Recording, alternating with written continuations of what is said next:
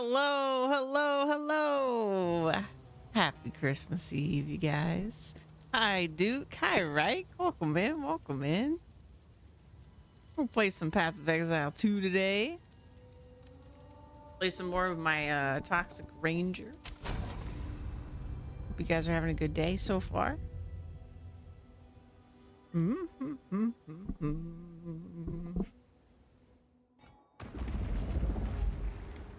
Let's see here. Ranger's going pretty good so far. I've got... I think I just need to go to the village now. Yeah. We're almost to the manor.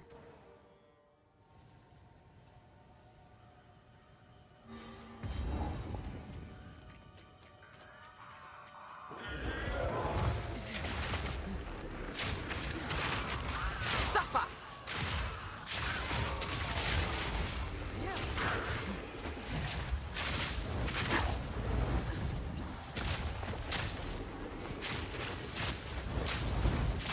An easy trophy.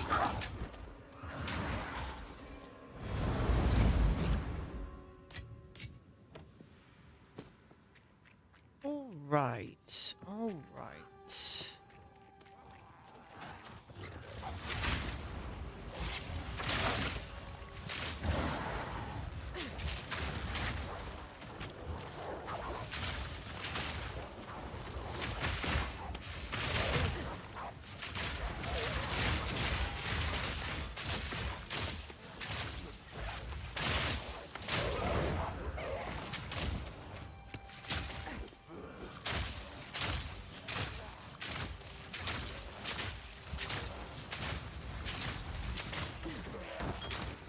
There we go.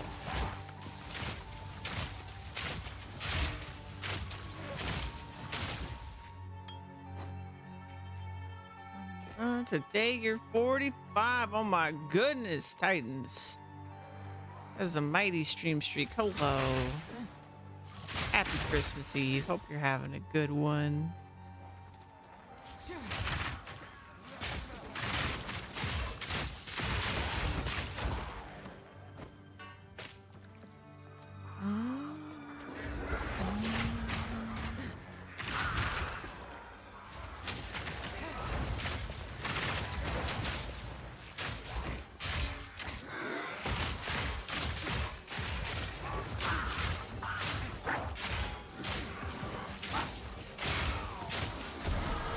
My reflexes grow sharper still. So I was thinking about all this.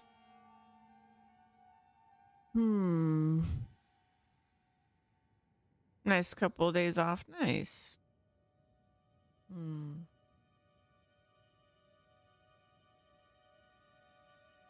I really want more damage. But I also feel like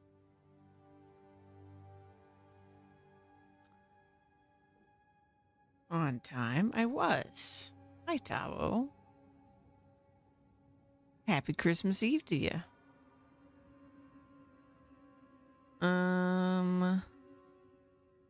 Let's see.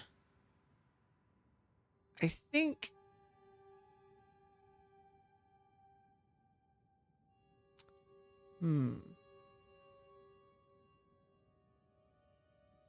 One, two, three, four, five, 6, 7, 8, 9. 1, 2, 3, 4, 5, 6, 7, 8, 9. Okay. Well, no, it would be there. 8, 7, 6, 5. So 5, 6, 7, 8.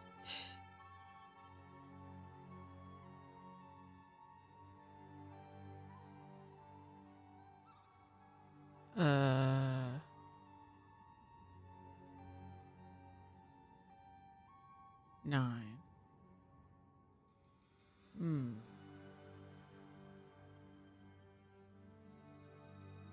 On time. Mm-hmm.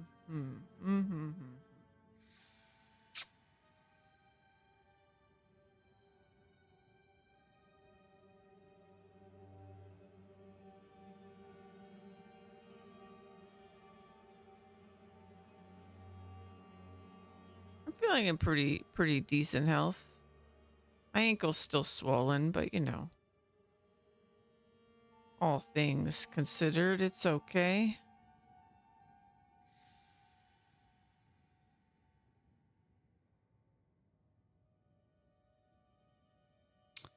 Um, hmm. Hmm. Hmm.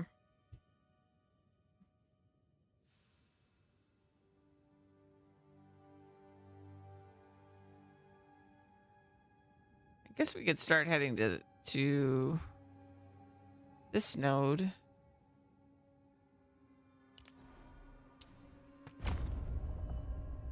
Yeah, because I was thinking about it, and like, I actually think damage with bows isn't as valuable as chaos damage. Do you have an accident because of allergies? It's just because whenever I actually wake up, like, you know, right before stream instead of Burst! early in the day, my voice will sound like a little bit different.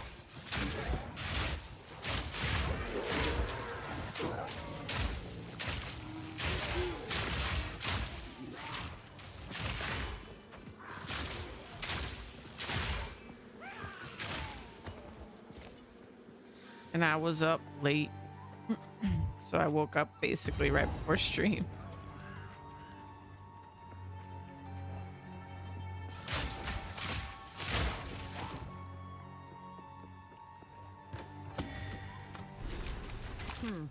A waste of wood, if you ask me. But the songbird seems attached to it.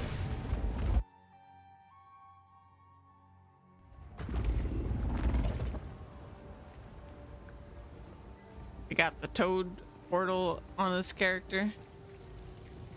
Seemed appropriate. You found my loot.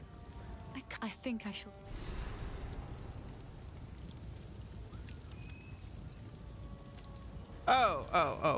I'm sorry. Yeah, my ankle, I don't know what happened to my ankle. Shadows haunt us both. Sorry, I'm still fogging the brain. I just misread what you were asking me.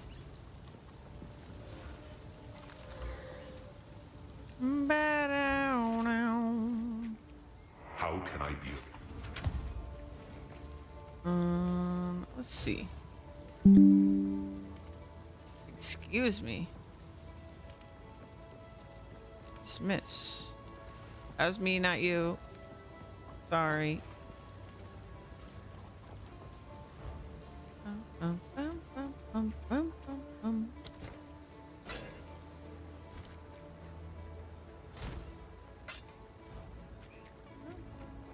Sorry, I like to hold on to bits and pieces. Ah. It is good to see you. Oh. It's beautiful. I accept.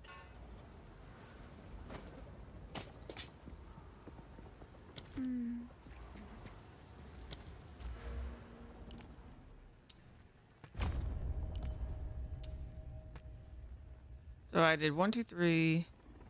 1, 2, 3, 4, 5, 6. 1, 2, 3, 4, 5, 6. 1, 2, 3.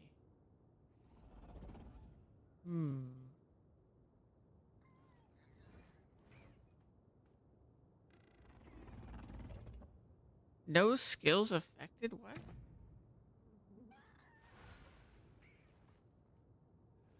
Really?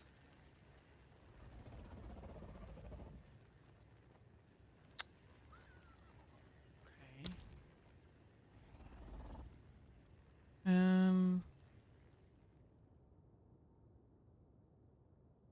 Hmm.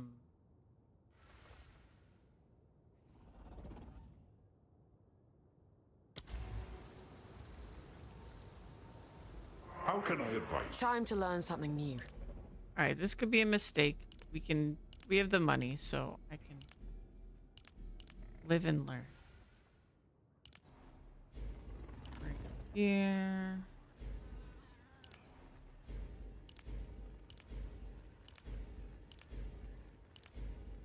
Boom. Okay, it did work. It just didn't know it would work. Also, it says it's less damage.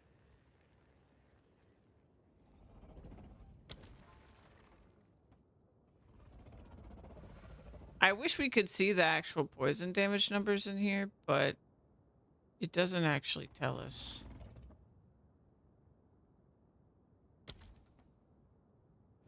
Oh, maybe this one? Maybe this is the poison damage. 685 per second. It's the same as this?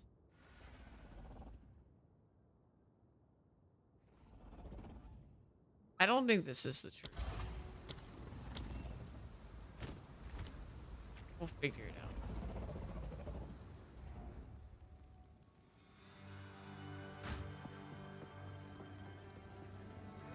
Face me.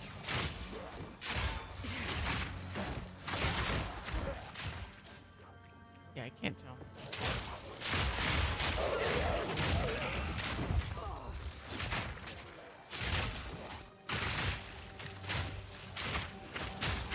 I don't know, maybe it is less damage.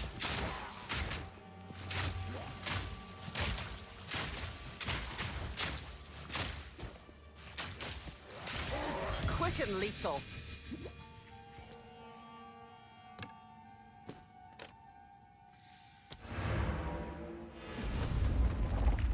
I really have no idea.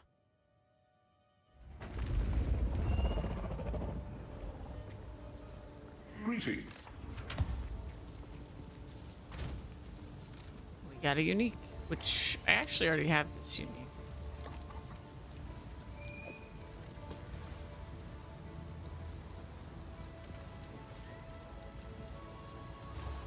Okay, that one's better.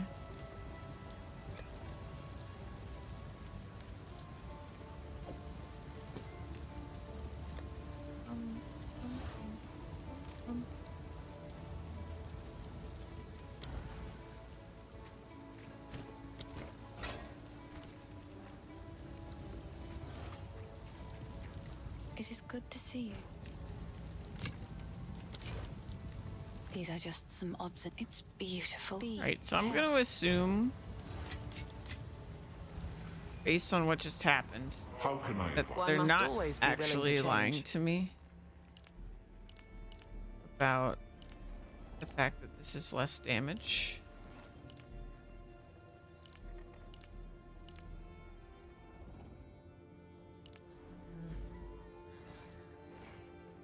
So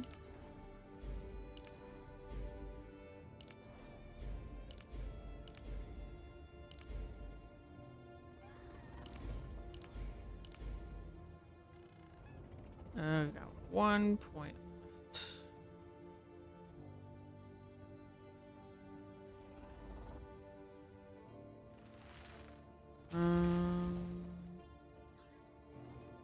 I really hate that not all the tooltips work. I need tooltips.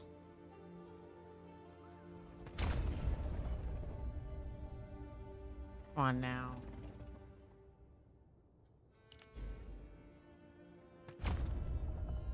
Okay, so 24 more DPS.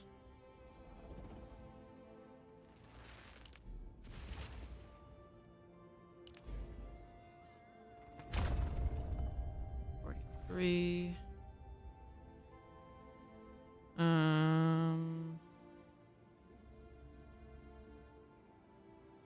Lola, welcome in.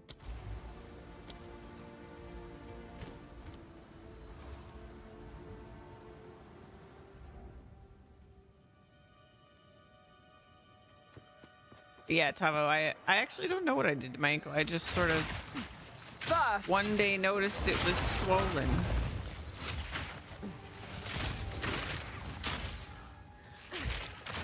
as one does.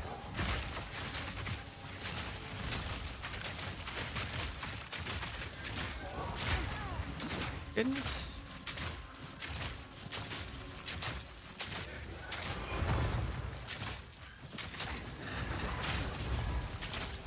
An easy trophy.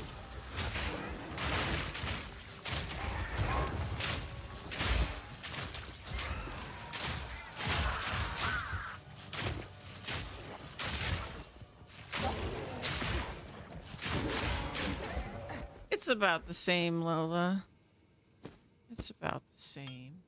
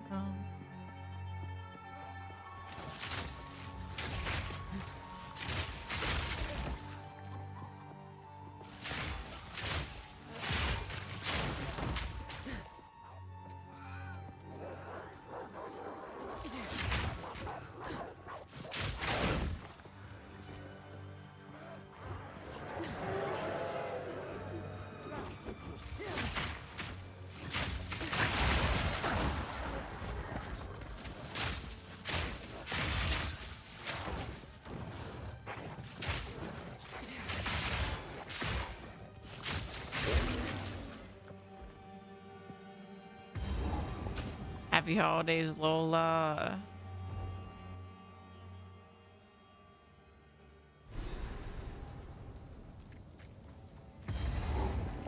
So, the Mad Wolf's justice now razes Ogham to the ground. This must end.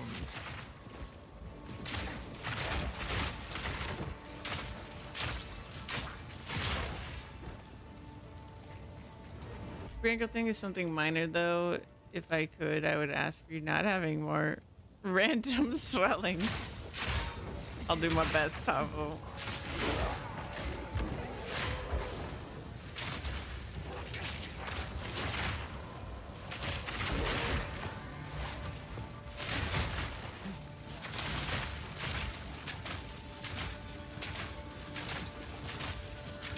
Barely broke a sweat.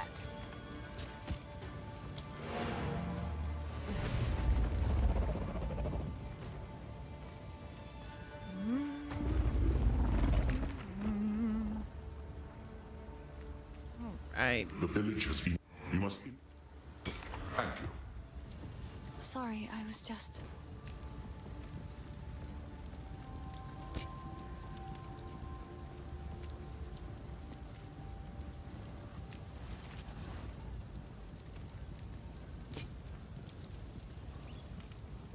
Stay safe, if you can. Not to you, but in your name. Ah, gotcha.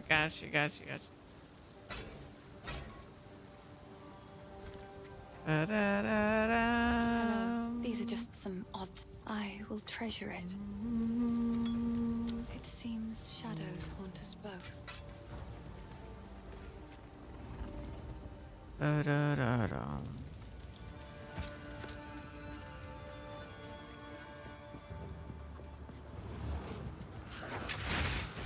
First!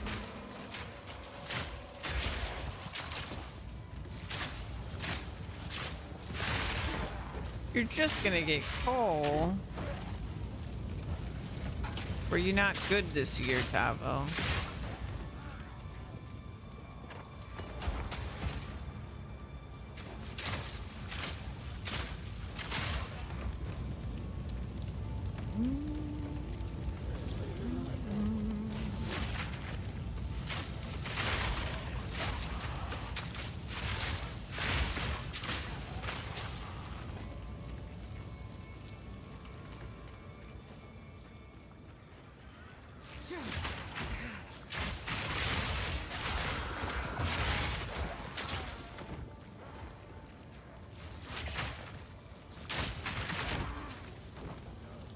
Did horrible things to survive.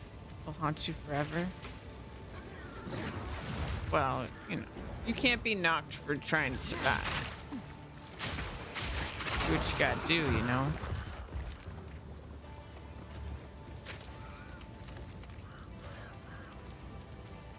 Squeeze it long enough and you might get a diamond.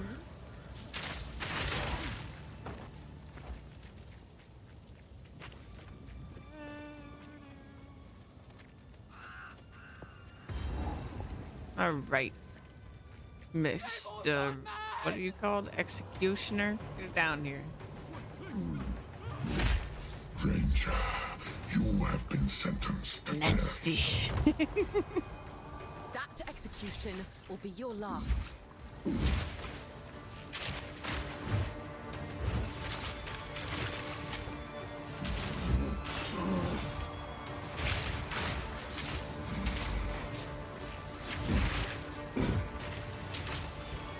Burst! Your time is up.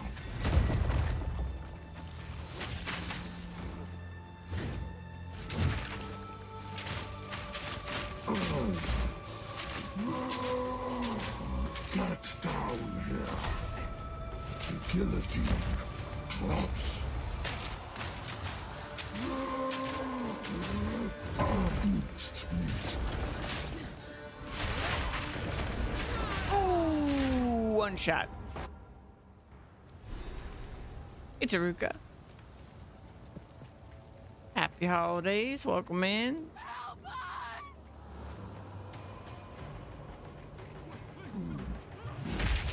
Ranger, you have been sentenced to death.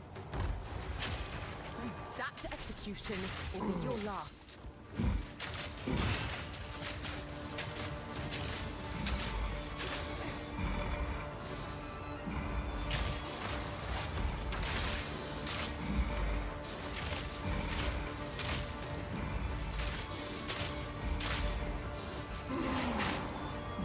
Get down here! The guillotine drops.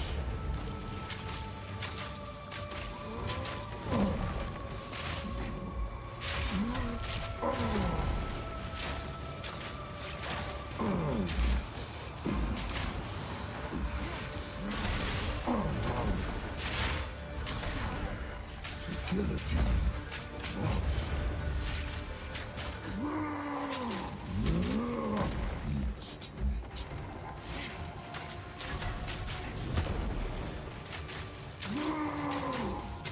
Take their head, or I take yours. The guillotine drops. Suffocate! Take their head, or I take yours.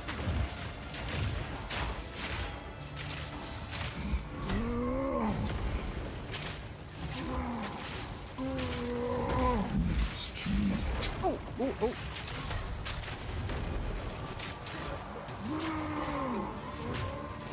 Be crushed. Oh, God, he's going faster. The guillotine drops. No!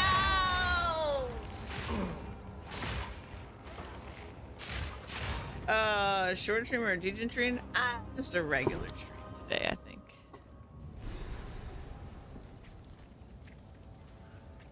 They've all gone mad!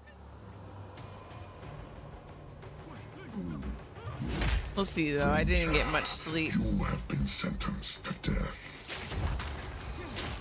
That execution will be your last.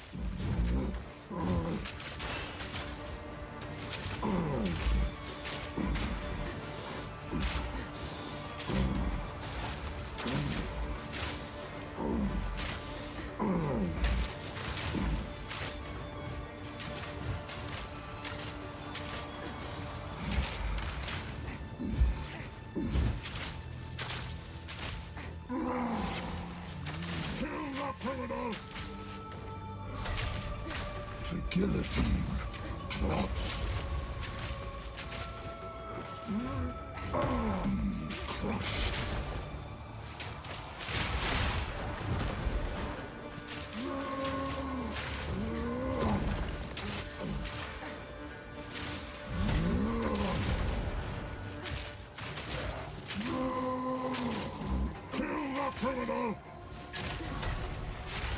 Guillotine. Clutch.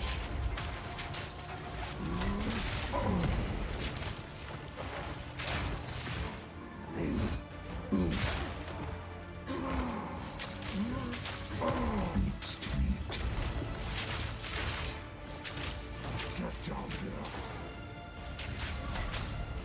The guillotine. Clutch. Oh, shit. Damn it.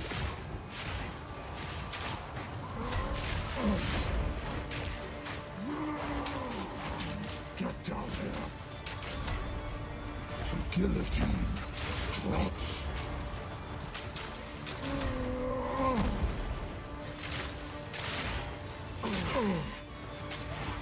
Rip your damn throat out.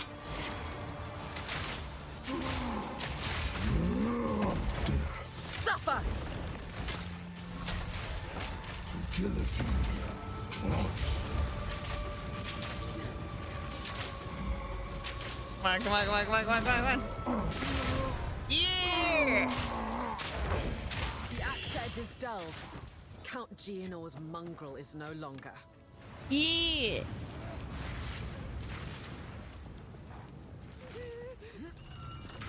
As long as it's not like last Christmas when you were dying midstream, I guess it's okay. Was that what happened last Christmas? I don't even remember.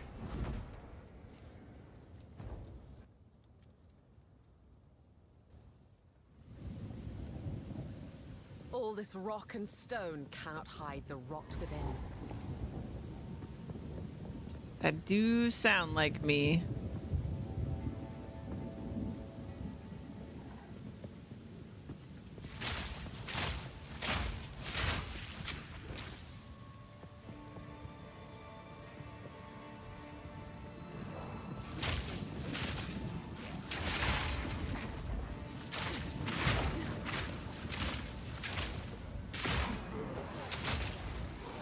You know what fight's gonna be super hard again?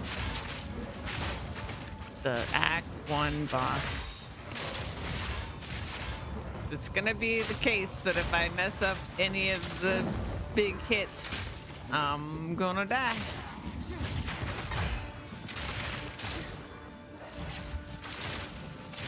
An easy trophy. I'm gonna die. We are at 78 evasion. That's pretty good.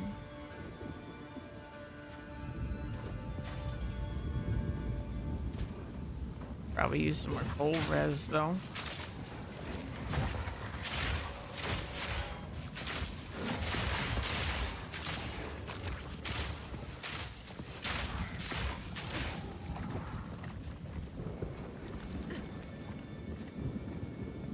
We believe in you mostly. Thanks.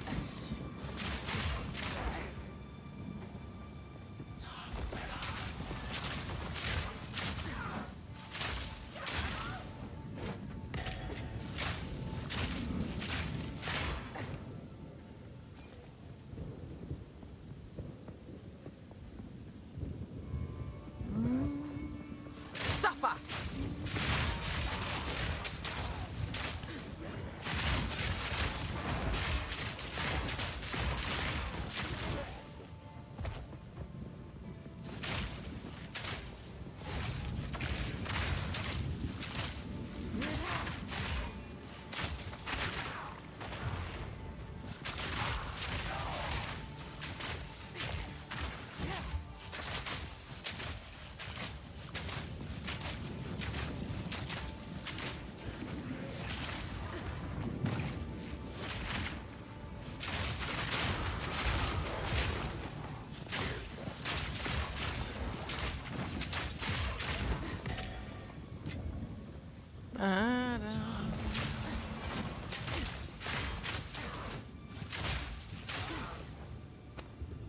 Stay light, stay alive. Ultravate.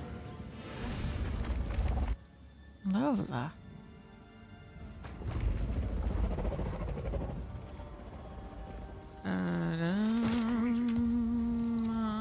For what it's worth, it isn't. There is only enter.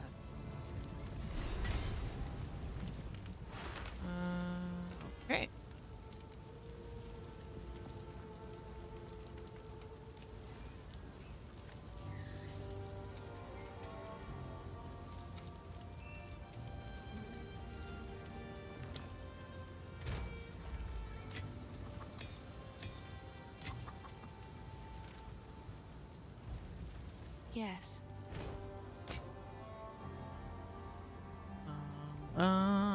Ba-da-da-dum. Oh no, closed for Christmas. Oh well, it's the thought that counts. Yes. These are just some odds and another for my collection. Thank you. Treat Stream does not approve of me streaming on holidays, clearly. Be careful.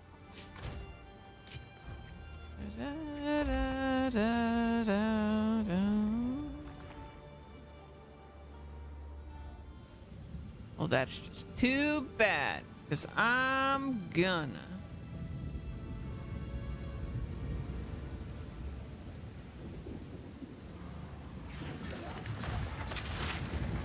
I shall overcome. I actually wonder. Hold on. I bet a lot of places are closed. Oh, not yet. They'll probably close tomorrow. Yeah, places aren't closed right now.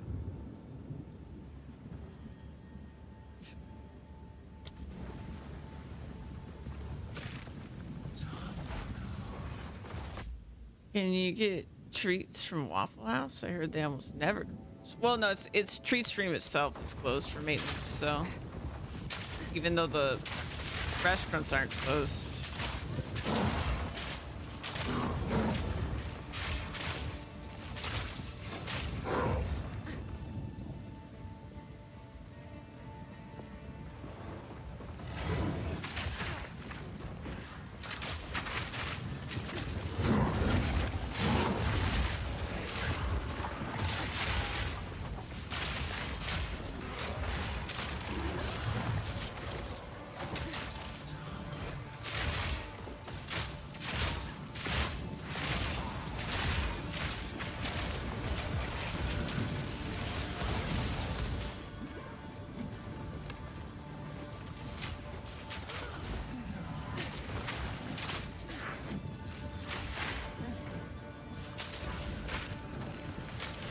Suffer!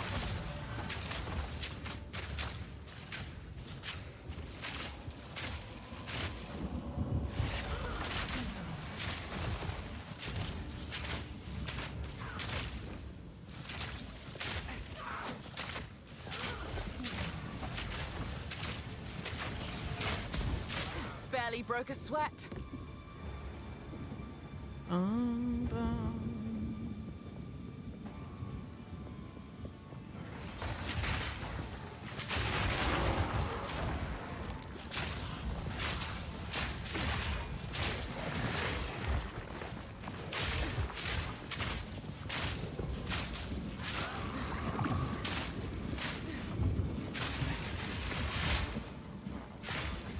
It's too bad though, because I was actually hungry.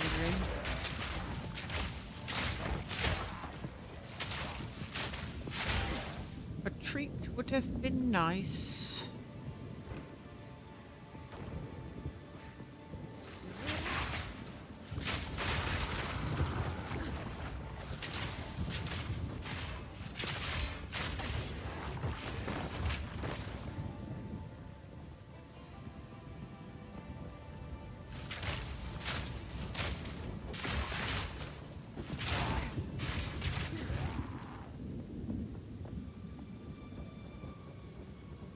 All right, we have to find the mini boss, and then we fight the boss.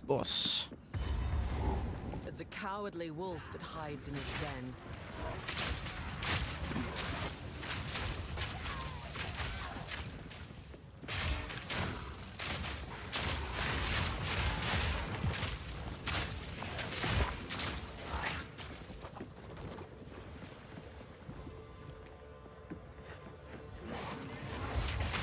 Okay, that really hurt.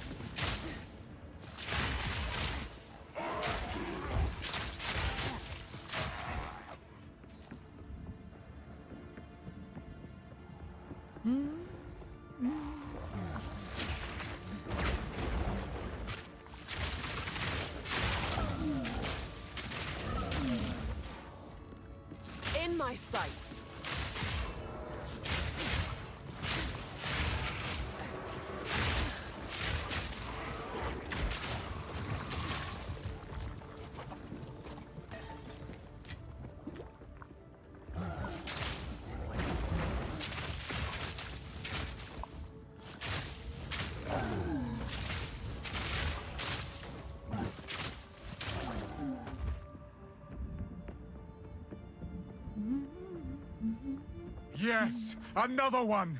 He's under there. The hawk circles its prey.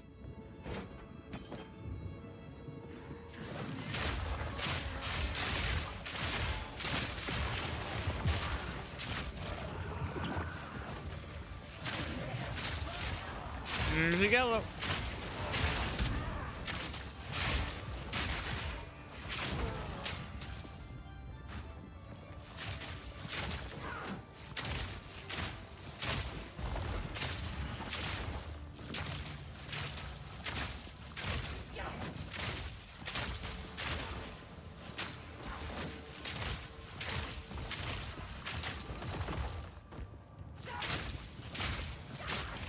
Quick and lethal. Gotcha.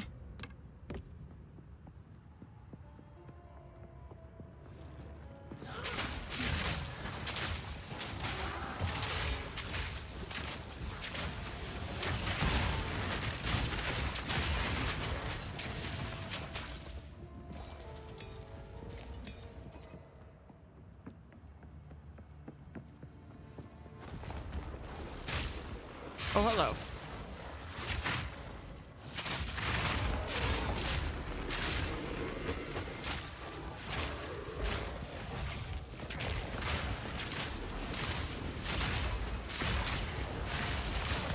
Oh, my lord.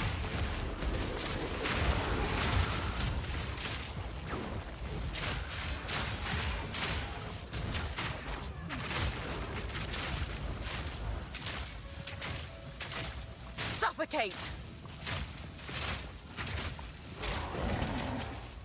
Rather not break my back. Oh, God.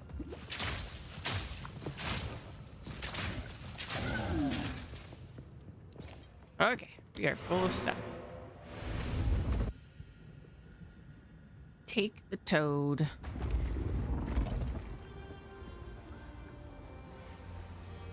Greet. It is good to see you.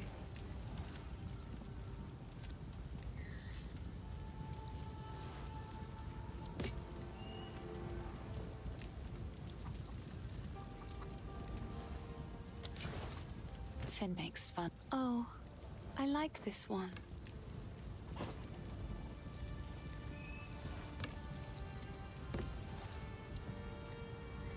Be careful.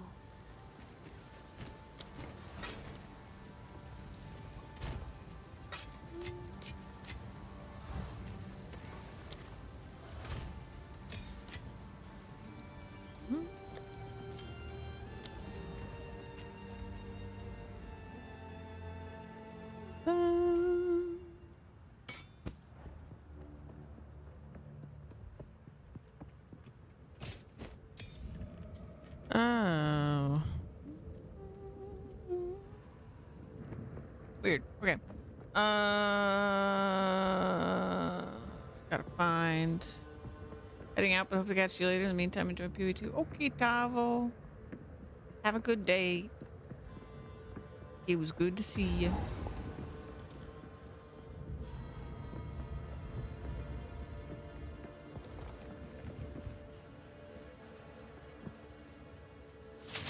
First ones. It moves.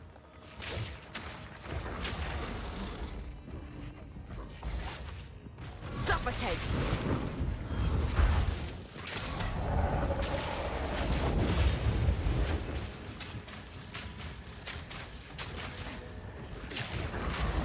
Okay, that's what you do when I'm far away.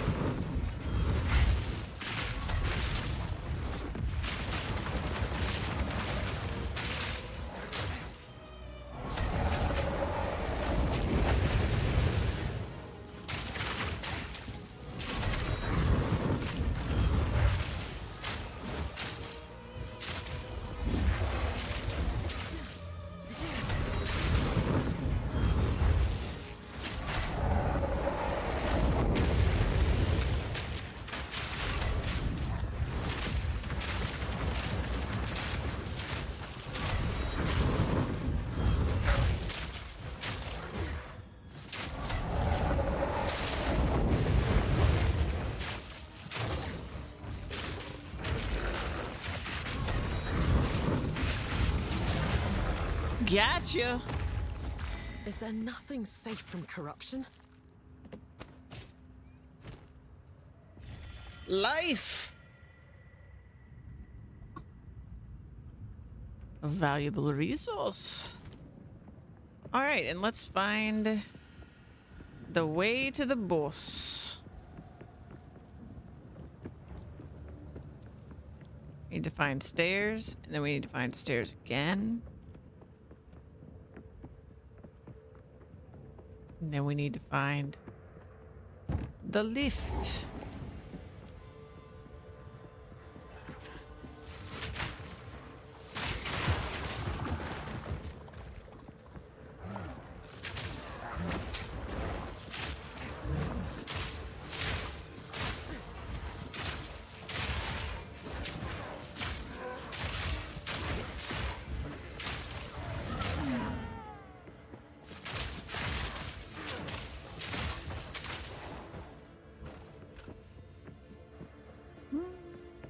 Alright.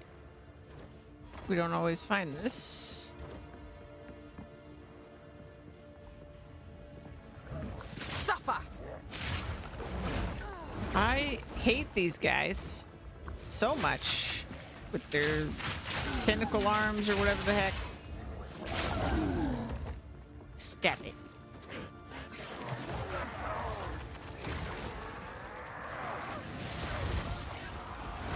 Oh, I'm trapped.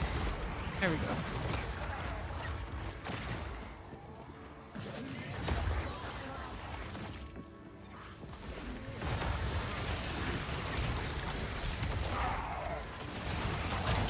Trying to find a good spot to actually take them on. Here we go.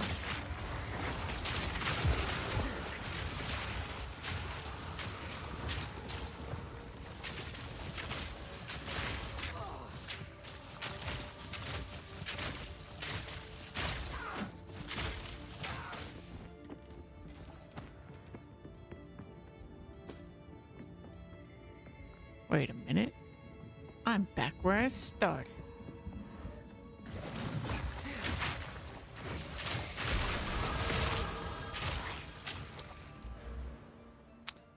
Okay.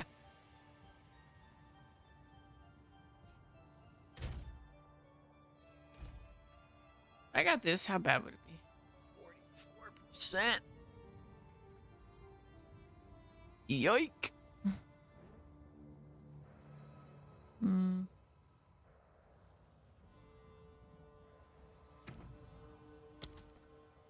And my accuracy rating is 1,050. So if I got that, it would only be a 4% speed increase. Okay. Hmm.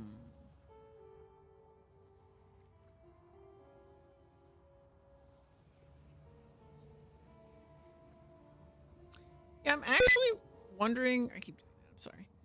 I'm wondering if this not showing skills affected is actually accurate and it just doesn't work. Even though it should. But maybe it just doesn't.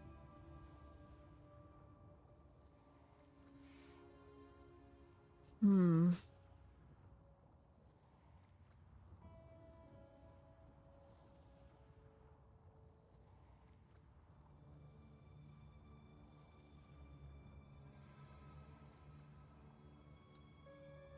Um.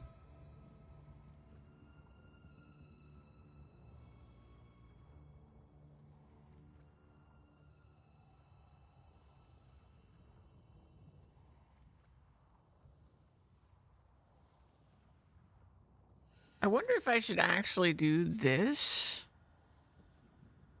Because we're about to deal with ice. So if it was ever going to be valuable.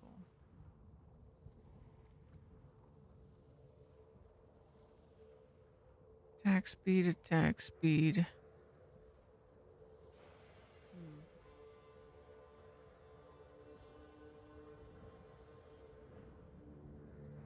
We have a stun threshold we could go for now.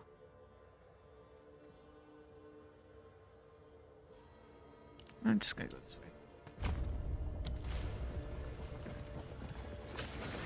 Suffocate!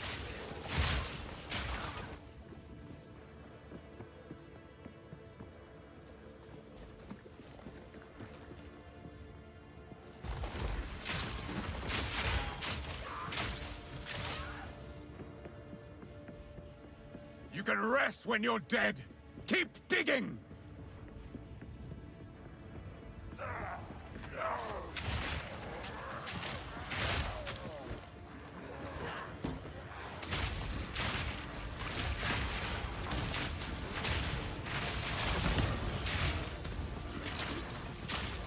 Another jewel orb. I mean, this character has dropped so many jewel orbs.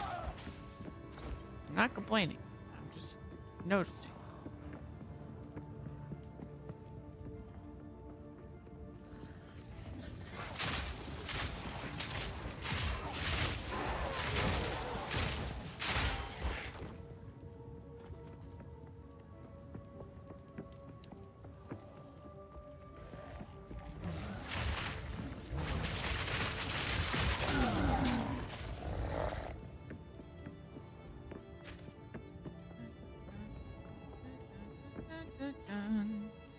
Checkpoint. Okay, so now we just gotta find the boss.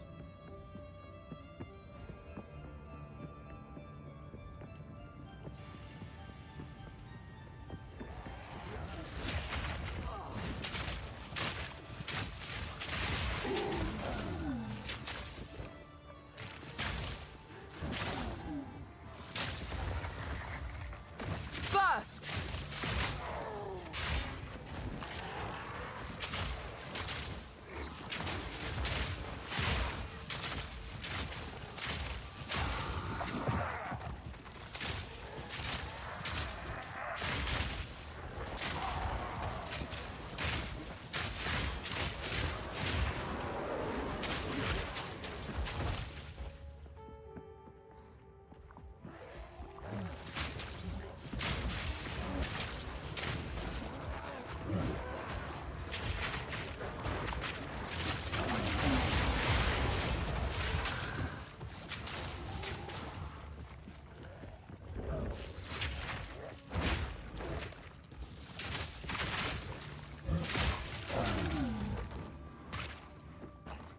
That would only slow me down.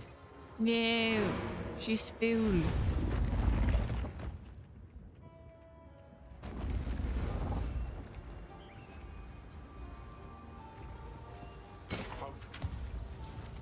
It is good to see you.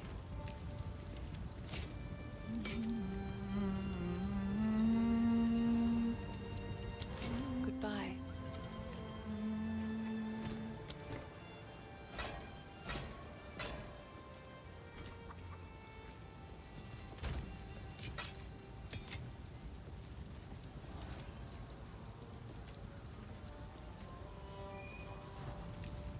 It is good to see you. I like... It's beautiful. I accept. Let's see. +3 all minion skills. I suppose I can let it seem shadows haunt us both. Oh.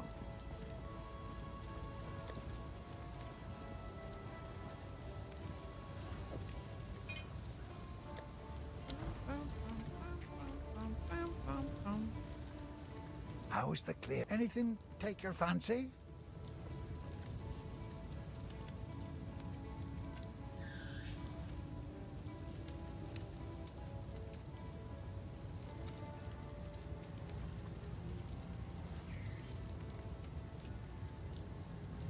Till next time. Till next time.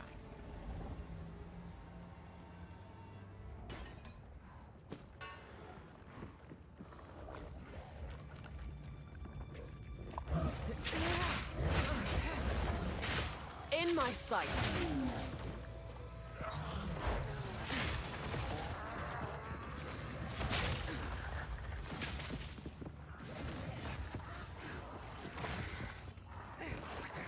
I see you. Yes, more. Don't stop. The beast hungers. All right. Are they feeding it? This is probably gonna take me a couple tries. Or 3 or 4 or 5 or 6 or 7. I'm also gonna just real quick change my charm. I don't know how much it'll help or not, but we certainly don't need a poison charm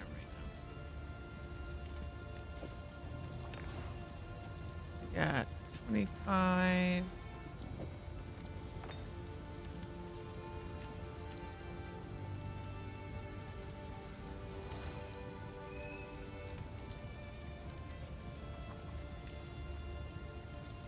Interesting.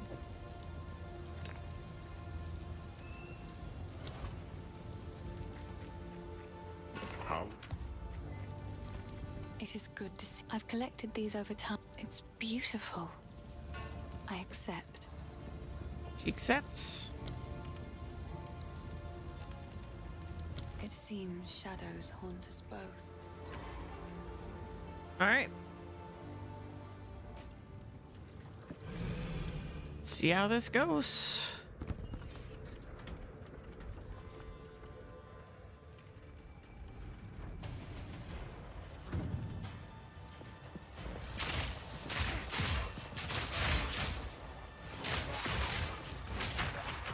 Husband, this interloper has the power we need. Kill her, and you shall have everything I promised. No noose this time. I'll remove your head myself! Many have tried. Easy prey! You'll pay with your life! Suffocate! Easy prey!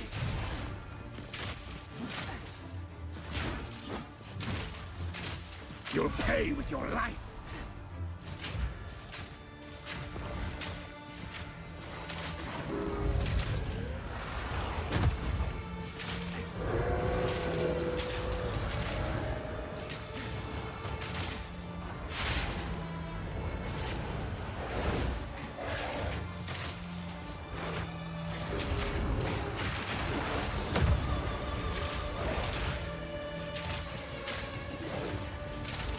Agnar, to me! Run, little rabbit! First dawn's frost! First one's ire!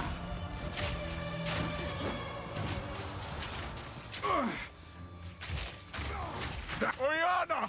Open the cage! Release the beast! Give me what you promised! I think not. I expected so much more from you. Since you are too weak to do the job, I'll find someone who can. Goodbye, husband. You manipulative whore! How dare you abandon me after all I've given you!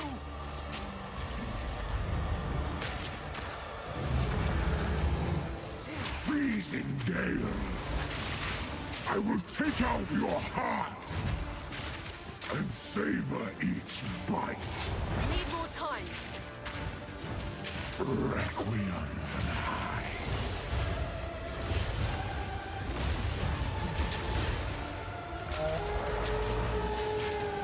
The air grows colder. All right.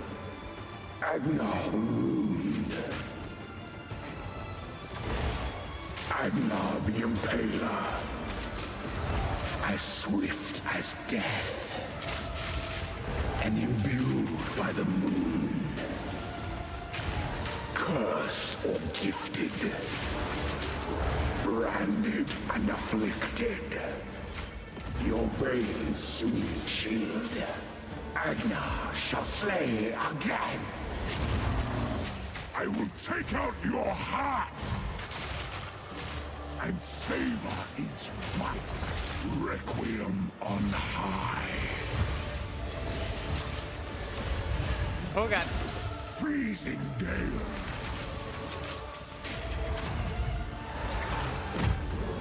I will take out your heart and savor each bite. Chilling frost. Solstice of pain. Shit. I will take out your heart and savor each bite.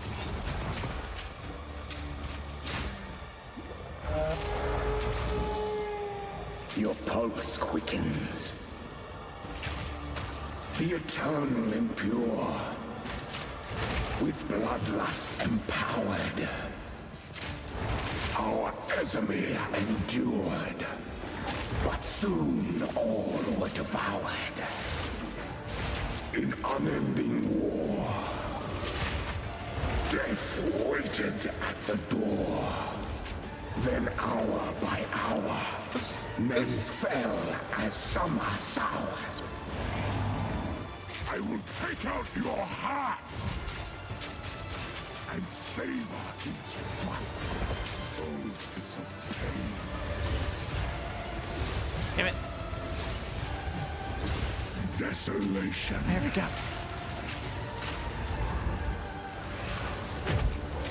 I will take out your heart and savor I stepped in like a... Okay.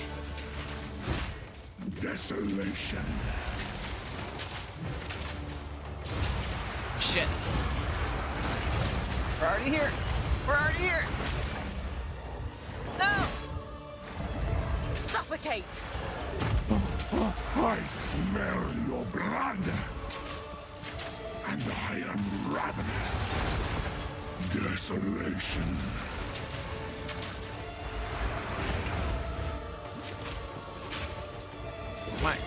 Come on, he's so close.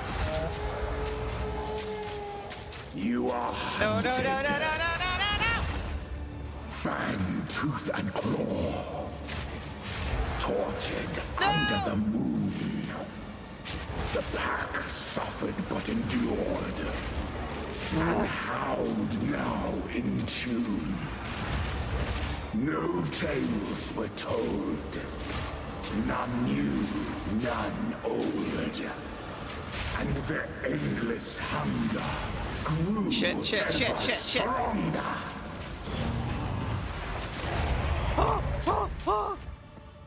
First strike! Let's go! Allow me to clear your mind. If I've only for a actually gotten moment. better at this fight. Hey guys, we're good. Madness. It consumed my being. Oriana used it against me. Where has she taken the beast? I found messages from the desert. From the Vastiri? Yes. Find her. Kill her. But first, please, stop the madness. As you wish.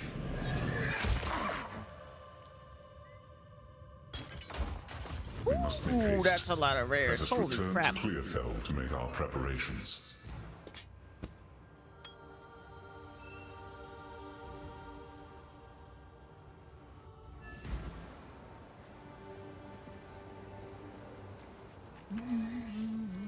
We must... Time is short. Make haste. Count J. We can finally. What would you like?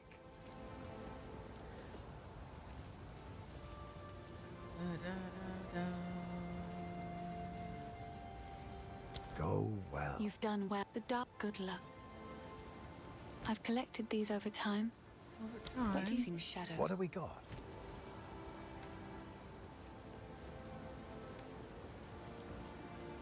Go well. All right. Holy shit.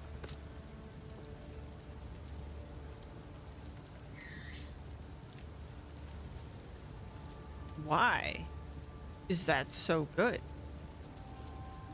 Like, I'm looking at it, it shouldn't be better, but it is. Why?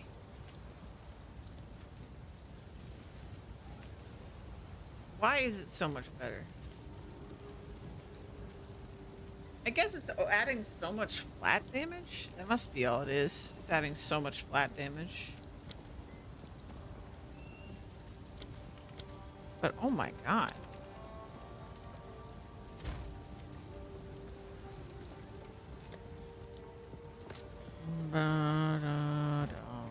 It is good to see.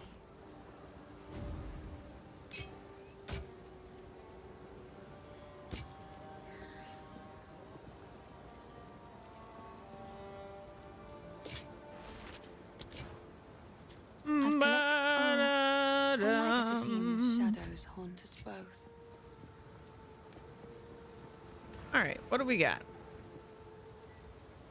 310. Guess we can roll that.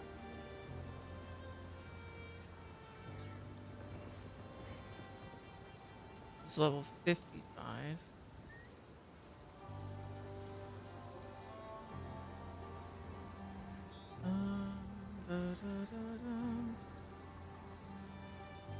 Monk starts to get boring. It's too strong. I just don't like the way the skills feel, so I don't care how strong it is. Holy crap. That's a lot of evasion. I don't know that I can really give up my current chest piece, though.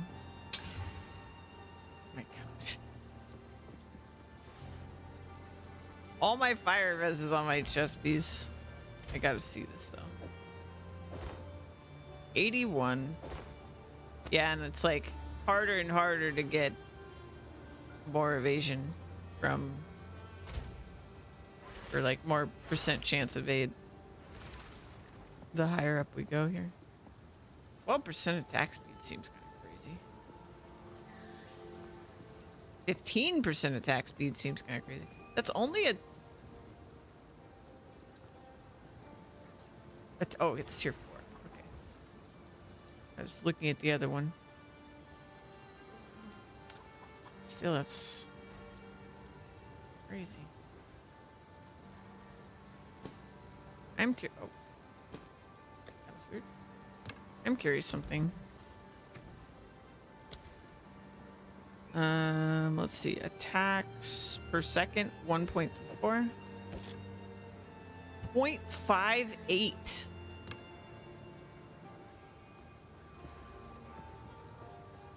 It actually beats my goated one. I wasn't even thinking it would beat it. I just was like, well, I'm curious what the attacks per second is. But like... well, wait, no, it's... no, it's slower. What? Attacks per second, 1.36. 1.71. Oh, because this one does 2 attacks. So it is better. I don't know.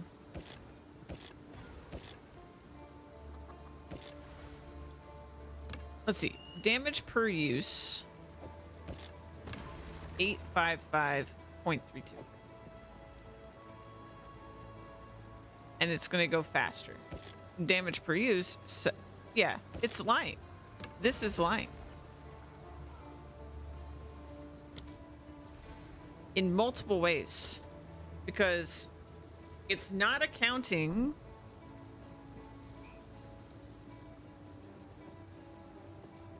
it's not accounting for the double hit. Right? Because... I mean, I can just do the math, but like... attacks? Average? Let's see. It doesn't say per hit, though. It says per use. So maybe...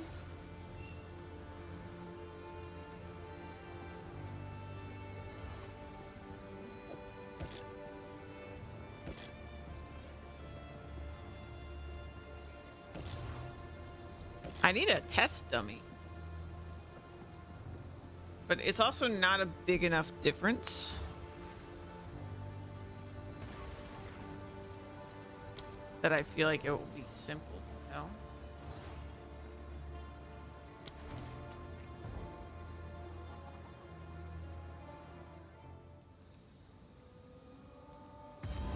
Try to keep my cursor on something. In my sights. Oh, you can't see it on non-bosses.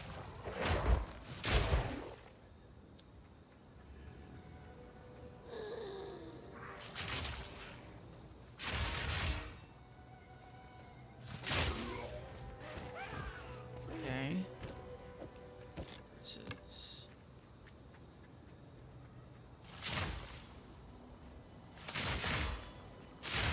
See, weirdly, that is doing more on hit damage. But then the tooltip says... tooltip says that.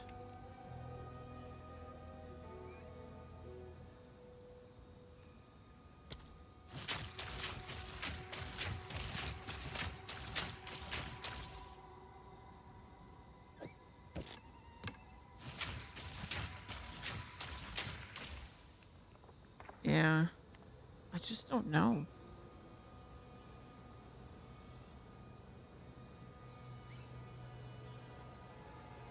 It's like it has increased attack speed, but actually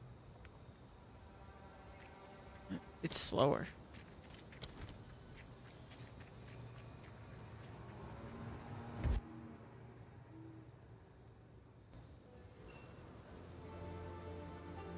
Something is off with the tooltip for the double hit.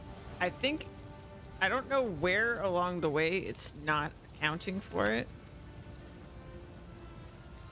but it's not accounting for it.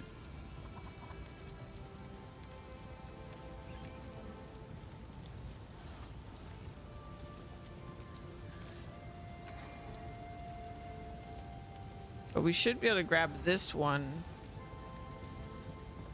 Once we're level 5.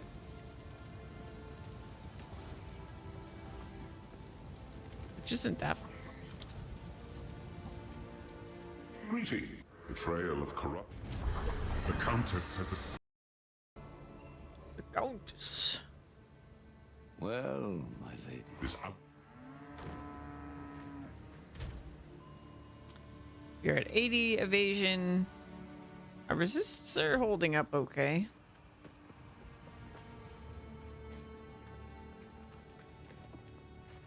Sand, as far as the eye can see. High-end.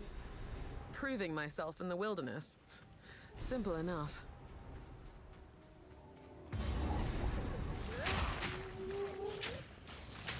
Face me.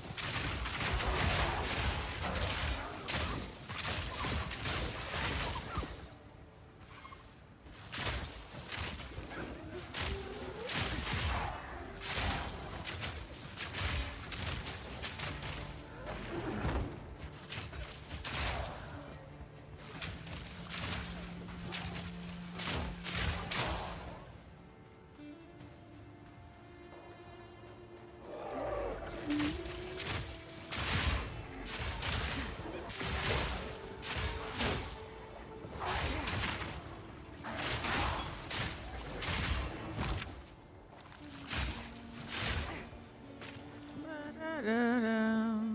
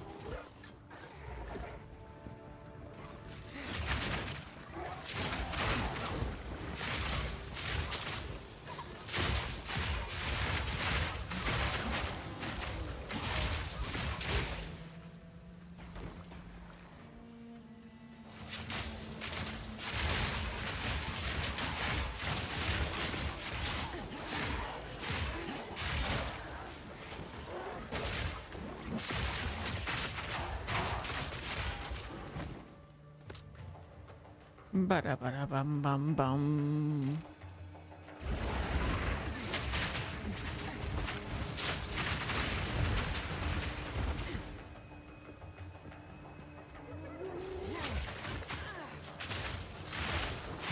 Suffer! It's so awkward when they're pinned because they just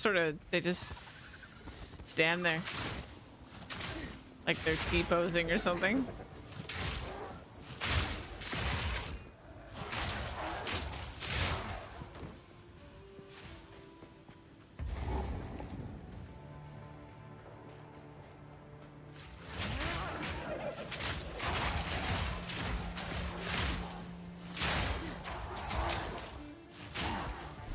leader up there. Here we go.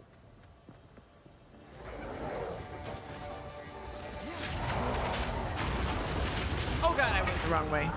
I saw him running this way, so I thought the thing would go the other way. Well.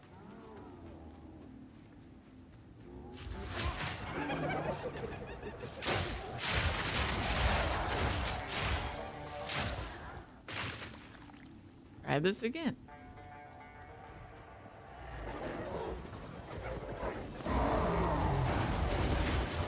I did it again?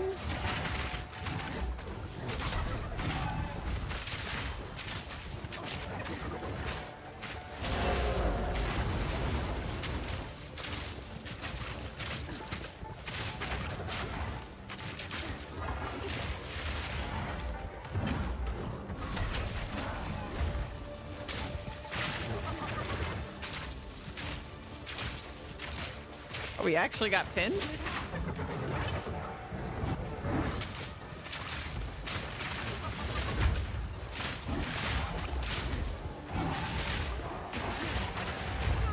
Oh man, he one-shots me though. I cannot get hit. I gotta get good on this character.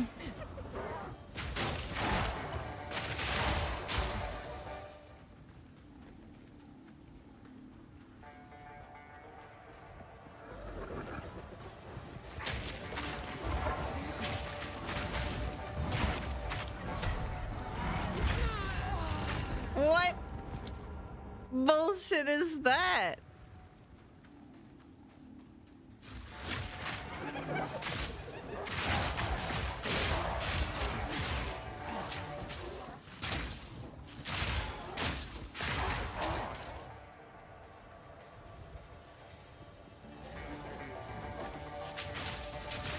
Oh, no way. I was like, maybe, but then I was like, nah. And then I was like, maybe, and like, nah, couldn't be. It's not gonna help me, but. Burst!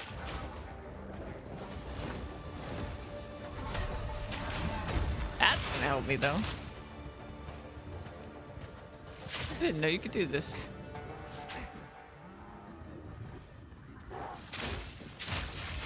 Oh, he hides. Interesting.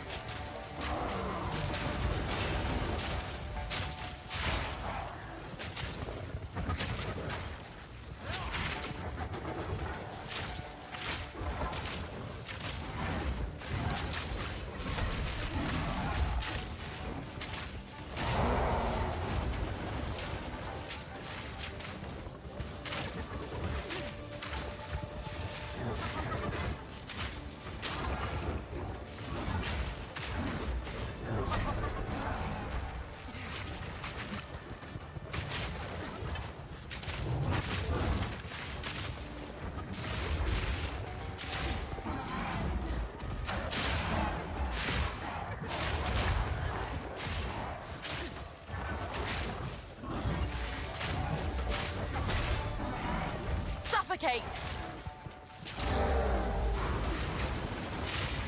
Oh, God.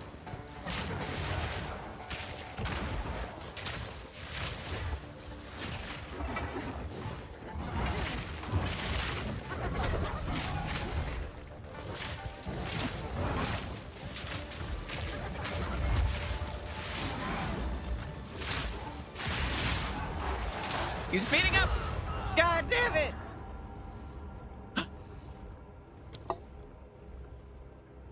Man, maybe I just need more life. I'm getting one shot.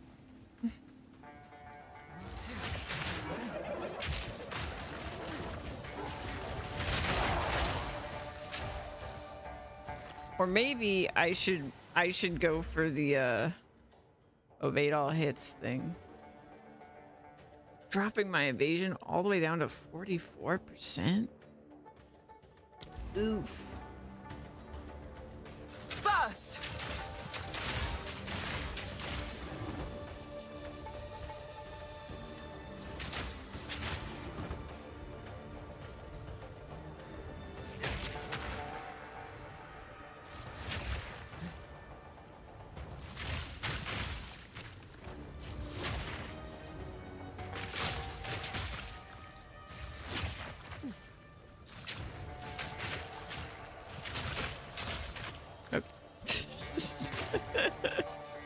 One second.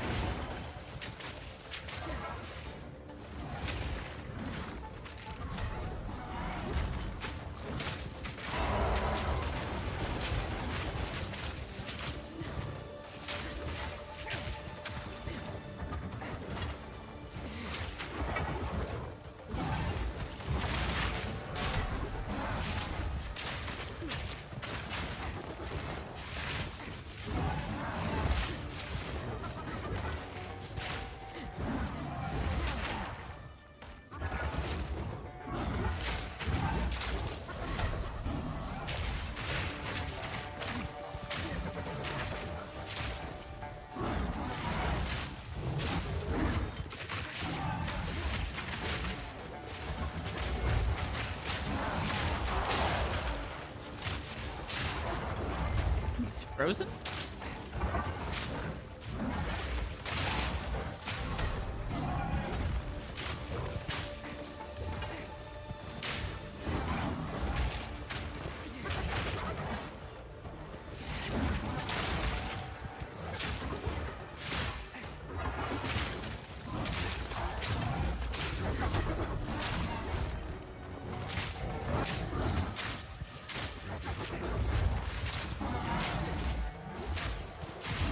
Ah, shit. Shit.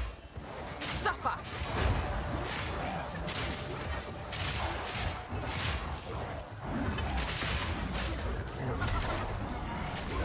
Oh my god, I got him. Okay. An entire pack! Odd mutations. Good riddance.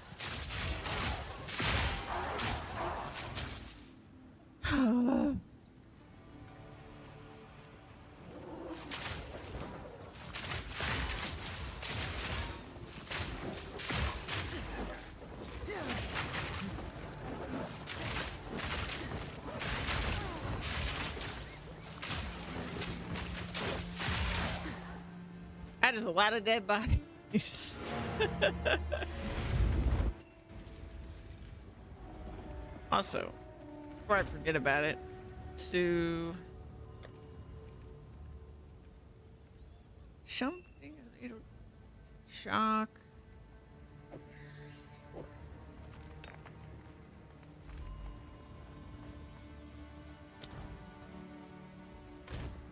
And that. And that.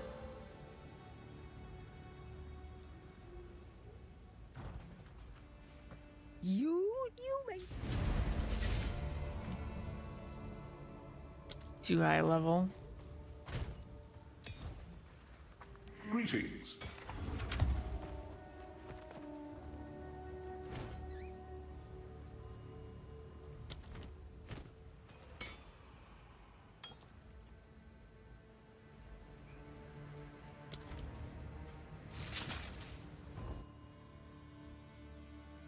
Whew. I like to keep moving, but this... Nice. Who goes there? I only hope. Take your time.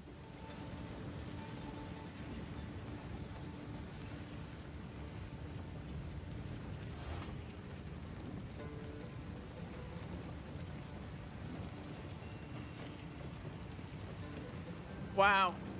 24 decks seems like Browse so as long much. as you like. Seems like so.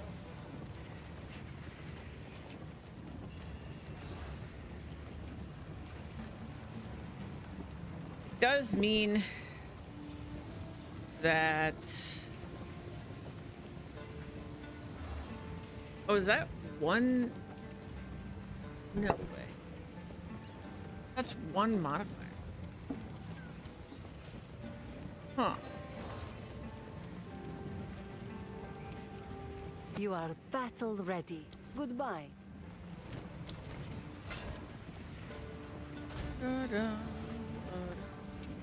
It's not one modifier. Oh, I can only see one modifier. So it's a T7 and a T5.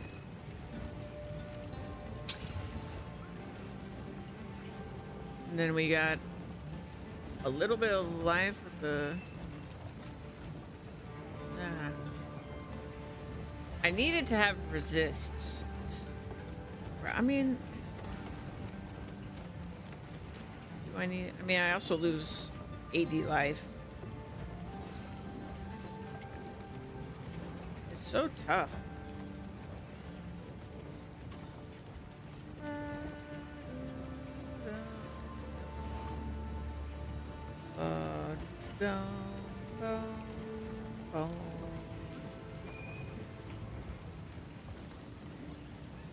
I really need more life, more than I need evasion. I want evasion because if I get extra, we can take the evade all hits. I feel like I'm just gonna have to pull the trigger at some point. And it's not gonna be pretty. Then it'll force me to care more about it. Like, my helmet kind of sucks. Like, it has evasion. Otherwise, it kind of sucks.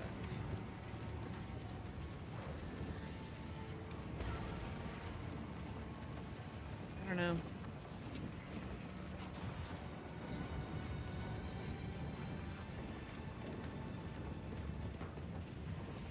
This has less life.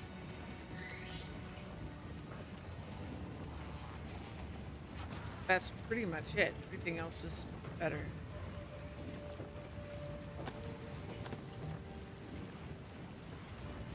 I hate losing life. It's just, it hurts so bad.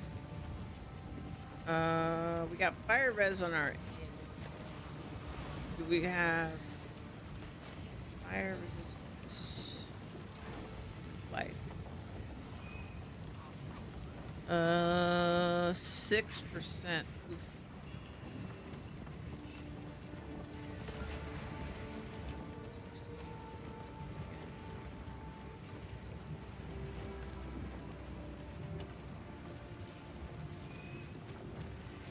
This one's kind of crazy, though. It's a 35% rarity amulet. 20 strength will give me...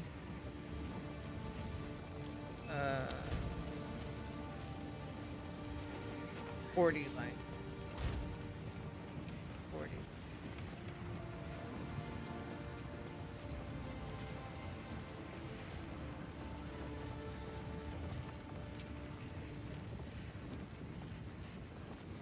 So we get 40 life, but we lose 25% fire.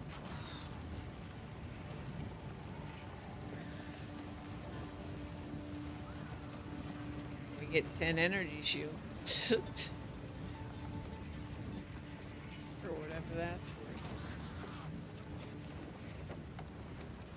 But everything else on this amulet doesn't help me besides fire res, so... I guess I could try a chaos. I mean, if I lose energy shield, mana... I mean, really the only thing I want to lose is the fire res so I can get a better fire res. But that's probably not what's going to happen.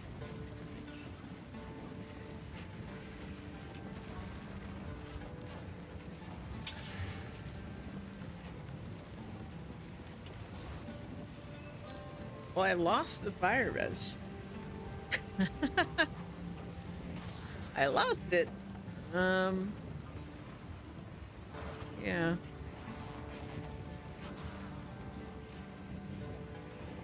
I didn't lose the rarity, which is what makes this like a really nice amulet.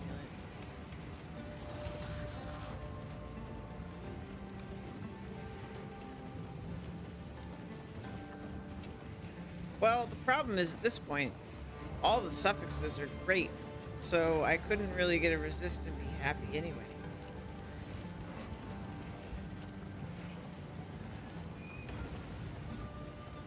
I feel like this might be worth, and then we find another source. Fire res.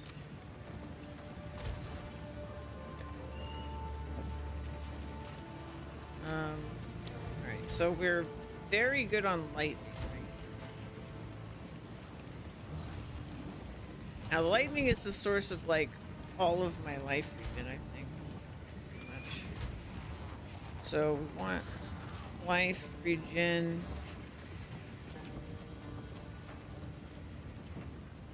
Maybe.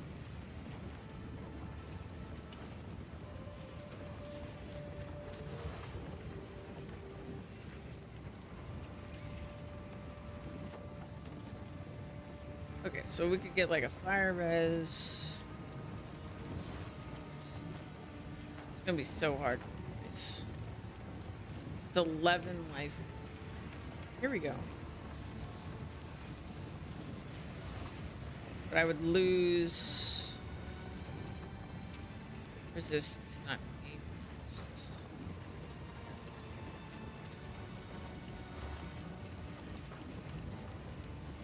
That's actually not too bad. I get 88 life, less life regen, more life on kill.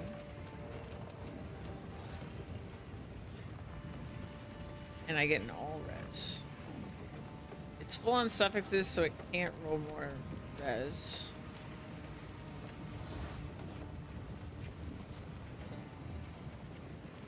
That work out.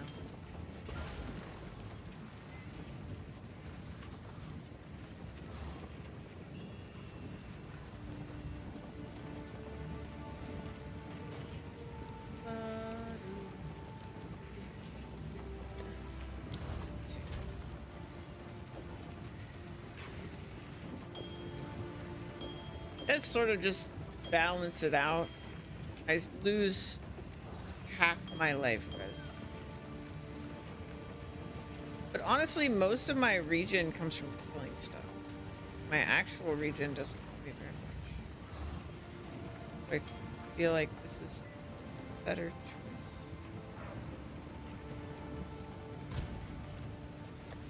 Don't know. Rings are tough. That's why I keep every single one of them, because I feel like there's so much to consider on rings. I feel that way about a lot of items, so. I hear you. Take your time. All right, and then Take care.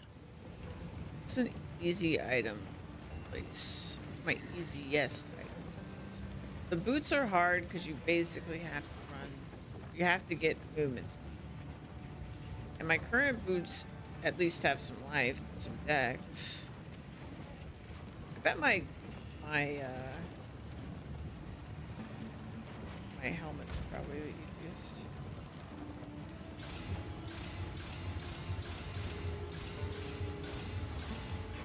That's some crazy gloves. They're like double my chest piece. Which is stupid. I need a new chest piece. Like, what I do still need the life, but at least I did just get 80 life on my end. But if I could get... I am a Sala. Remain a friend. If I could get a chest piece. So once we rescue Risu... I should We probably betrayal connect. Gamba. Move swiftly. If the shop doesn't have anything, I should Gamba for something, because I've had that chest piece since probably beginning of Act 2.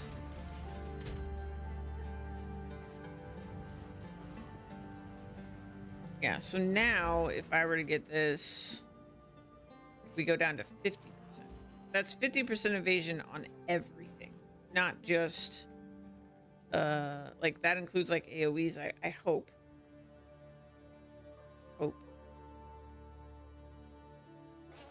And I also hope, and this is a long shot, but I hope it also includes hits that are supposed to be like that say, like enemies that say can't be evaded. I hope that you can evade them if you have this, but maybe not. That's very wishful thinking.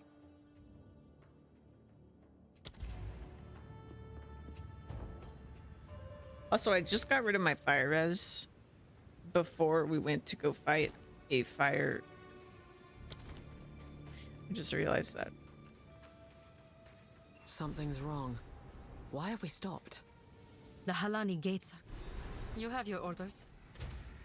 I didn't get rid of it, but I lowered it. We'll see what happens. Just don't get hit, and then it'll be fine.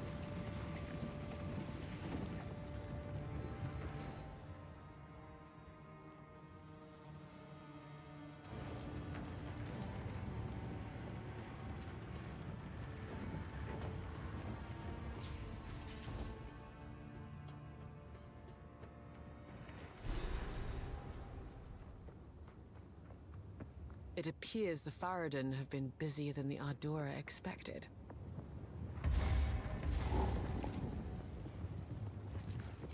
In my sights!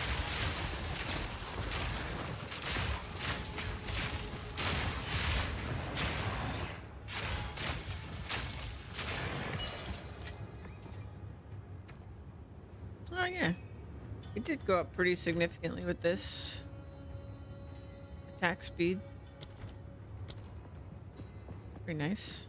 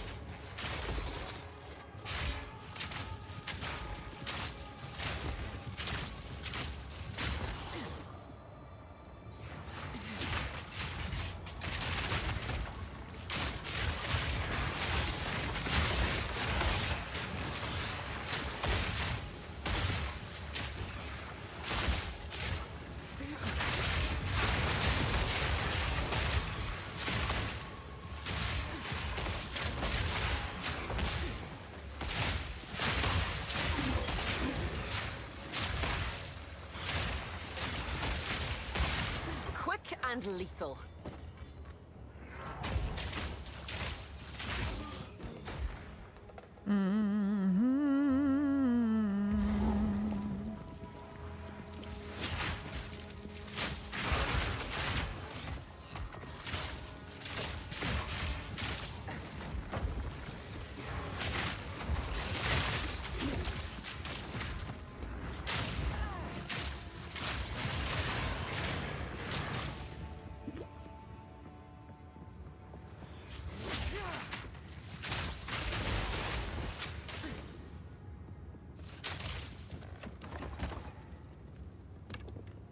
Stay light, stay alive.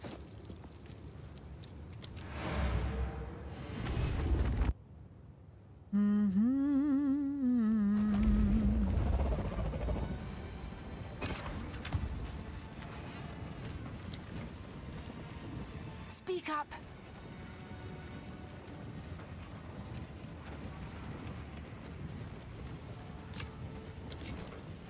Stay in sight.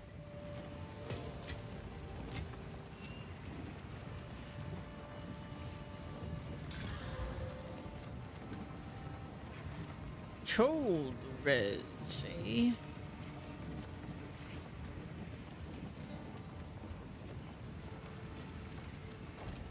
Care for a story?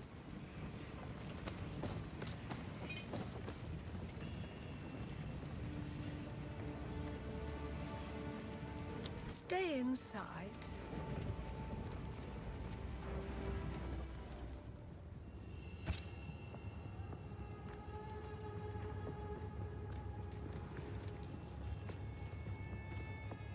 Suffocate!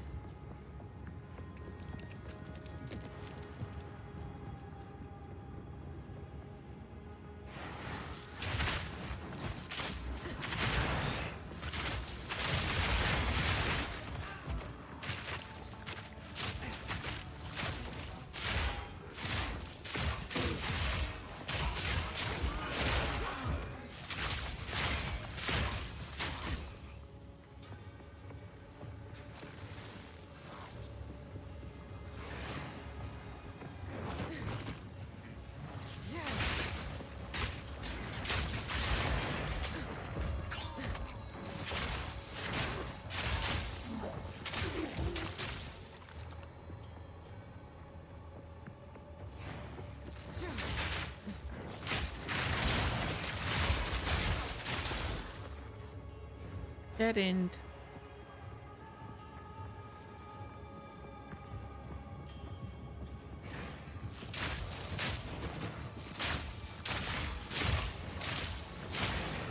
Suffer!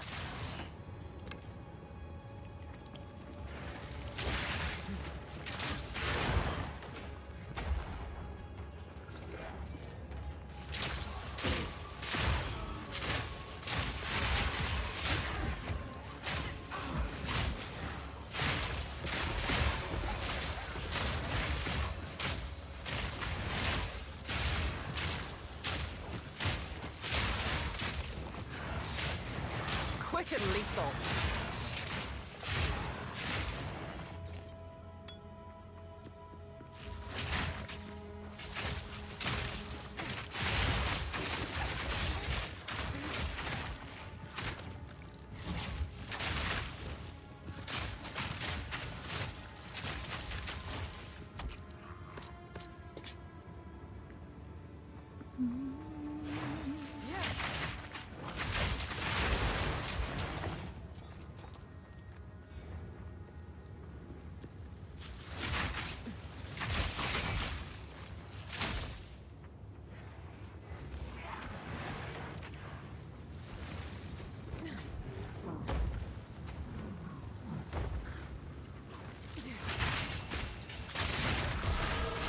Hey.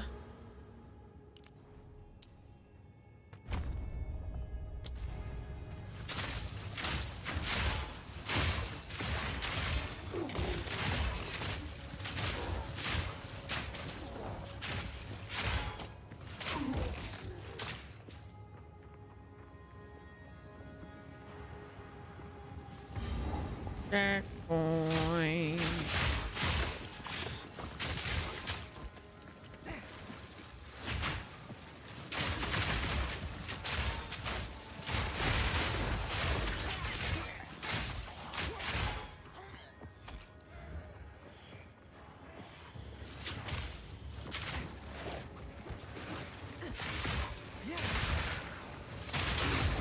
Face me.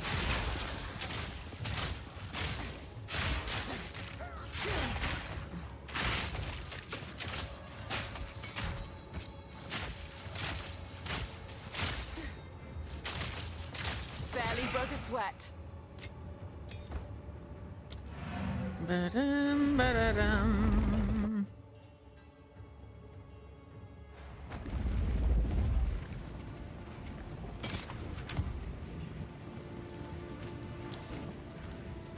What?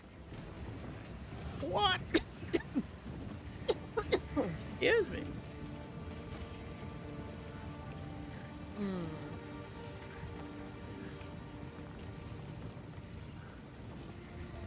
Boom, boom.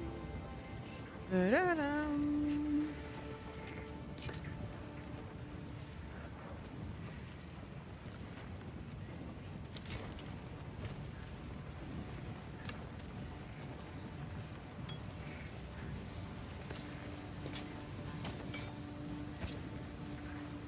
Do not wander.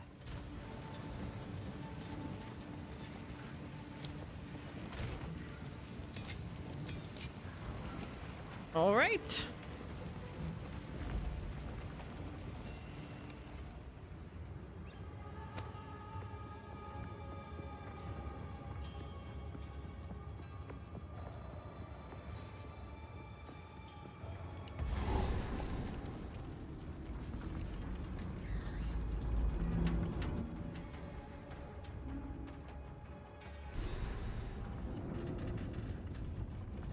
It seems people were still alive down here when the entrance was sealed.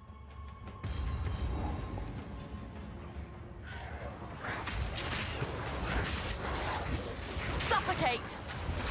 Yikes, they almost got me.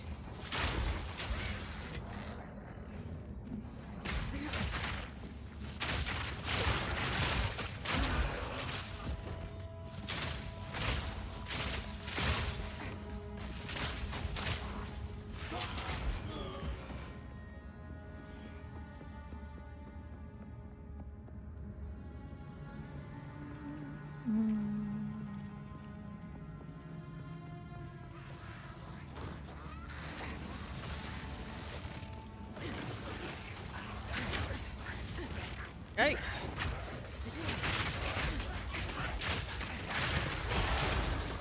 Why am I struggling all of a sudden?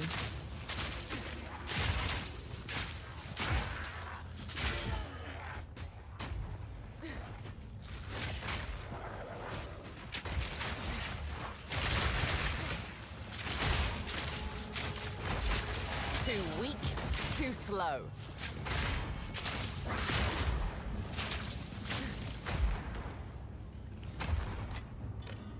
First!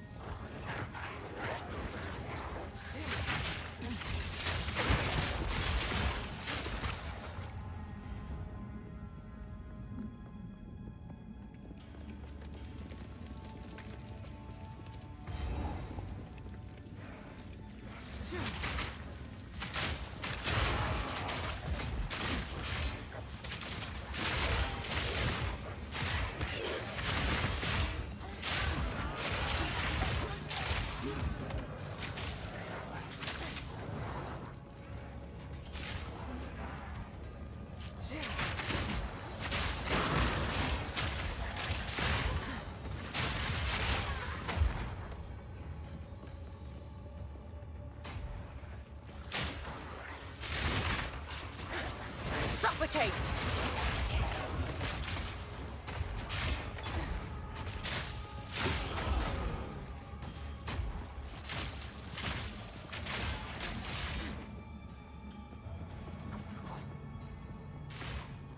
Dead end.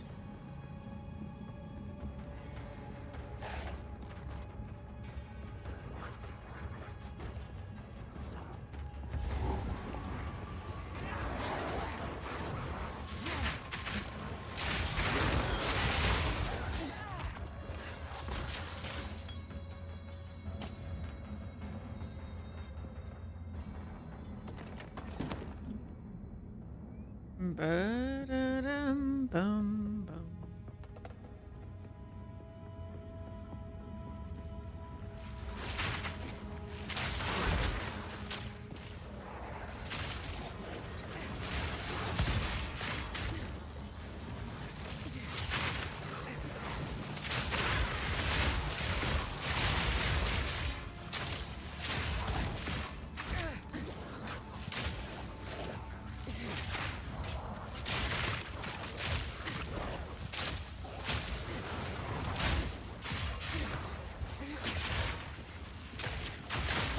Barely broke a sweat.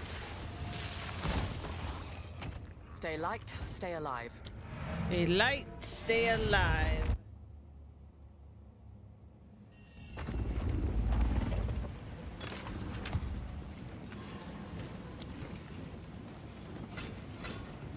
Oops, that's a yellow. Here for a story? Oh, whoopsie doopsie.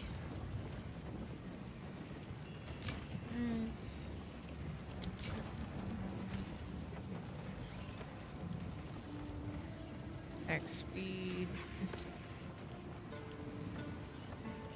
Ba-da-dum, ba-da-dum, ba-da-dum, ba-da-dum, ba-da-dum, Speak up. Stay in sight. ba-da-dum, ba-dum, ba-da-dum.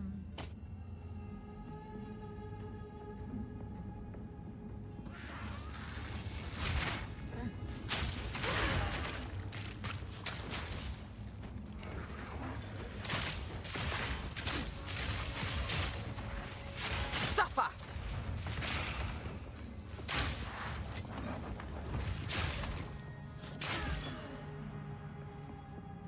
Sand and steel. Fire and Here we go. Flesh and bone. Face of Here we go. Baradun, mind of a traitor. insane. I'll show you insane! Slow down. Flash. Breathe it in. Burn, burn, burn!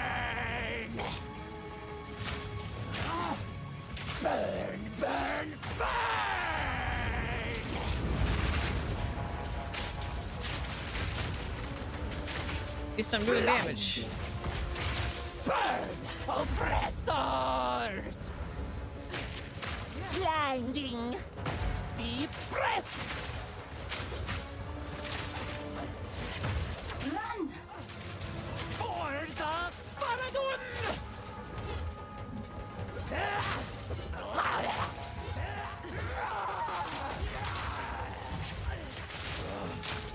Burn, oppressors! Burn, burn, burn!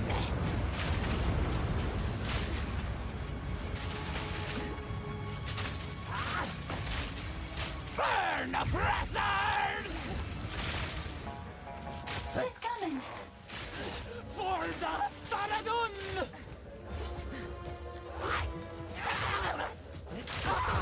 Gotcha. First try. Quickly, break the lock. Exalt. What luck? In a while. Winds 1,000, please. Best you start talking.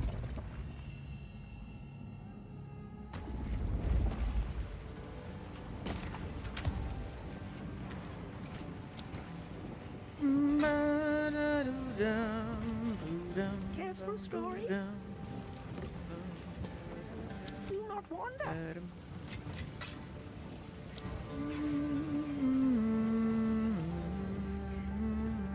I know the help, but there is one night. Source lettuce. Makarkan. Choose. All right. What was it Or saying? do not. Helmet. Helmet.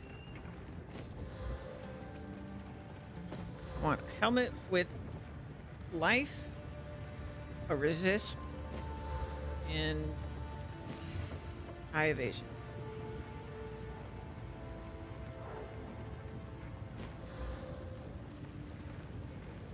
Irish.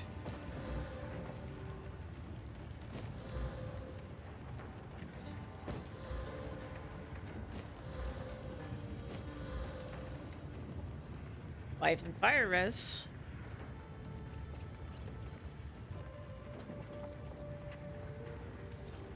Maybe we could get evasion if we roll it.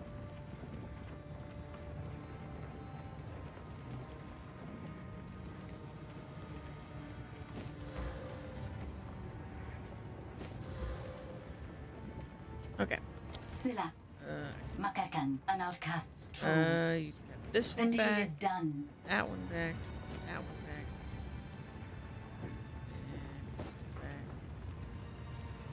and that one, that one, I will take this. and that one. Mm-hmm.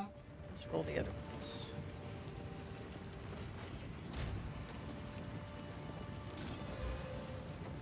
It's too bad, so sad. Alright. Let's do-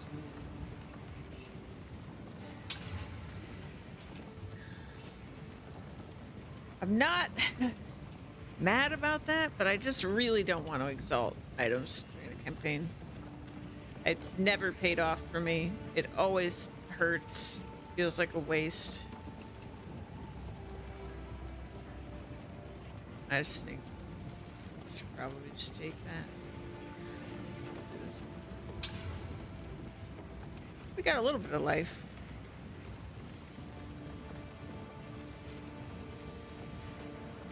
So, give up 13 lightning res.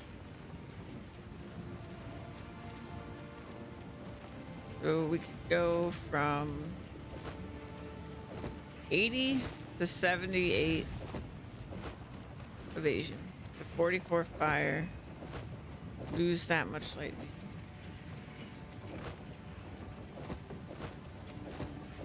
Higher fire, higher evasion. See, it went to 65, so this one gives us more life by a lot. Yeah. It also gives us the life region. So I feel like this is the winner for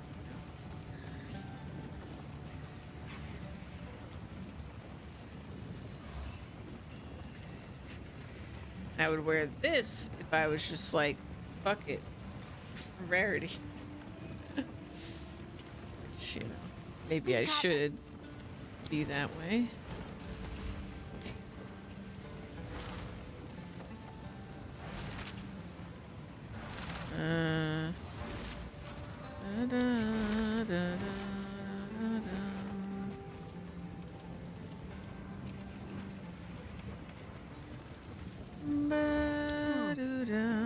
If you are travel the traitor, I will. I didn't check the shop need first. to rush. It's gonna make me cry. You know, it kind of does actually. It's almost as good life, better fire res, and it's not a yellow yet, so Wear it with pride. yeah, I gotta see if that's better. 28% cold res. I'll roll that, sure. Goodbye. But let's do this. Do this. Got life.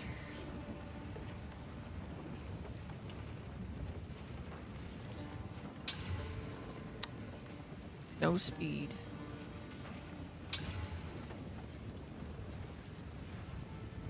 Yeah, that's pretty much better. Just a little bit of life lost. That is better.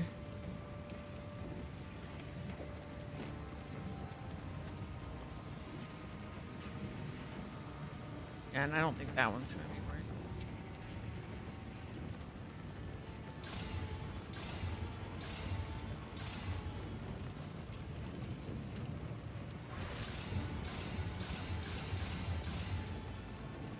Alright, probably being a little too aggressive on upgrades, but Young one.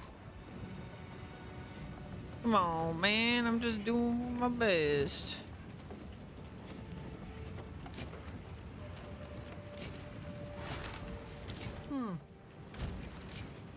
All right, so that puts us at 81.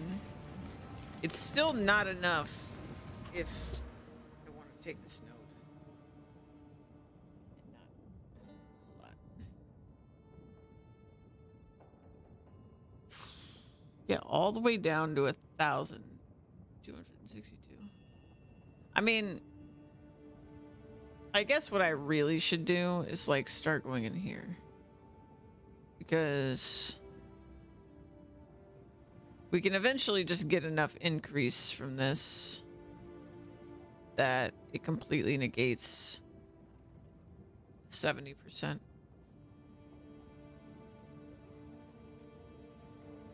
Though, I think the reason this is even worse, like, so we have increased evasion, but I think this is like the opposite of more. Instead of, sorry, like if I say more evasion,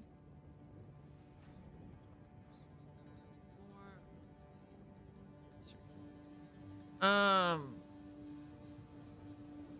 don't think that exists. Because I think more is the better one, right? And less is the worse one. Because there's decreased. Let's see if we can find a decrease. Decreased. Is that a thing? I guess it isn't. Is there another less?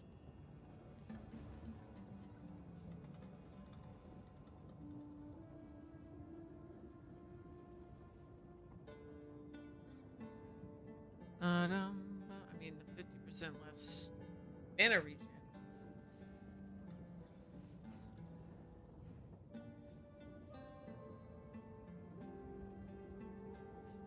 So Yeah. I mean, I guess we can also just look at this. So 30% more. Or sorry, increased.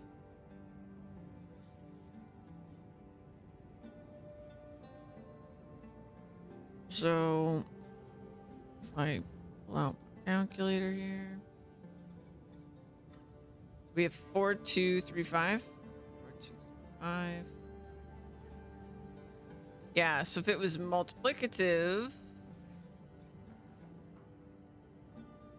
I guess it would be 5,505. But because it's not, I'm not sure what the equation is here.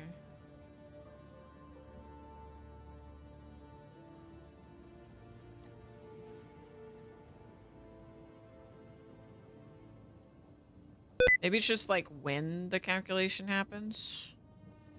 It's like whatever my base year stuff is, and then it just takes that number. So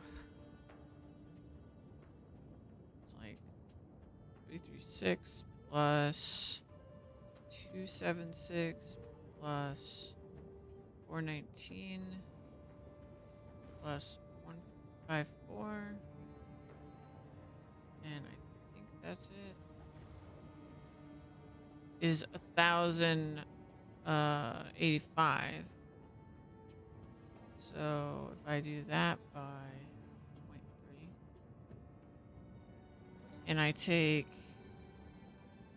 this number, 4235, 4235, we get 4590. That's less. It's not that. Yeah, it's probably just an order of like way it's calculated thing. Anyway, I hope this, if we get a better chess piece, because we have an old. It's like if we have this on our gloves, we've got to be able to get like 800 right now on my chess piece. If we can get that, then we're good to go. But I don't know. Let me check my chests. 380.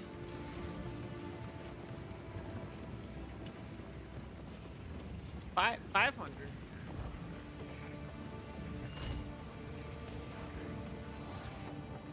So like that's like 200 more.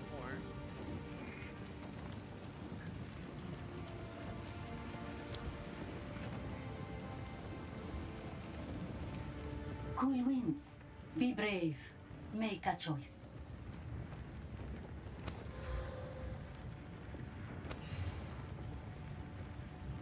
Spirit. It's a lot of it.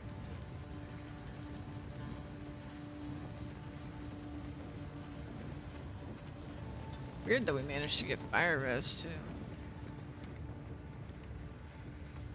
That's a bad flat evasion. And we can't roll more because the spirit's there. Poison duration on me.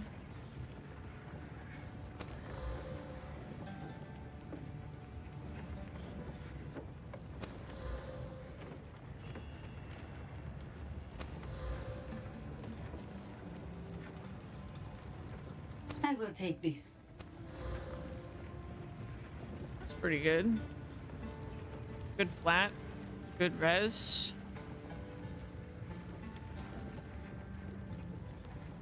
I will take this. Got one more roll.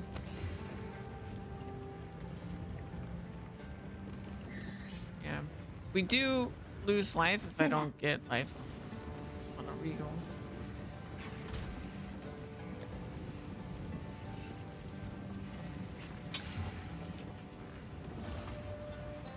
We got a really, really bad T1. Screw it. Ugh. See, I regret it every time. Every freaking time, man. Do it again.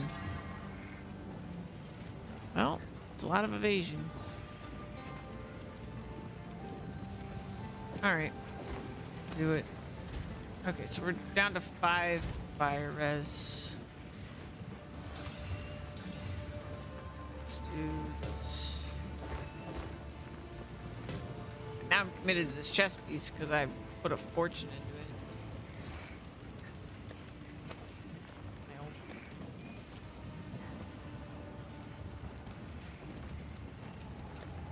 I'm gonna keep this one, but I doubt that I'm gonna care.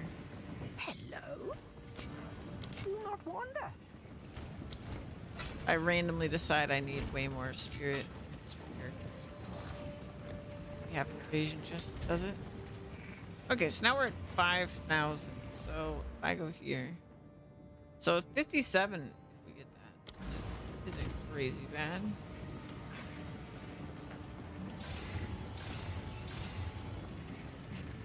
And now if 666, oh no, first. Now if I were to get this, we get a boatload because our chest piece is actually decent evasion. Yeah, I'm not gonna slot anything right now. I think getting this fire was good. Curious. Okay, this can't have slots. I was wondering if the quiver could have slots. All right. Anyway, we did that. So now we gotta go to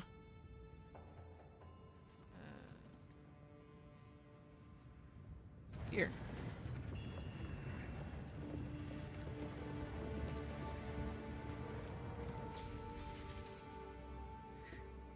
Yeah, I'm really hoping that that node does what I think it does. Because I think we're gonna get to the point where I guess we would just need like a crazy amount of life. In here. And probably more skill than I have. Or just turn this into an ES build. I don't know.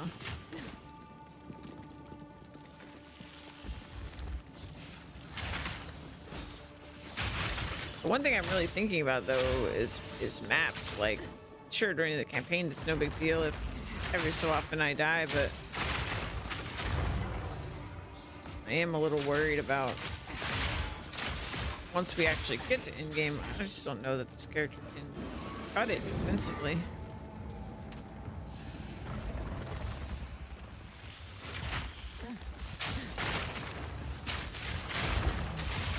To be fair, it was my concern from the start, but I started to kind of doubt. Like, I was like, you know, maybe it's fine because we were evading really well. So, I mean, I feel like if you get enough life and evasion actually works on slams and stuff with that node, I think you could do this, but if it doesn't work on slams and stuff, I don't know. Go ES, I guess.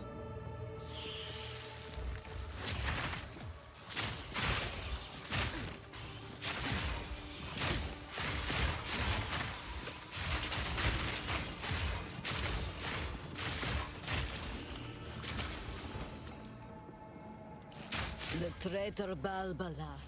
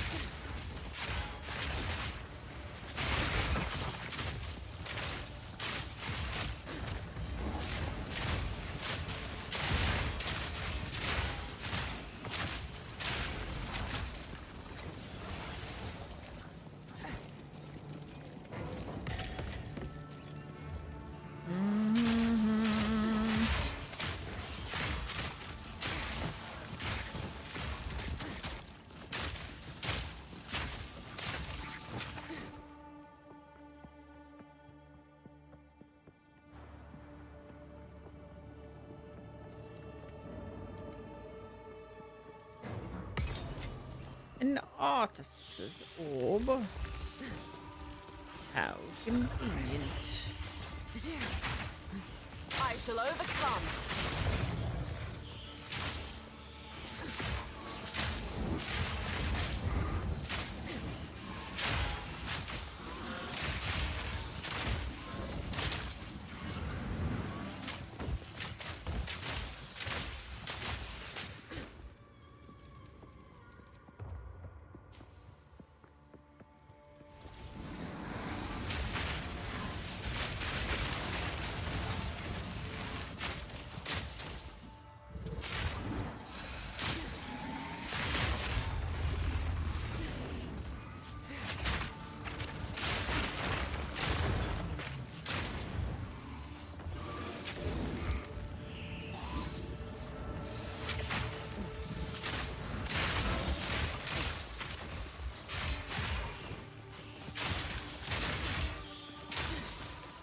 Also, ground degens are still gonna suck because obviously they're not hits. So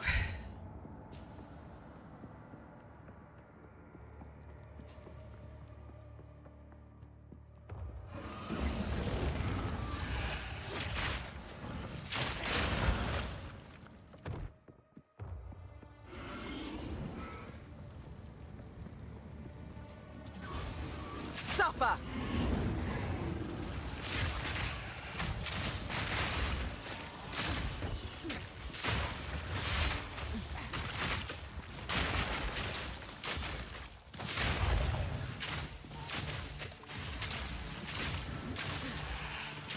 Barely broke a sweat.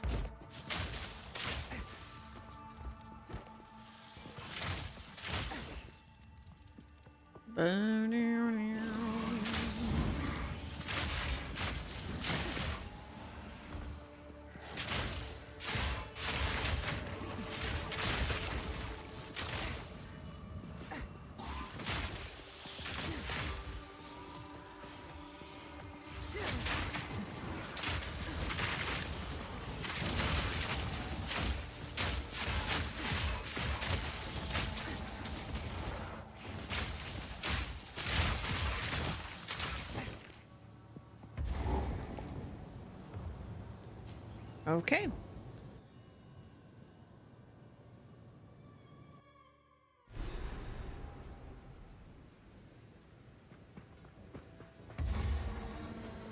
There's a faint scent on the air. The beast is near.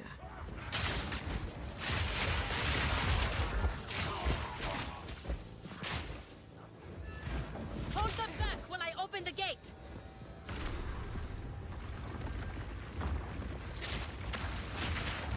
Forward!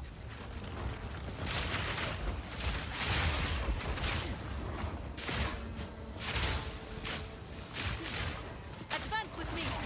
There are 2 more gates we must open! Okay.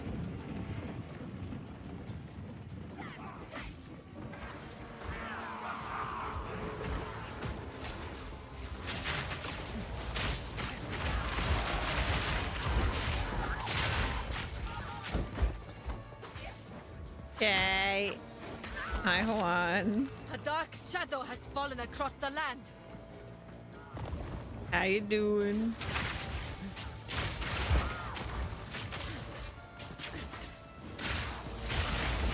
Suffocate!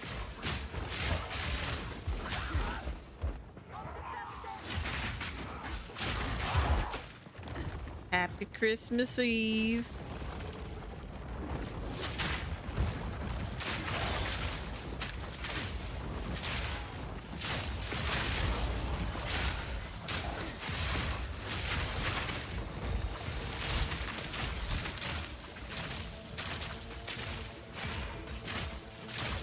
An easy trophy. Doing good. Got home after grocery shopping and filling your tank. Nice.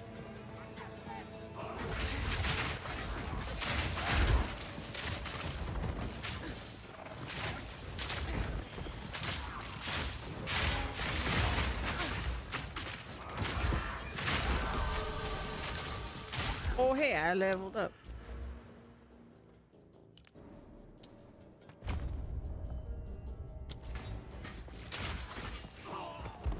I'm cooking and cleaning. Nice. No mercy.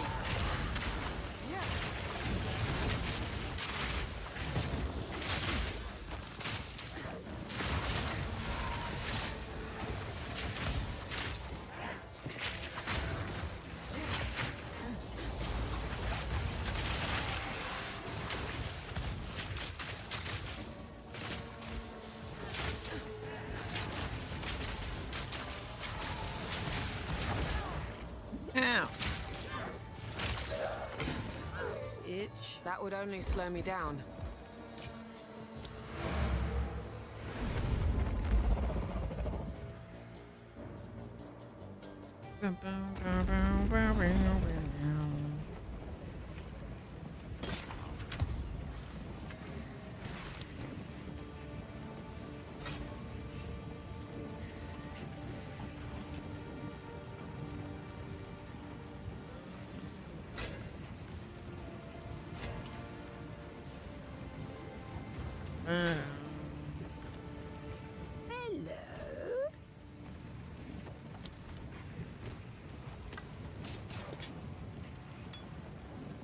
I wrote this video game.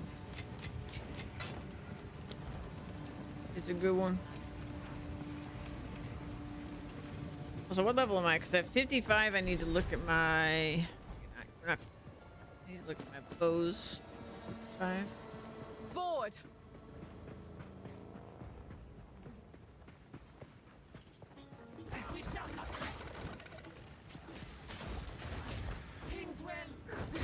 If we can allow the caravan through all 3 gates, my warriors will swarm them under.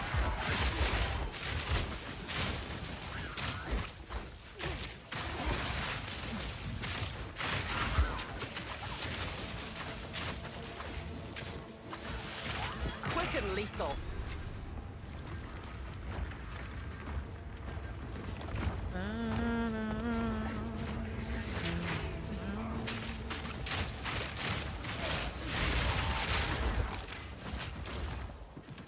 Onwards! Give Onwards. these demons no quarter!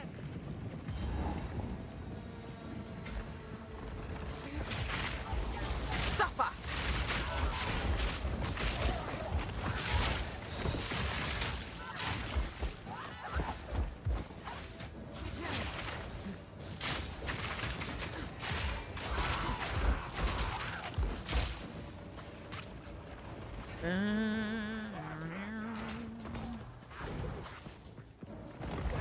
Hello. Is there ice on the ground, guys? Aren't we in the desert?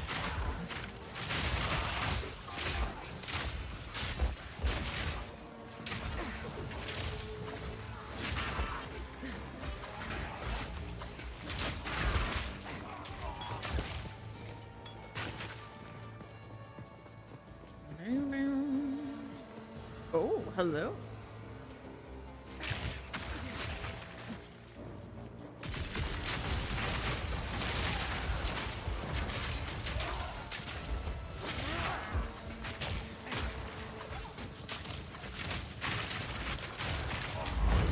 The fuck did you try to drop on me? Bitch. Probably just be tryouts. Dude tried to drop an anvil on me.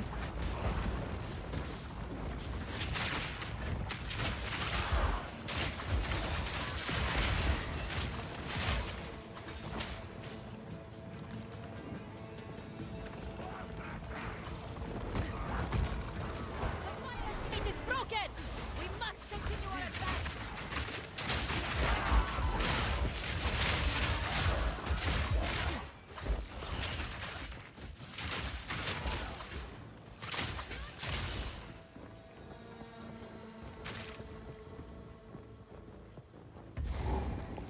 All right, here we are. Noxious Sycamore. Eh? Shaman-Ra? How is this possible? Suffocate! You are unworthy! You're unworthy, bitch. The Maracas will fall! I shall dethrone you, Sycamore, and leave you to the sands! Oop, I was standing in the other thing.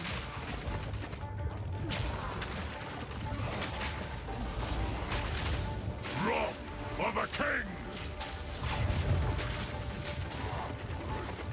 I shall dethrone you, Sekama, and leave you to the sands!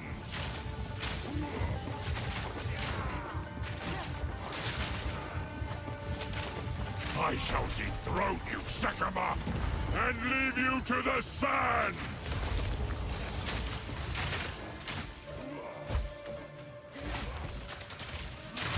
I missed. You are unworthy! The Madaketh will fall by my hand!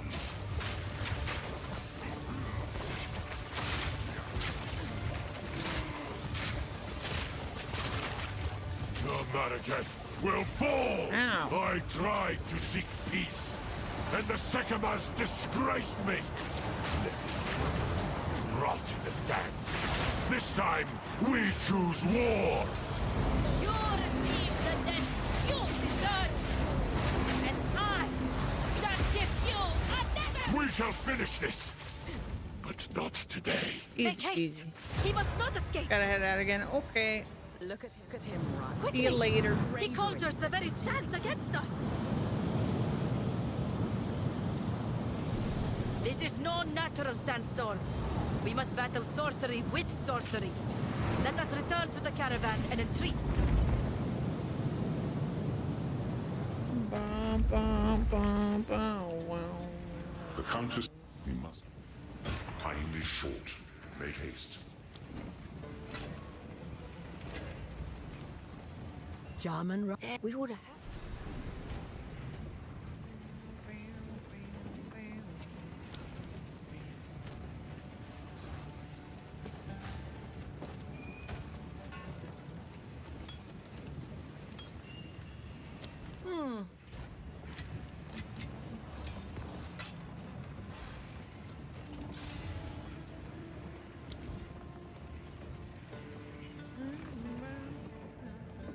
Ah, Ooh. Let's see, we did like half Act 1 already. Pretty good. We're technically 1 point from this, but I'm probably not getting it next. 'Cause ouch. But maybe if we work on these. Let's see. So all of this is evasion. Yeah, maybe we'll do that. I should check if I've got better tools.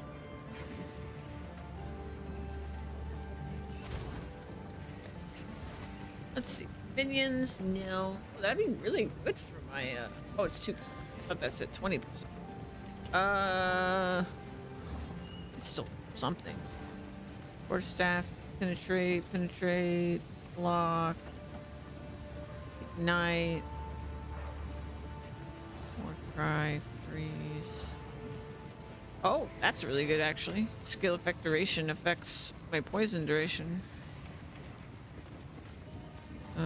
Projectile speed and attack speed is like, okay. Life leech, herald. Oh, that's just is poison duration.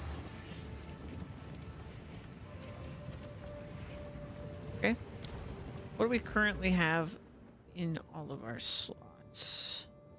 I say all of. I think we have 2. So, projectile damage, life recovery from flasks, and mana leached.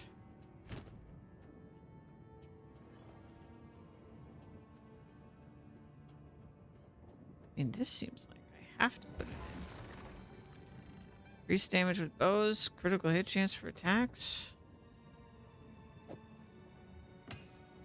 You lost 20 DPS. That's 20 more DPS. Okay. Ah. Probably because of skill effect duration, maybe? Or maybe it's just because it's 13.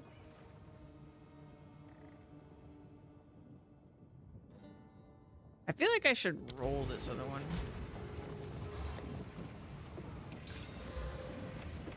Ah, dang.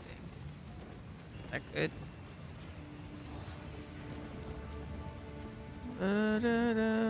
You can't see the tier of the roll.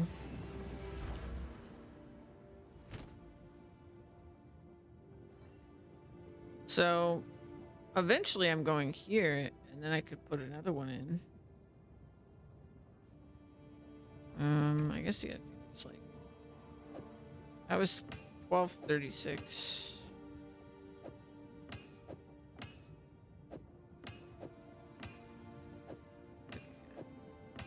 That was the best one according to the tooltip.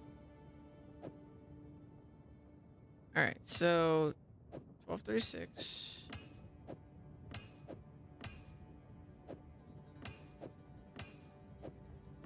Okay. So those two are the best according to the tooltips. I will trust them this time.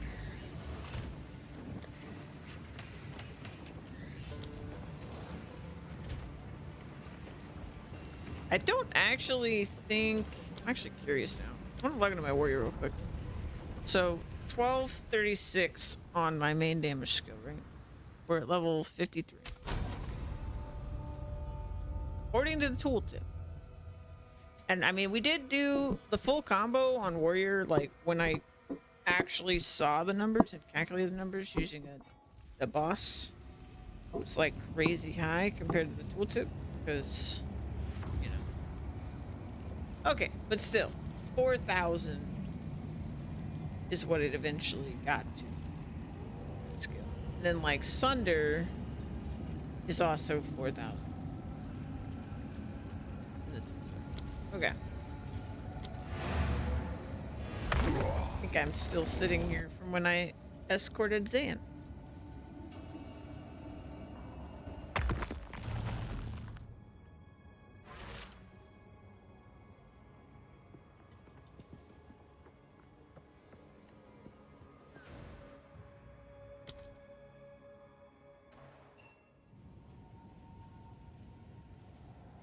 Okay.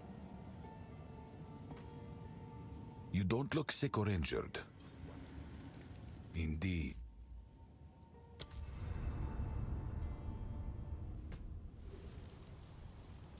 All right. Yeah, I was just curious. So, either we essentially get, I don't know, 4x the damage, at least, in less than 20 levels, 17 levels, or I'm not really keeping up, which is what it feels like. I'm not really keeping up. Like, whereas like the warrior, when we got to Cruel, we were like cruising, especially on bosses. I feel like we're more on par with this character, if not a little under power right now. Because like my poison was scaling well at first, but then I sort of started running out of like ways to scale it that were near me. So like my only real options for directly poison upgrades, like, this doesn't actually do much. I could get one magnitude over here. Is this section where I could get a little bit of magnitude, duration, and then a big chunk of magnitude. I didn't see this node. Oh, I didn't see this node. Oh, I didn't see this node. Oh, I'm so excited. How did I miss this node? Oh my god. Oh, I'm so happy. I was like, there wasn't much. I was like, I'm gonna get desperate here. We're gonna go to chaos stuff because there's no more poison stuff. Here it is. I remember seeing this skull like forever ago, and then I just forgot it existed. Okay, so we gotta get the frick up here. I mean, it's not crazy. Not all of this is crazy.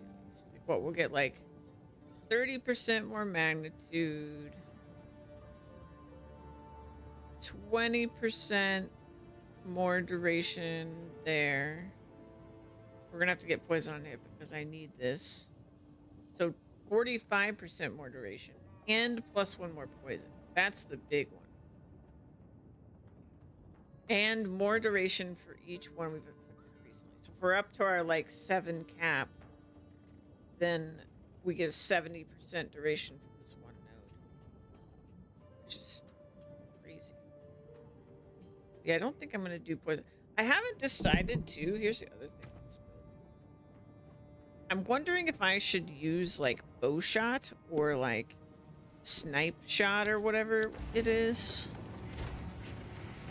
to proc the poison eventually. Where's the snipe shot? What's it called? Snipe. Like, I'm kind of curious because I don't know. Poison burst arrow is nice because it is just always going to poison. If I get quality on it, I get magnitude. It also bursts in a radius. Like, it just seems like it's the way to go. Also, quality of the gem. I wonder by how much that happens. So if I look at like, so I'm too low level. If I do 13. Okay, we can do 13 now. So let's grab this. Get a little damage boost. Yeah, so this one's 211 at 13, right? 244. So it's not that much better. However, it's guaranteed crit if you fully charge. So if I went crit, this could be better, I guess. But I feel like I don't want to do this because we need to be able to apply like our full stacks. So Zan, keeping your stream streak even on vacation. How you doing?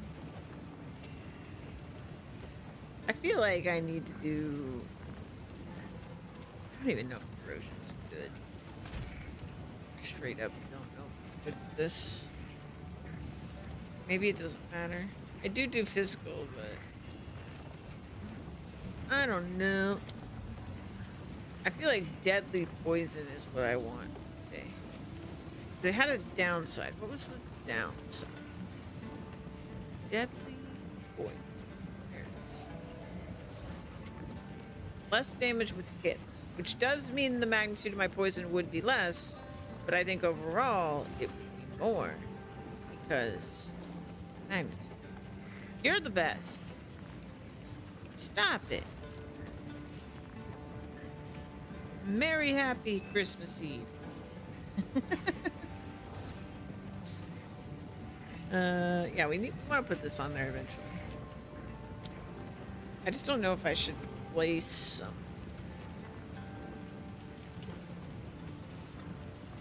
Maybe I should replace duration. I really wish I could see the duration. But it doesn't tell me. It tells me my ignite damage. Tells me my ignite duration. Why can't I see the duration of the skill? Please.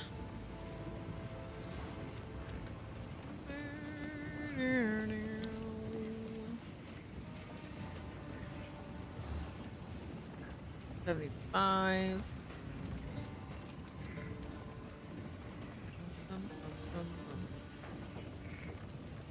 Yeah, I have no idea. And I'll never know. Because it won't tell me.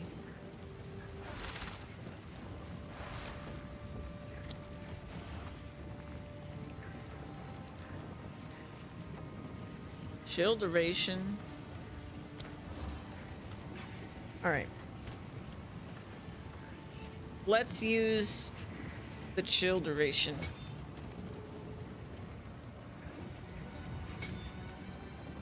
Nope. It really won't tell me. I'm just gonna try it, I guess.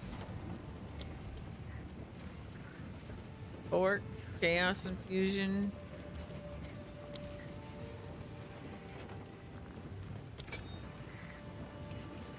Well, now it says it's gonna do less damage. Well, okay, because it's 25%. Alright, we'll just try it. Science is the only way.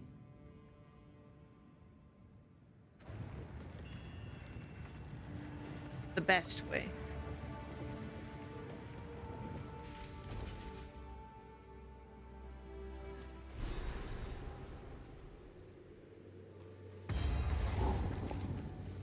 I've never seen such death.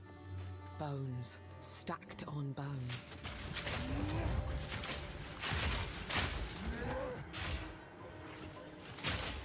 Suffocate!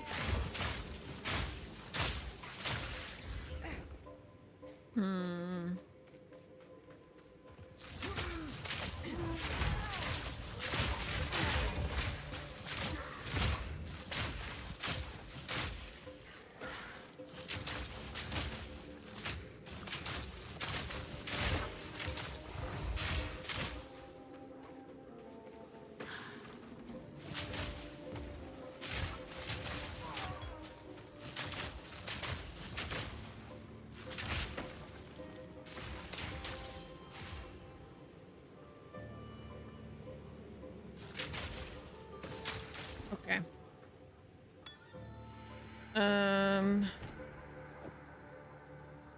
Let's try it back in.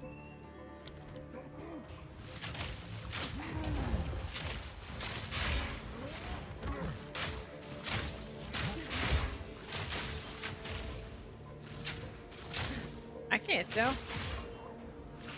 I actually have no idea. No mercy.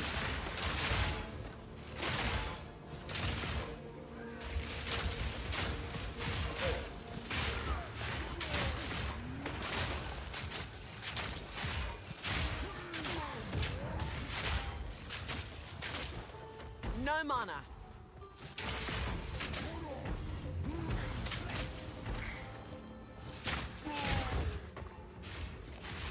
It's gonna be so hard compared to like when I did the science for the warrior because it's over time. I guess I could just like, if I had a boss, I could just hit them like once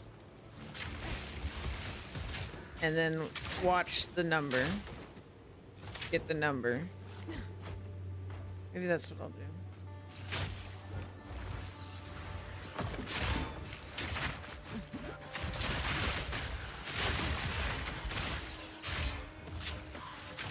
And then we do a checkpoint reset, and then we swap, and then we do it again.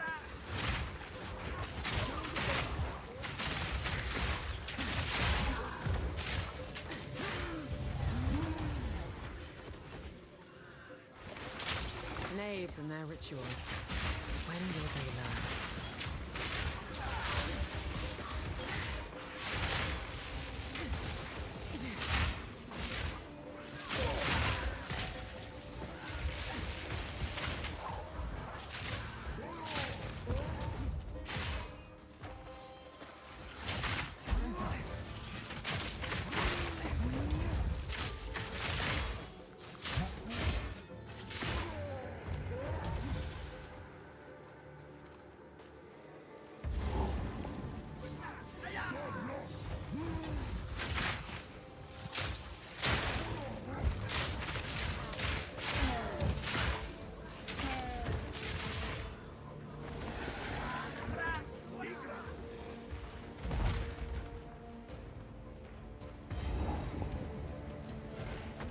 Found it. So much ash.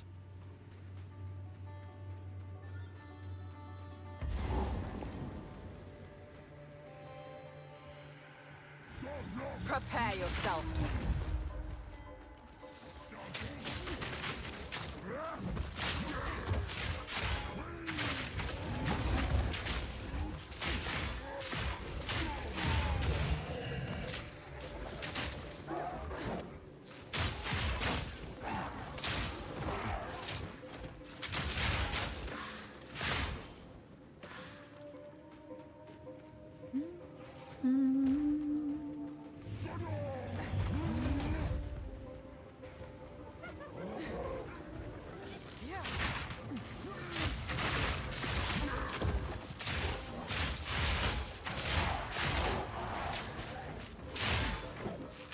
Gonna come here and be my favorite streamer.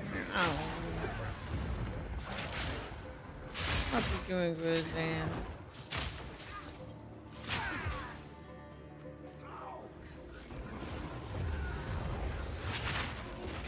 Having a happy holidays.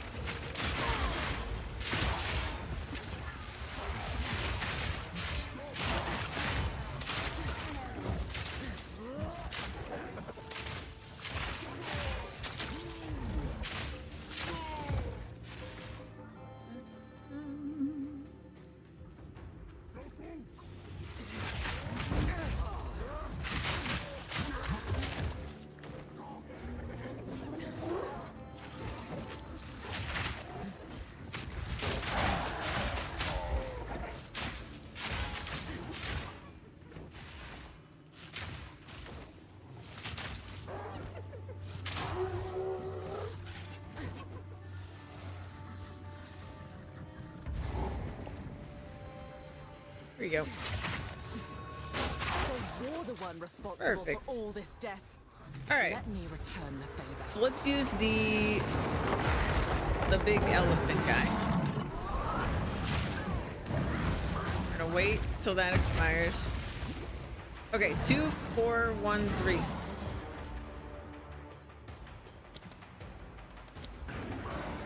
Okay. 2, 4, 1, 3. 4, 1, 3.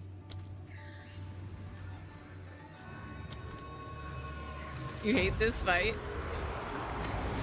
I can't remember which character I fought that for this one. I think actually my witch was the one that struck us. It's less damage. It's actually less damage. Okay, that confirms it. That's what science tells you. The armor break is gonna be harder to test. But I think overall, I want the armor break because when it breaks, we definitely will do more damage on both fronts, on the original hit and on the poison hit.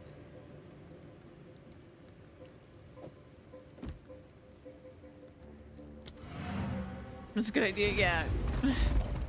This is how I science.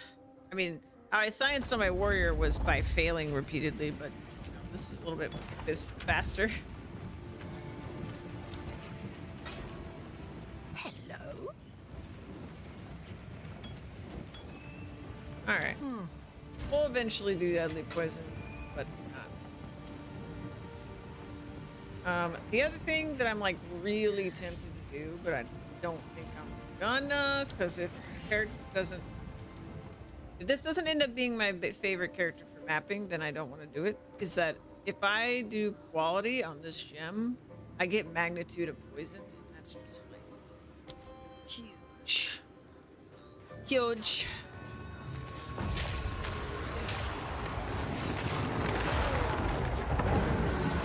Burst!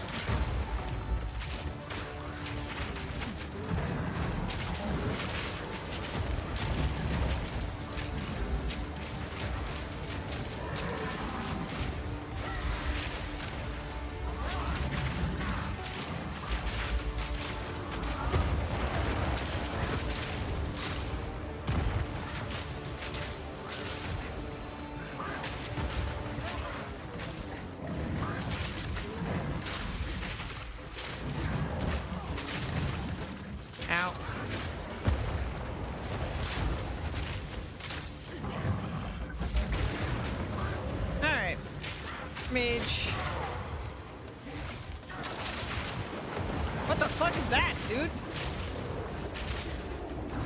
That's it.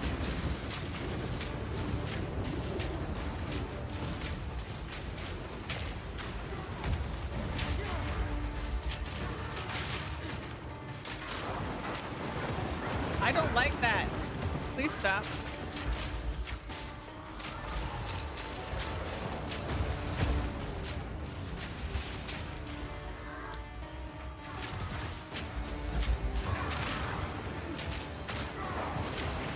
Shit, shit, shit! That will kill me. Can't evade those slams. Yet.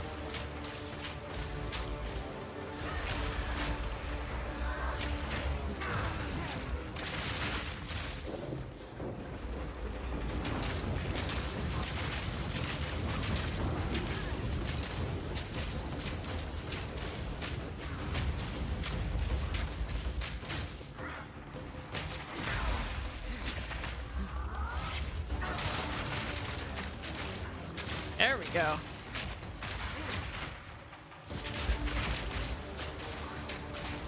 Suffocate! Get wrecked, loser. They won't be needing these anymore. And that's like the fastest I've ever gone through the— oh! Through the bone pits. I forgot about these traps. Because I got the— I found them so quickly. Don't mind if I do. Not the fastest I've killed him, though. Yeah, I will. You're gonna get wrecked on eggnog? I heard you like eggnog. These?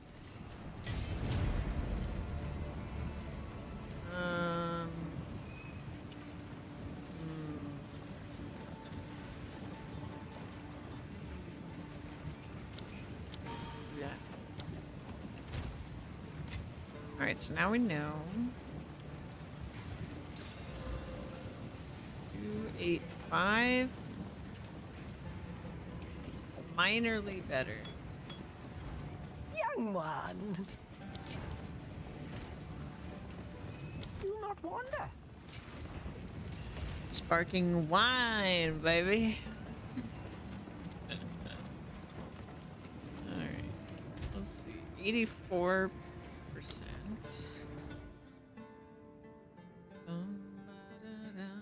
Alright, so we did that. We need to do Keth.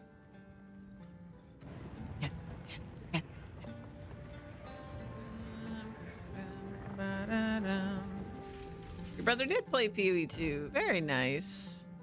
What do you think? Seems there's a meeting at the main cart.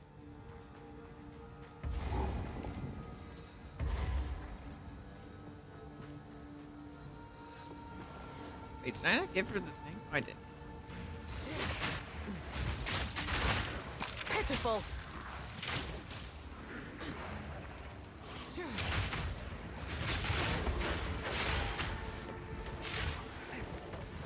Alright, we need to find the snake lady.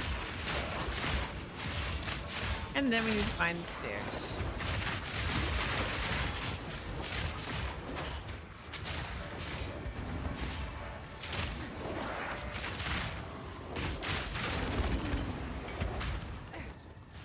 Them's the rules. Yes. Let's go. Usually it takes me forever to find this bitch.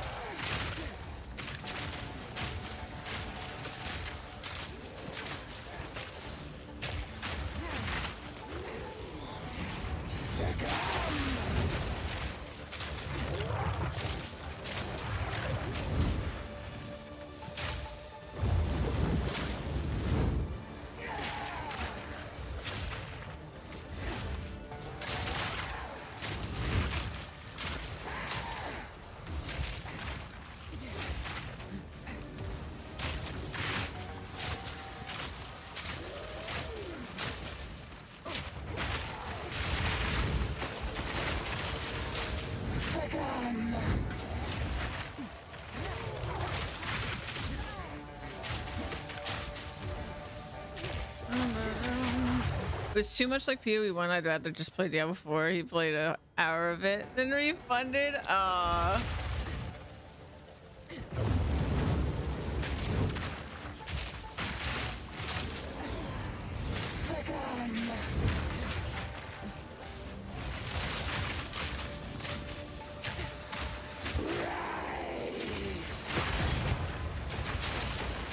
Let's go. Give me that book. All these snake women make me miss the ground. The Grellwood. Oh my god. Okay, so choice. I mean, damage seems okay. Really, I really don't.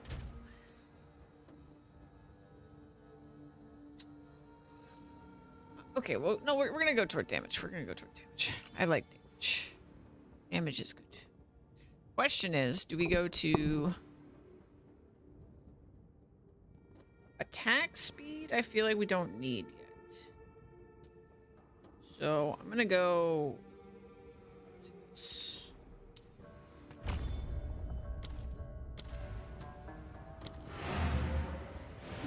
I'm hoping once he sees what I've made, what I have, maybe he'll change his mind. Yeah, maybe.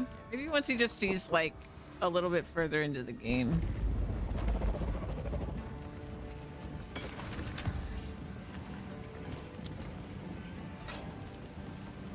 Hello.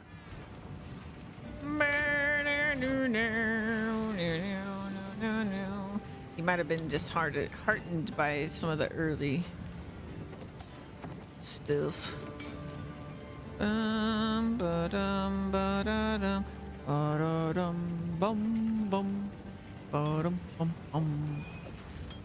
Stay inside. Ba-dum, boo-dum, bum, boom, bum, bum, bum, bum, bum, bum, bum, bum, bum, bum. All right. What was I gonna do? It was something. Something I was going to Jules.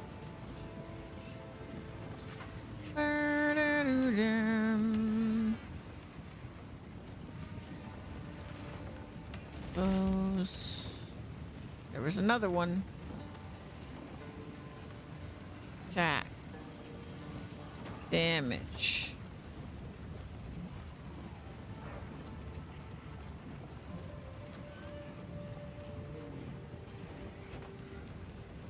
Thought there was another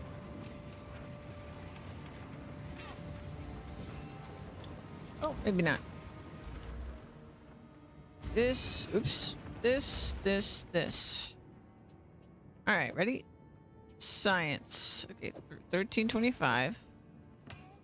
1340. We have a winner. Cool. Thank you for what you said to me yesterday, Lola. Ow. Lola being sweet.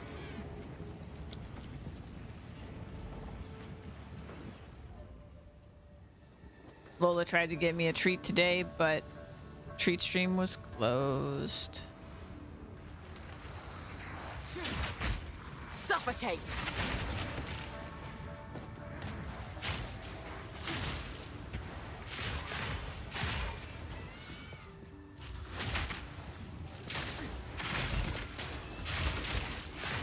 Can you believe that treat stream wanted me to starve on Christmas Eve? The cruelty. Bow, bow, bow, bow, bow.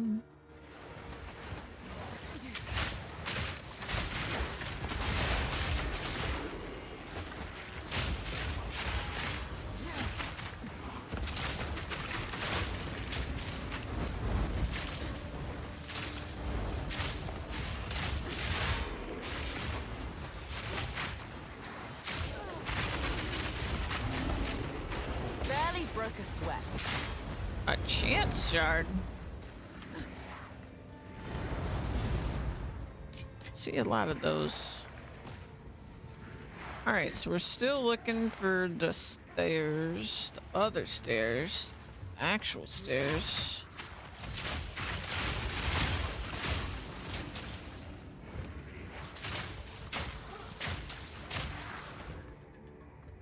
It's weird. I actually feel like I'm doing less damage than a moment ago.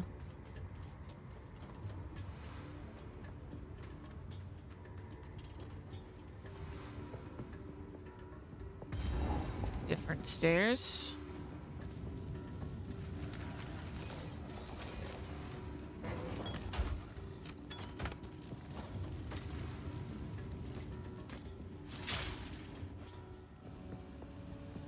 Probably this way.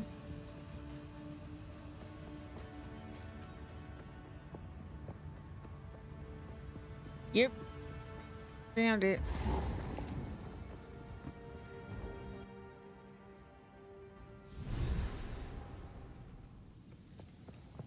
Once a bustling city, now a sand-choked tomb. Alright, we just have to get to the part. There's no stuff here that we need. Just the rare beetle, which doesn't give anything other than, you know, decent drops and such. Oh, I found her anyway. What have Oh you god! done to you? Oh god!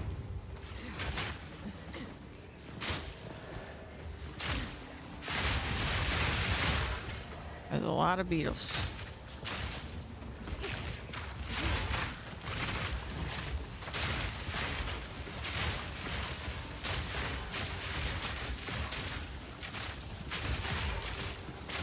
An easy trophy.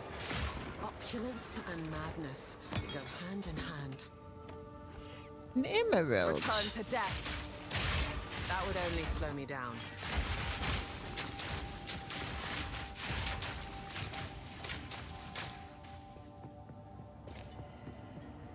What is on this emerald? Magnitude. For me? Wow. Thanks. Wow, duration? Wow. Thanks.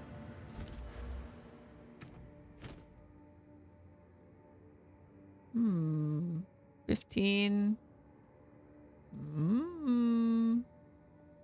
1340. Nothing. Yeah, so it doesn't reflect any actual damage increase from poison. What a bummer. That's like my first real confirmation of it. 'Cause it just doesn't change at all. And I can't see it in the information either, which is dumb. Like if I dig into the skill, it's still not it's the poison information is hidden.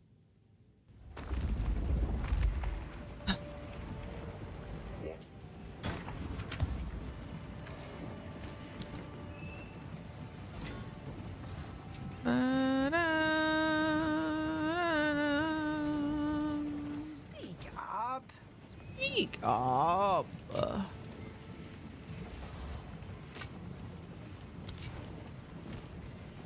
So that nope. Nope. Nope. Nope. Nope. Nope.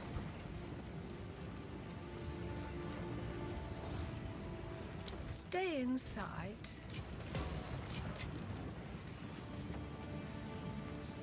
Bum bum. Belts. Go. Bum bam. All right. So we just have to find the way.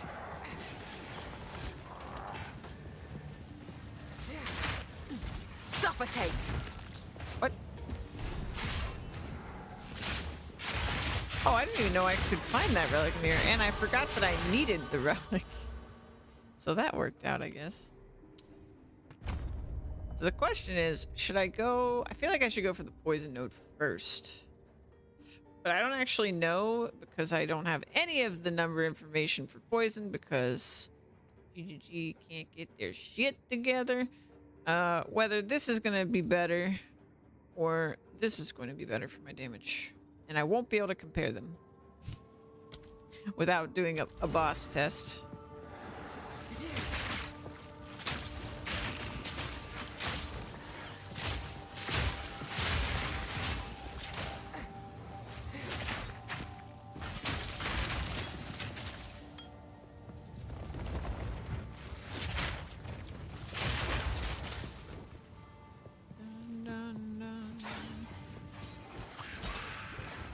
Oh, there's a yellow in here.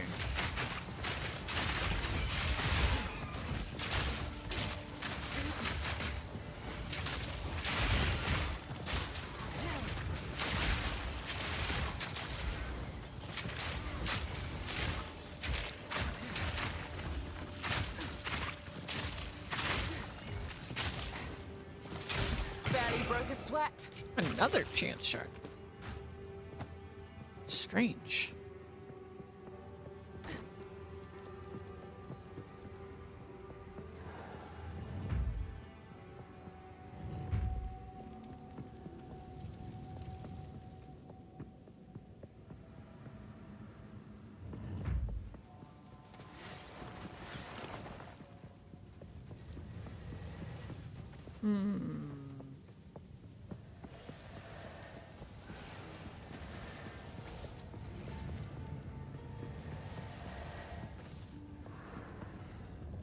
Found it, maybe? Nope. Silver charm.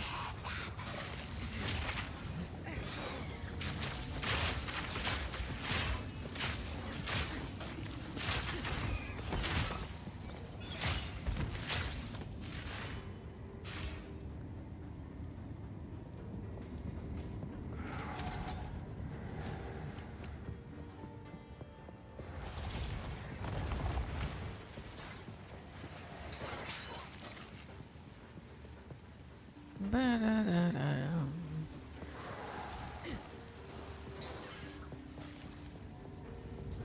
There we go. This must be it.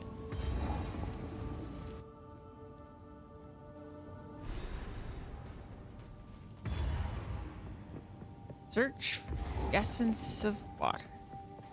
Alright, now we just need to find the door.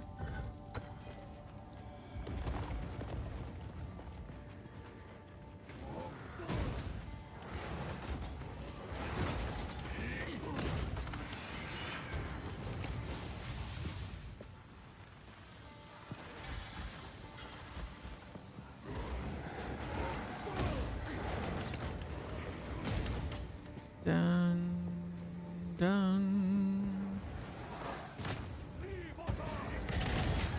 Ow.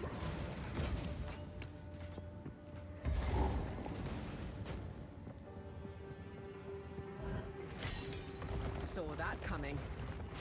Prepare Saw yourself. that coming. My god, that poison be spread. Holy shit. My god, it spreads so far away.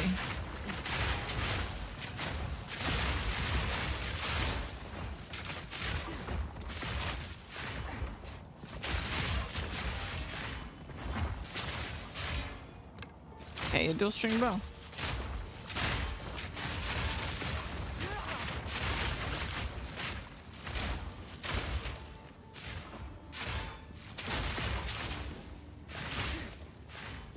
Okay. What is this way? Dead end. Okay. That's really fun though. That big pack of enemies is fun to kill.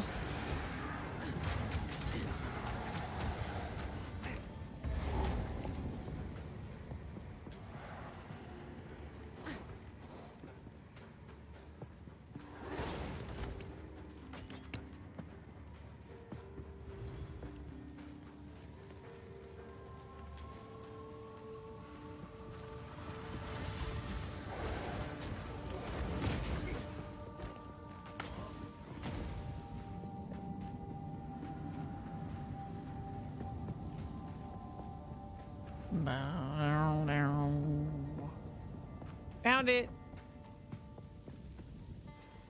You left a child to die. He holds a new loyalty now. My king nears.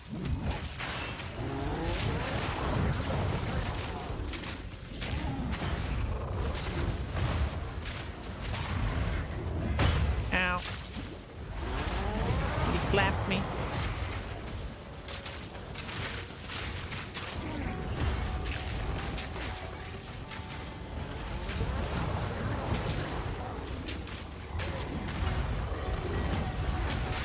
Embrace corruption.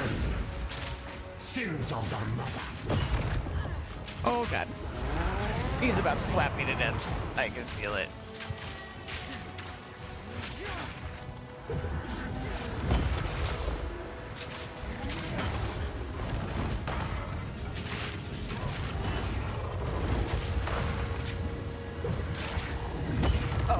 Oh god, I ate that right to the face.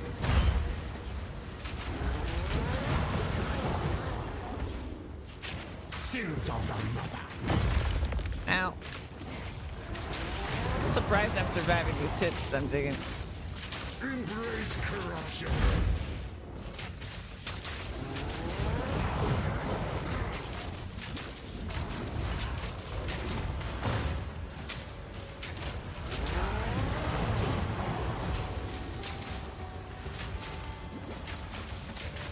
Embrace corruption. No! Sins of the mother. No! No! He didn't want me. Fuck, dude. It hurts.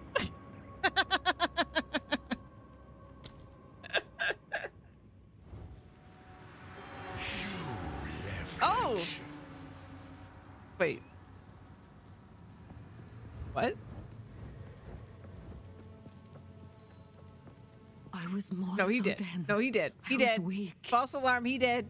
Then why did you This never woman come certainly look seems for me? It's okay, he's dead. after yours? More Ignore the. painful than I asked. Ignore it. It's fine, he's dead. I did die. The After 30 years living among the Farrington, it was a harsh life filled with Early access game. Don't worry about it. It's fine.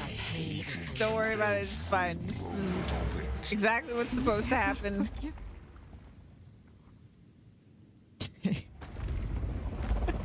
First try. Wow, what a good gamer. All right. Let's do this. This. And we'll do this. This. It's fine. Let's sell this and this, this,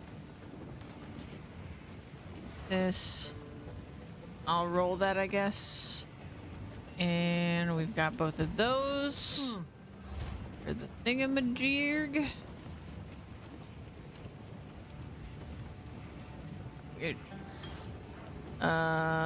Quality. And we'll do barrage. All right. Crit damage exactly the same. 30% on a raw roll. So higher accuracy. Yeah, it's a T3 instead of a T1. Lower flat. That's probably enough. This isn't gonna be good.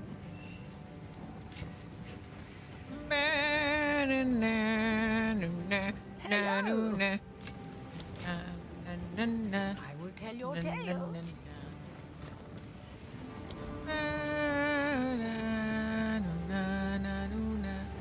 Let's go.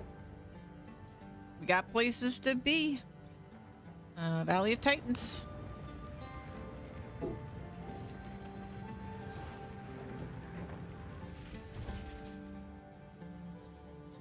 So we gotta touch all the seals. We gotta put the relics in the thing. Then we gotta go into the cave, kill the boss, and then we're done. Accursed machine. I am starting to actually memorize a route for this campaign. Hello.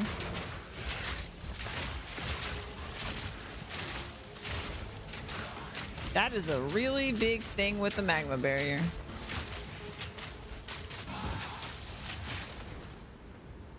And it makes me uncomfortable. Ow! Ow!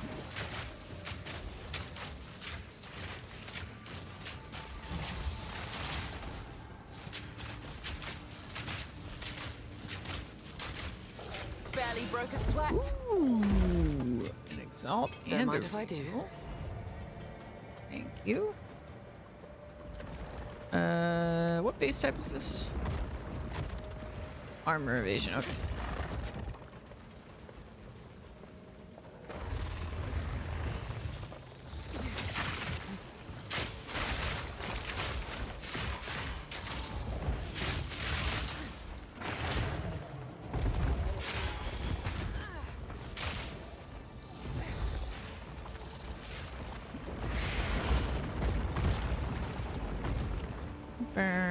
Hey, look what we found. Hello.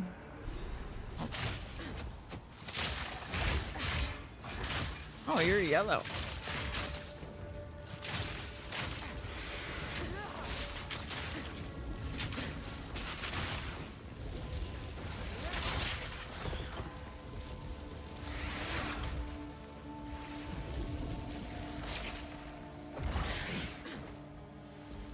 All right.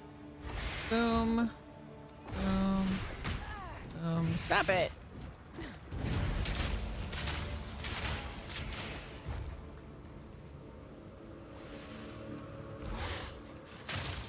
That's true. Yeah. At this point, how many times have we done this part of the game? So 2 times on Witch and Warrior, so that's 4. This character, I think all my other characters have done it once. So nowhere to run. That is 4 more times, so 8 times. I have done this part of the game 8 times. This will be my 9th. But I'm still surprised because I'm the kind of person that often, when it comes to memory stuff, it really doesn't. I don't know. What I remember does not reflect the number of times that I did it. Usually.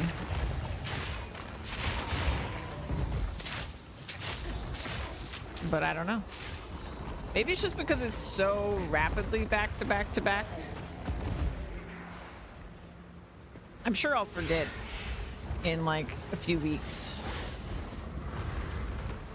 after the last time that I do it.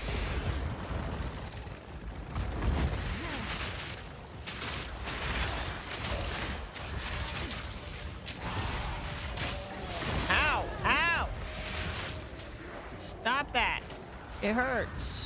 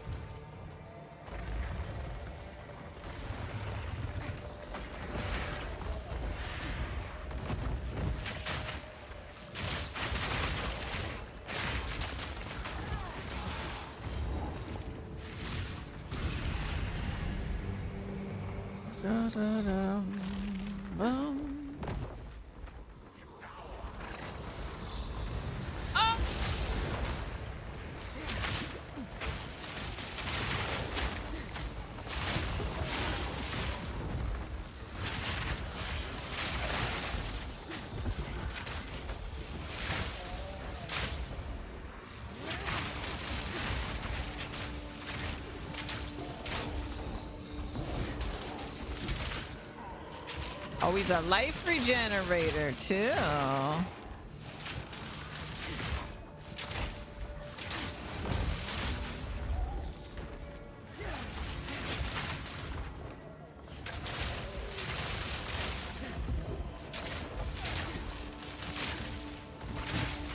Wish all these other fuckers would die already.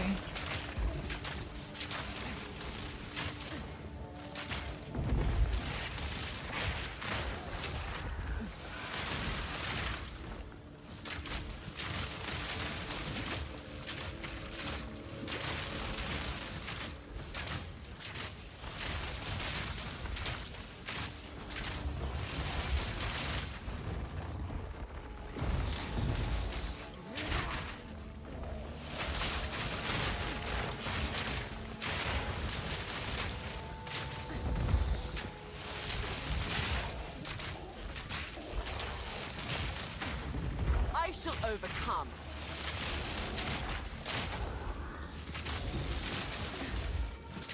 He got pinned. Too weak, too slow. Got him. Okay. Is this the last one? It is. It is.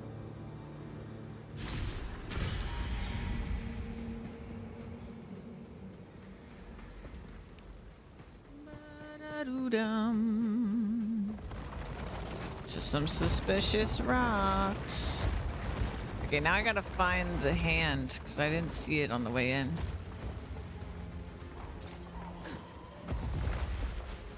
It's probably over here. Yep. Hello.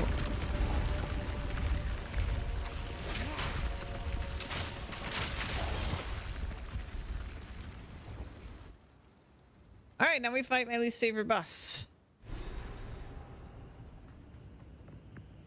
I get the feeling that I am not welcome here.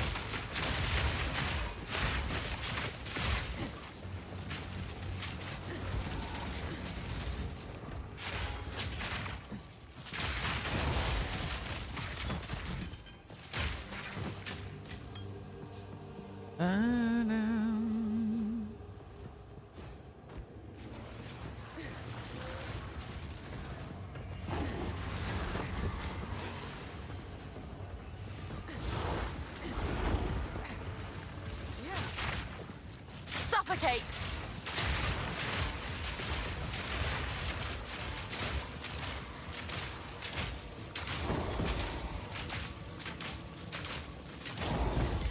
Both of them had regen life. Weird.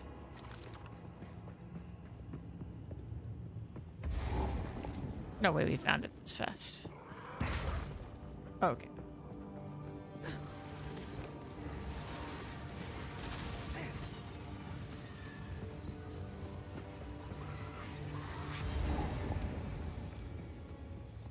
I don't get why this is a thing. What's the significance to that? It's always in this map.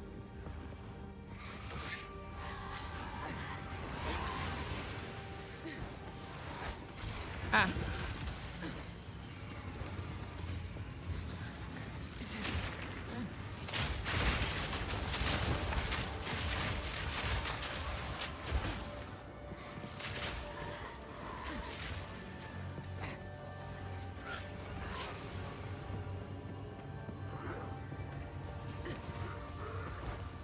You know what?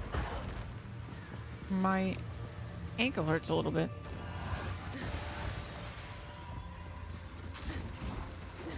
Maybe the swelling has gone down.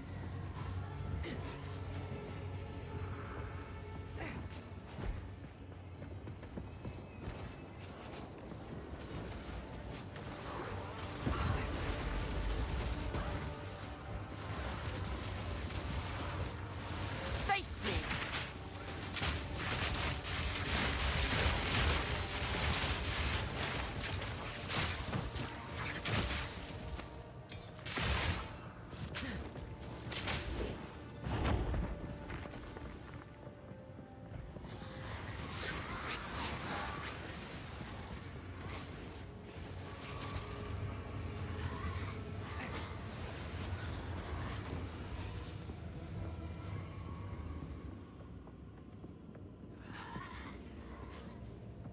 Oh, did we find it?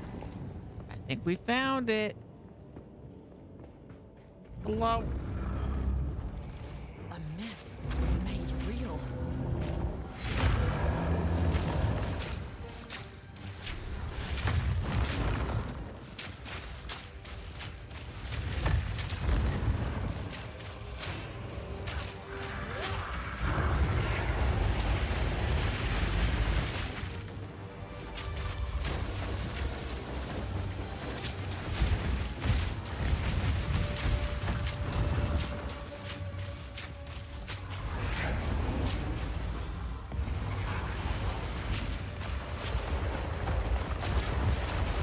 Ow.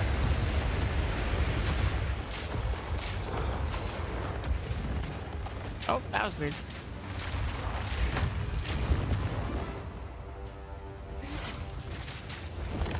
Burst!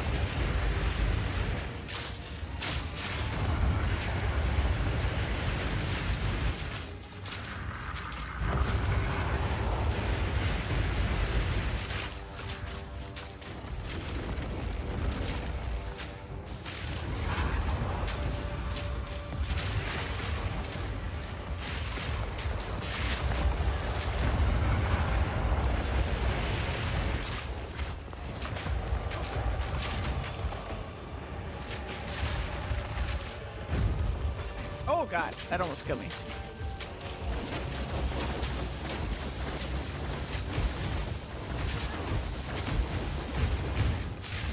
Oh god. Oh, him placing it got motherfucker. It's so janky. Hate it.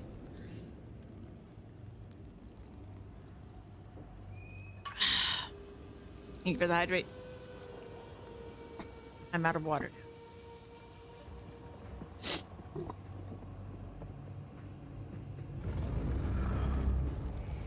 A myth made real. Ow! Fucking, why can you hurt me before I can hurt you, cheater? This fight is the Suffer. worst. Stop it.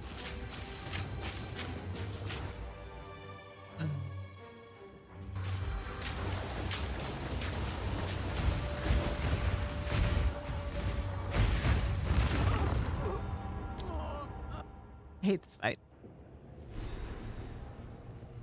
This is a terrible, terrible fight. He's got like 5 mechanics. He's boring as hell. If you dodge roll, who knows what the fuck's gonna happen. Just like roll off the thing and then teleport back.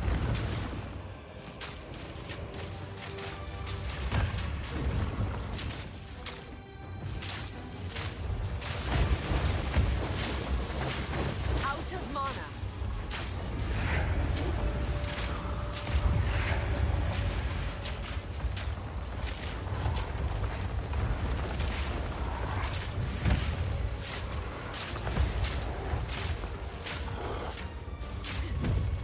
Oh, good.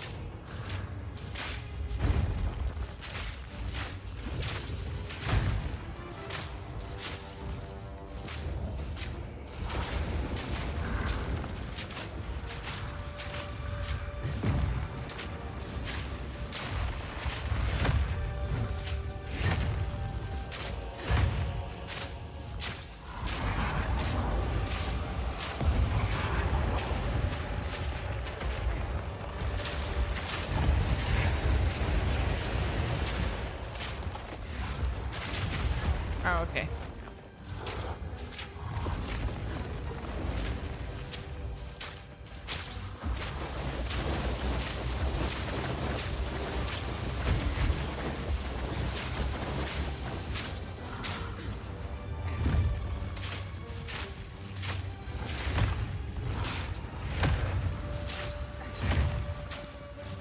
Good thing I wasn't even on the platform.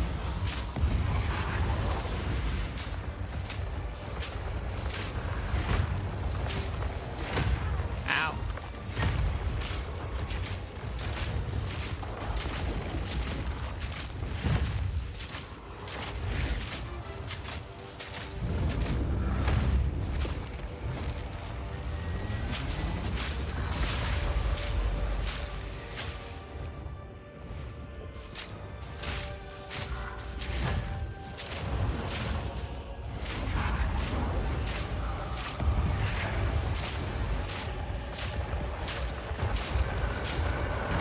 Ow.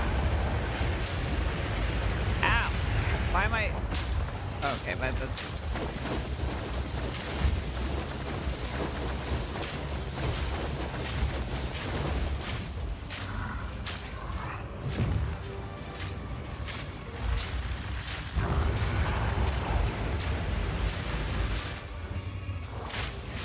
Burst!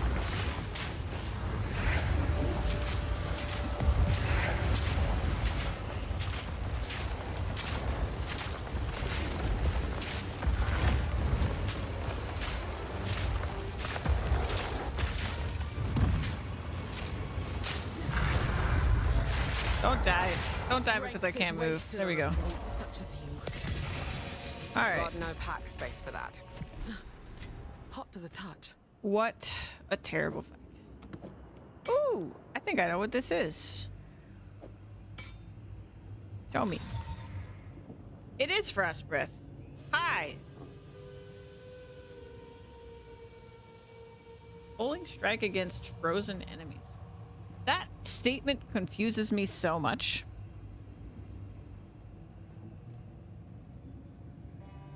That can't possibly mean that you just insta-kill frozen enemies, right? That can't mean that. Oh, it probably just means if they have 30% life, it gives you cooling. That makes way more sense. Yeah, that's probably all it is. Still pretty good, but...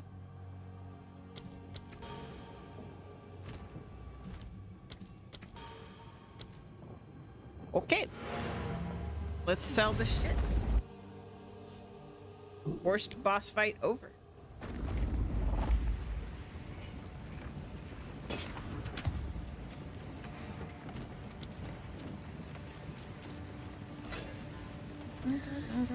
This it'll take if my finger. I don't got room for that right now. 57 spirit, but everything else is kind of poop.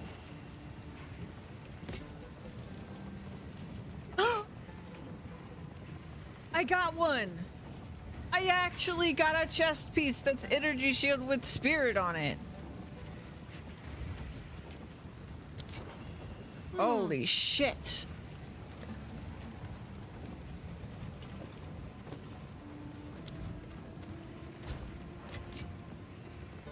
They exist. Bum bum ba-da-dum, ba-dum bum bum. Ba-da-doo-da-doo-da-da-doo-da, da-doo-da, da, da, da-da-da-da. Ba-doo-da.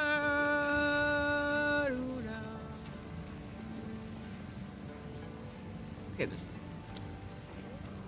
I'm not musically. Do not wander. wonder. Oh wait, there's still shit on the ground. Am I level 55 yet? Nope. I gotta check on those bows. I don't think the bows are actually gonna be better though, because even though their level is higher, they aren't advanced. So probably doesn't matter.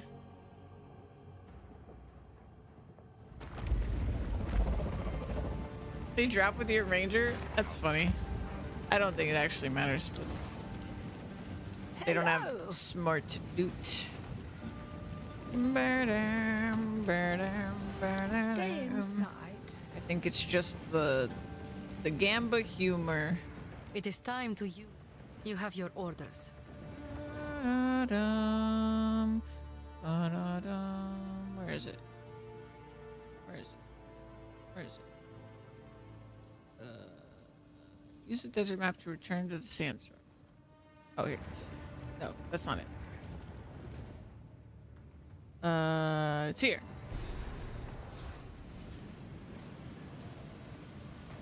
Slaves? The Marraketh really are a brutal people. I am hesitant. Move swiftly. Move swiftly. I think we can just go here. Sound like you in a band. Alright, so we need to get our lightning resistance and kill a boss. The That's it. city of the dead. Why not just And then we go to the bury them and next be area. done with it? Don't have to get... Oh wait, no, we have to get the dead body here. Forgot about the dead body. We get 2 points for the dead body. Suffer! Please don't slam me to death.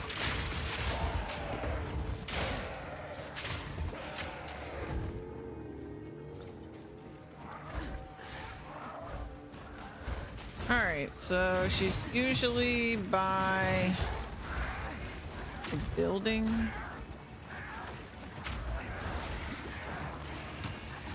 Oh, I'm dead. Or I'm alive. Haha! I tricked you.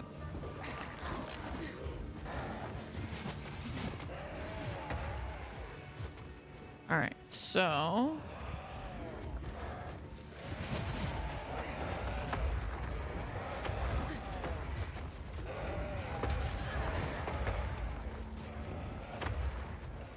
This is why I dropped the course in high school.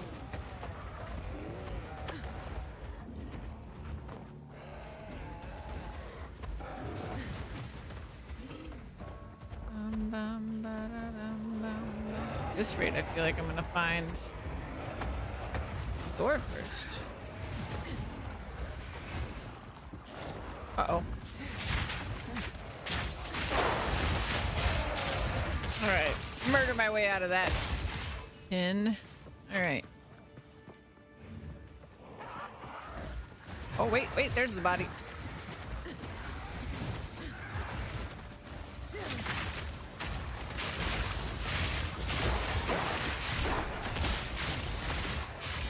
Yeah, none of my other characters handle crowds the way this character does. It's so much fun.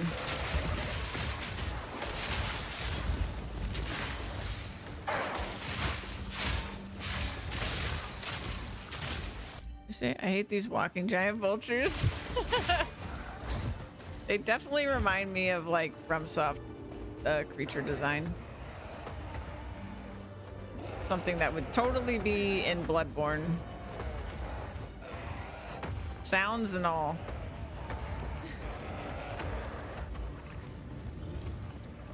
Dude, that was the fastest run I've ever done through this area. That was really good. All right, so now we need to find lightning res. I was never a fan of heights. And then we fight a boss Best here. not look down.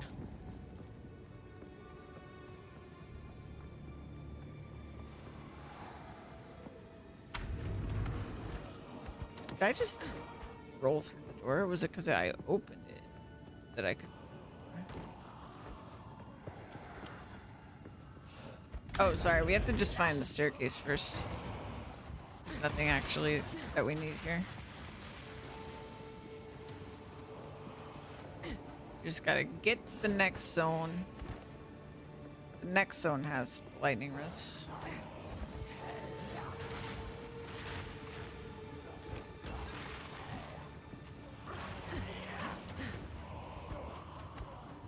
The base thing is here, but that doesn't drop anything that I need. No permanent upgrades.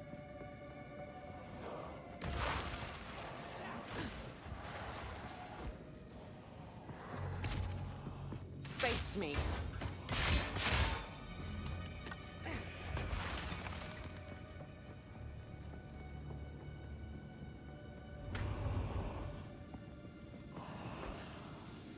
Ooh, let's do this. Oh, I accidentally clicked it. I was gonna clear the room first.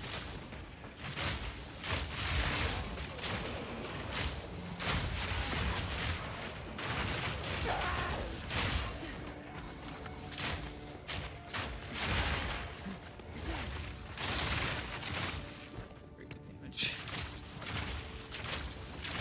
Too weak, too slow.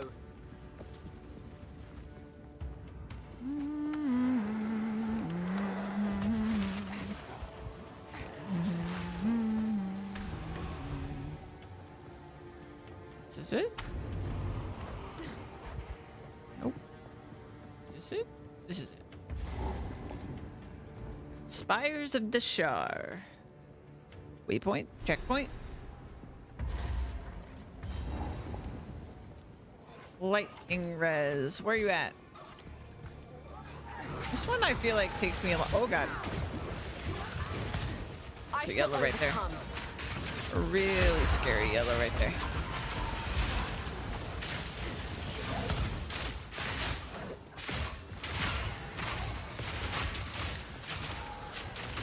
She's a scary white, and yet she is yellow here.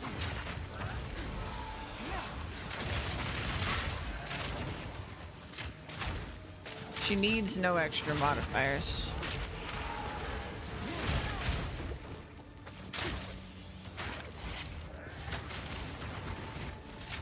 God, look at the range on that move. Oh, she got pinned. Yes, thank you for my level. Thank you very much. Okay, so yeah, we're gonna go towards poison, even though I could get chaos right now. Next time we're in town, let's look at my bows. Maybe I could get an upgrade, but I don't think so.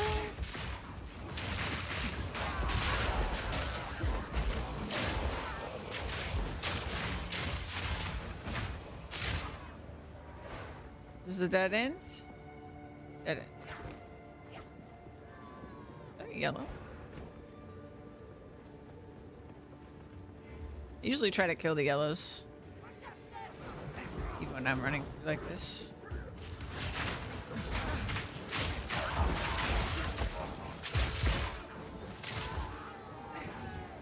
Whoa, whoa, whoa. Slow your roll.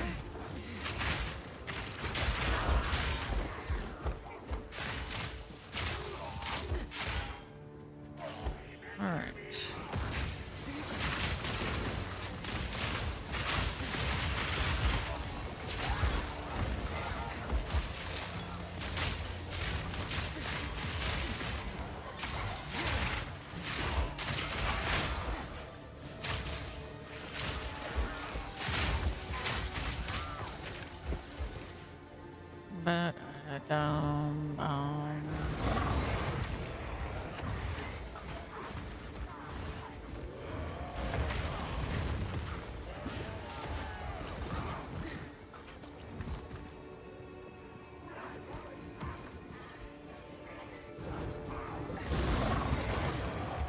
Oh god. Oh god.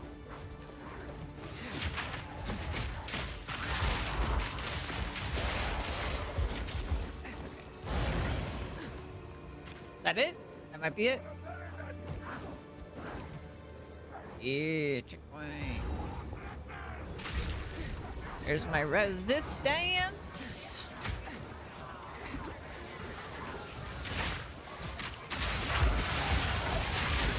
God, I love murdering. Look at that. Oh my god. Love murdering stuff. Bust! Alright, and here's the boss. Just clear these guys out. Alright. We have full inventory. Quest item. Okay.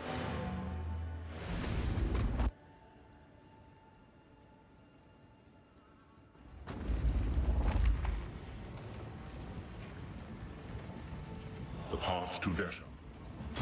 Whatever it takes. Who goes there? You found a letter. When I have the... Sans guide you. Speak up. Speak up. A good life regen per second. We did give up our life, our flat life, a long time ago for a stupid amount of evasion.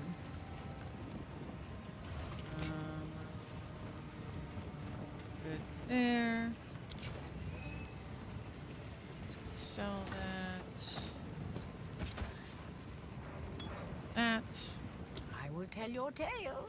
Thanks, Zarka.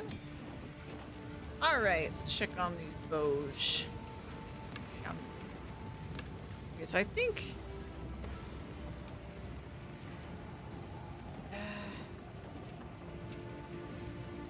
okay, they are advanced. They are advanced.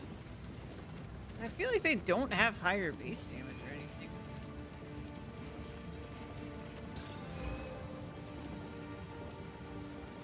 Is life leech hard to roll on gear weapons? I don't know. It's hard to say. But that's or the one I was looking at was like a higher roll. When it's like 10 life. Oh, sorry, leech. Leech, I haven't seen very often. No. Yeah, if it's like region, I've seen it more often. The one I was looking at was like a better roll. Since it's my weapon, I think I'm going to actually exalt this. Even though this one has fire, I'm not sure.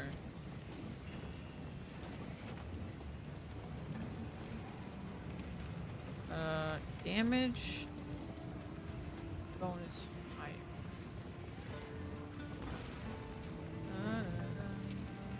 Because okay, this has 1 prefix, 2 suffix. This is per hit. I do like per hit. Okay, sorry. I do like per hit life. It's a T1 physical damage roll. Shit. Oh, man.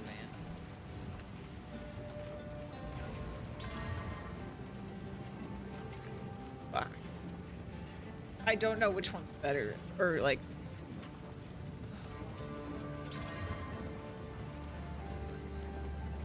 27 life per enemy killed. This is not worth this many exalts. Don't do this.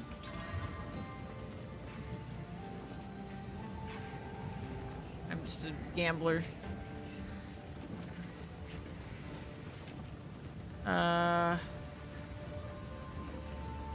Okay, let's look at it this way. Okay, so that's already an upgrade. 500. Okay. Okay, so this is the better bow. Let's do it that way. T1? Oh, Yeah, if you look on the side when I press Alt, each modifier is given a tier. So tier 1, tier 2. The higher the tier, the better the modifier. So the better the roll is, basically. And then within the tier, you see in the parentheses, there's two values for like a bunch of them. That's like the roll within that tier that it could have.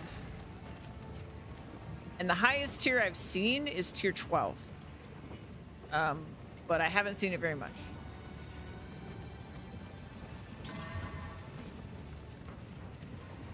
Okay, we got lightning on there. What did that do to the... Holy shit. I think... I don't know what would do better scaling. I mean, I always do physical. It just seems like the answer, but I don't actually know. There's no real way to test it because I can't pull out the... But we'll just put it in there. Okay, so we're at 2.1. You don't know how to get it? There's probably... There's a button, I'm sure. I don't know what the controller equivalent would be. Yeah, I just don't know. Alright, so we did that. We survived this long.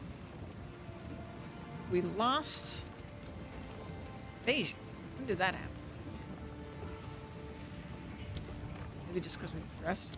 Okay. And now, I don't think this will show on my poison burst. That's part of this that's like a little confusing. Maybe my damage is actually already better than my warrior, but if the poison isn't showing,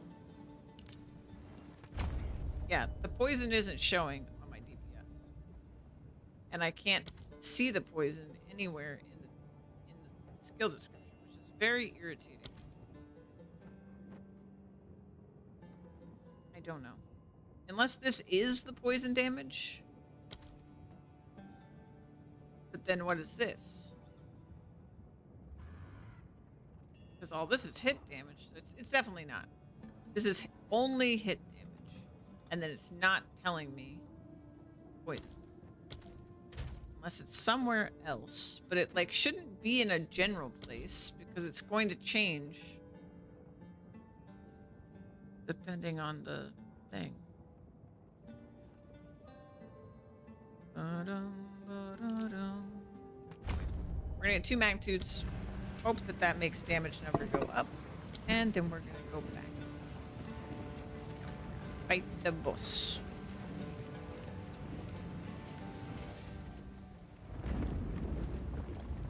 And I think we had, like... I think this is almost 1,000 more DPS just from the tooltip in damage. Since it doesn't account for poison, it should be more than that. This should be a very big boost that just happens. Makes you predictable. The time of the Faradin is nigh. Because I've had the bow I had on since Act 2 normal mode.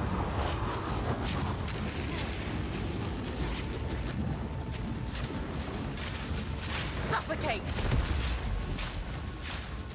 I don't know, it doesn't feel like crazy damage. She's very tanky though, but... Ow.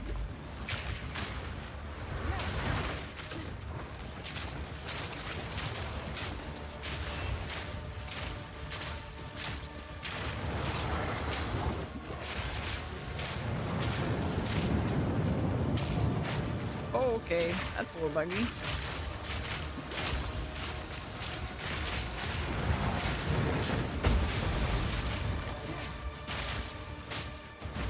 Okay. Excuse me? Alright, I was robbed. Let's do that again. You are relentless, but that makes you predictable. The time of the Faradin is nigh.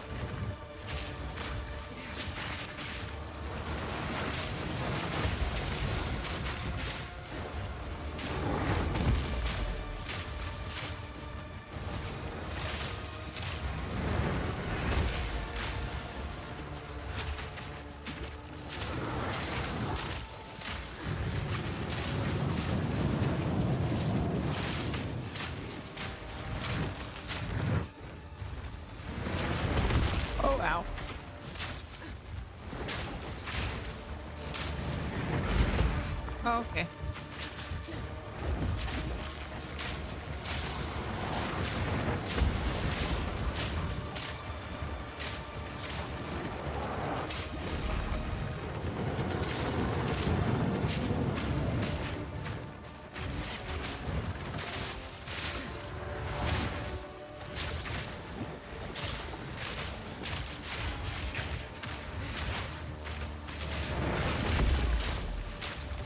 Oh, I shocked him?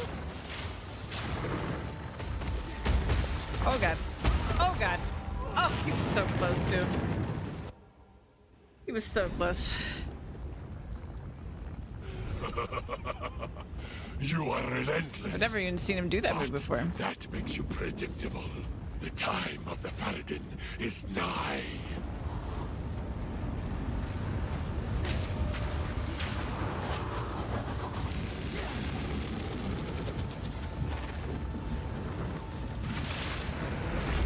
Suffocate!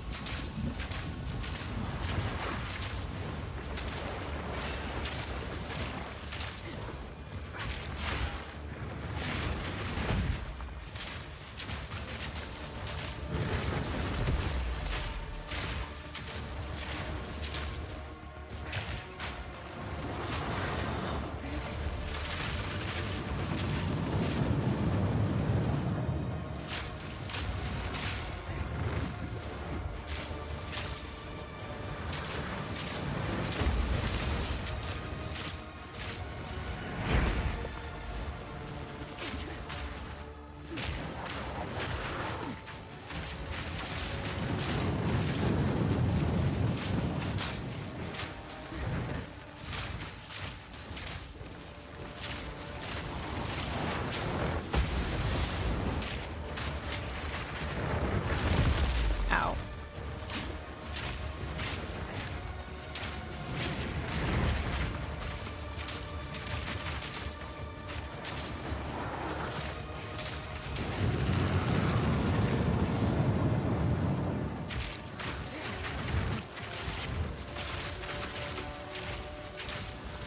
Suffocate!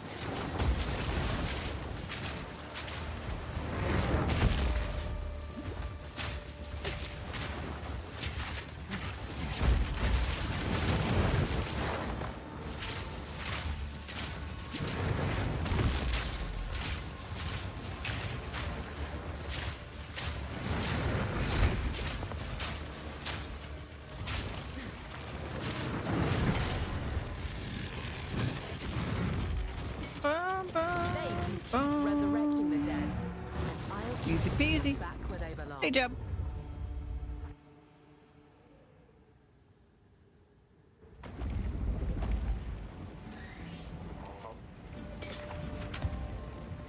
Bum bum ba-da-dum, ba-dum, bum bum bum, ba-dum bum bum.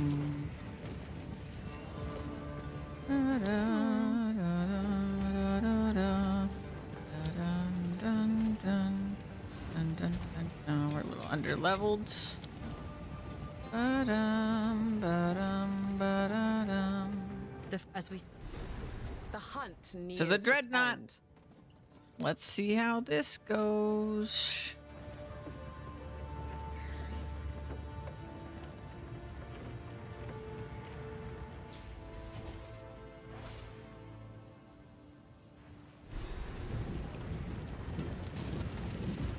ready yourself. We must prevail, no matter what. I always do. We're supposed to be level 57, so we're 2 levels under leveled. This Makes sense. ends I was now. running past enemies and stuff.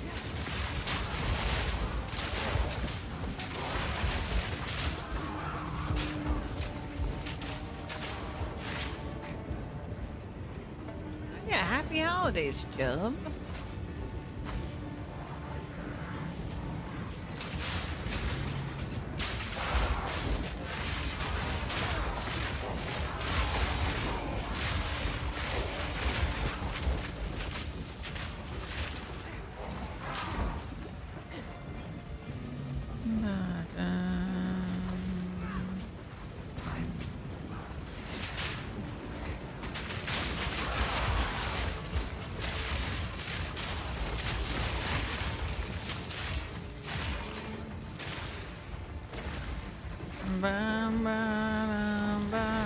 Oh, I'm trapped.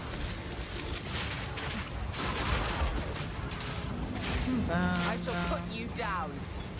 Bum, bum, bum, bum, bum.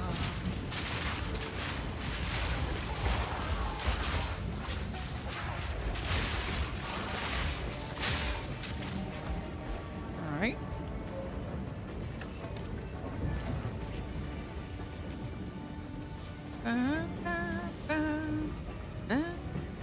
Checkpoint.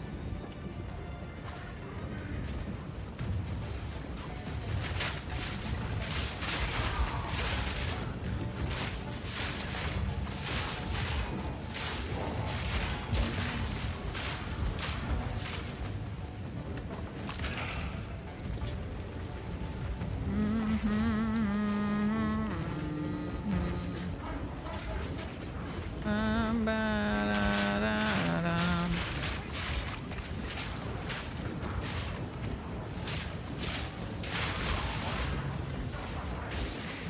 Oh god.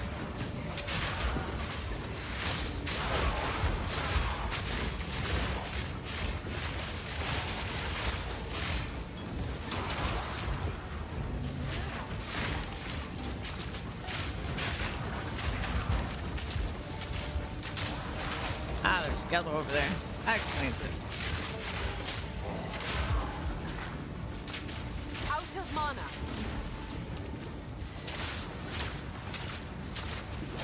Too weak, too slow.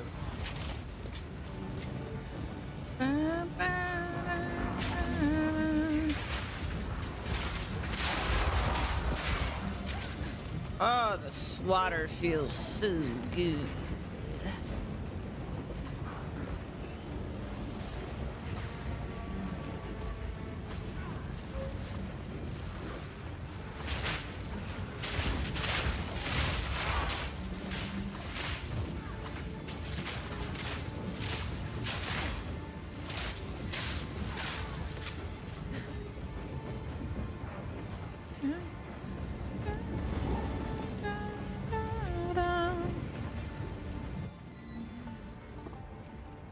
Forward we go.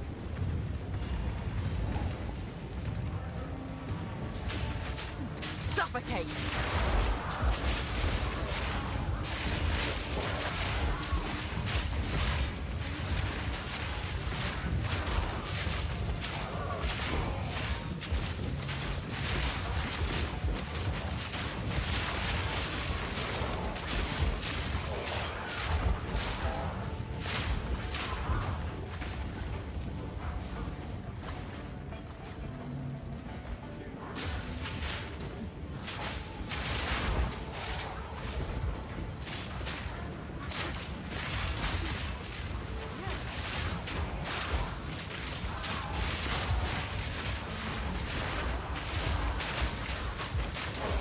There's a lot of dudes waiting for me on that car.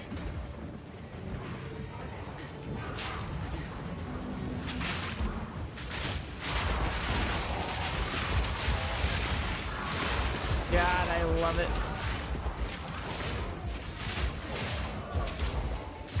That poison just spreading amongst them.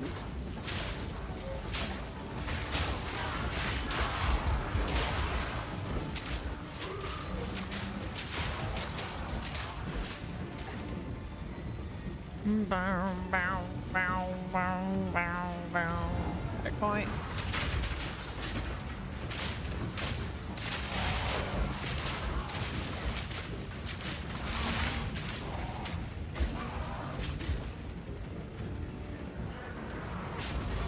Oop, there's a slow enemy.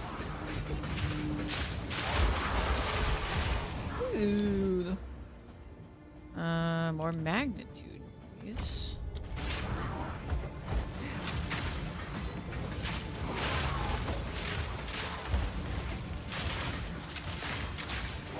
Suffer. I'm full.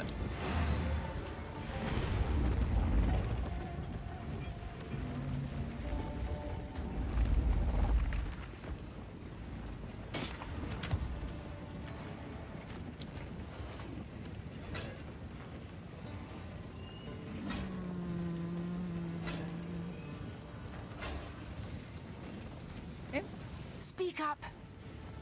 And okay. Quality.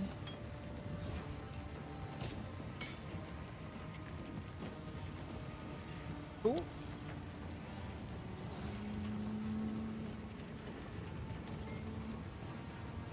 I will tell your tale. Back in the fray. Into the toe.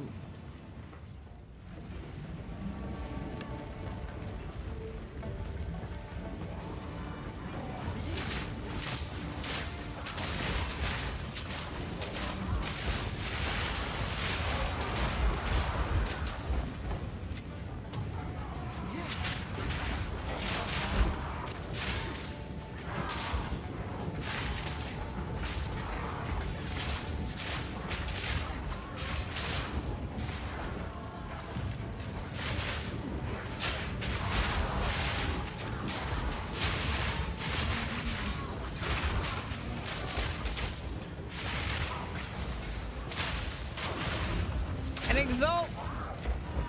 That's quite nice. It is quite nice.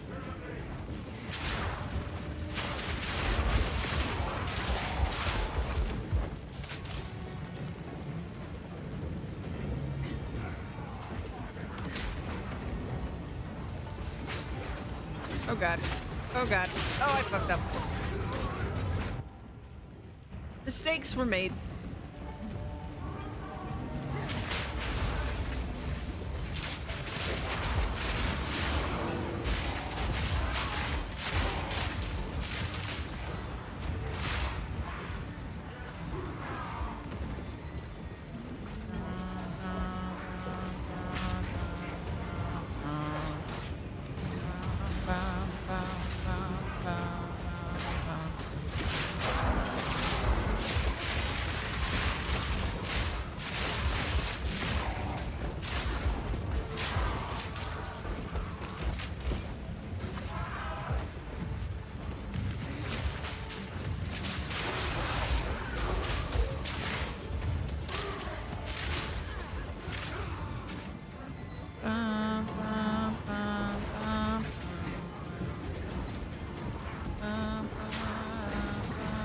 Oh god!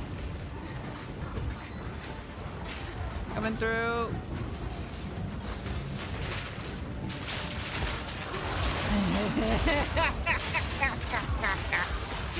Oh, I love stacking them up like that. I don't care that it gets me killed sometimes. I love it. I love it. All right. Is this? Oh, that's the boss. All right. Let's try the boss. You again. The fool under the hooded one's sway. Do you even know what he is? No matter. You'll find my king far more capable than Count Gianor. My king, take the power you were promised. Put an end to this nuisance. Ah, the Sekmar of Yardura. Bow before your king. The Medicats do not bow to kings. We skin them. Ow. Submit. You are finished. Ow. We will have what is ours. We are vengeance. For my people. Burst! The era of the Faradun is now!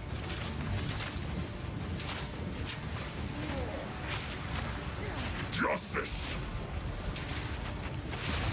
Desert justice! Oh, I don't like. Stop it.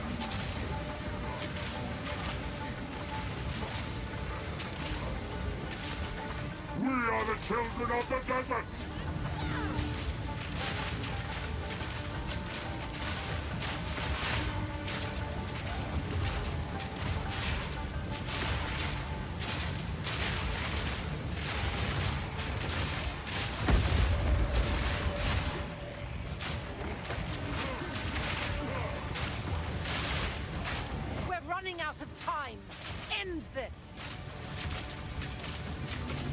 Oh, What are you he's doing? done. Okay. Let the beast go. Phase 2.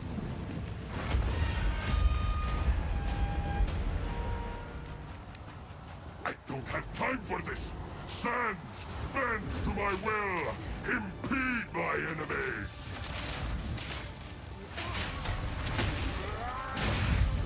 Forge of hate.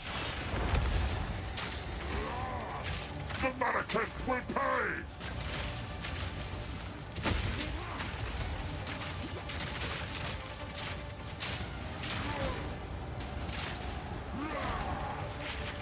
Forge of hate.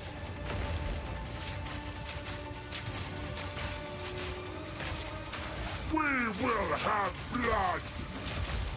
I need more mana. Flourish. The era of the Faradun is now! Take our hate! We will have blood!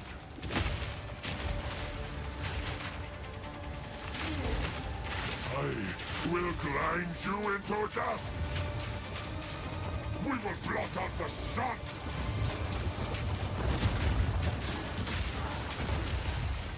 Out of mana. Our gift to you!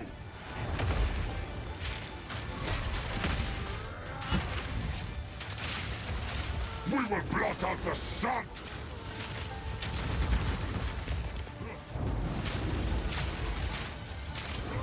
The era of the Faradun is now! Forge of hate! We will blot out the sun! I will grind you into dust! Oh god. It's those things.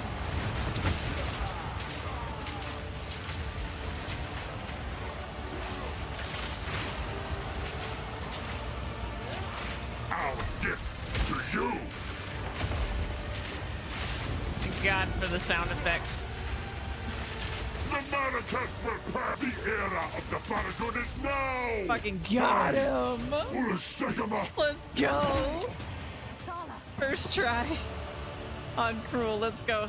Woo! this is not over. That is such a stressful Not fight on this yet. character, but it's so Shamara! exhilarating. I return you to the embrace of death! It is done. The war, return with me. Let's go. Let's wrap up Act 2 in Cruel.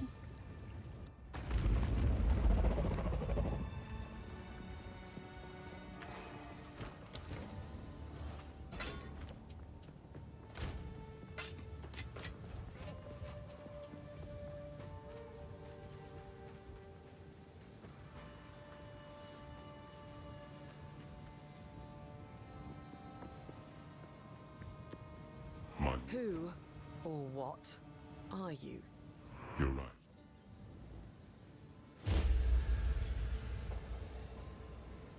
I am. It was all like the Twilight Era. It doesn't matter what you've done.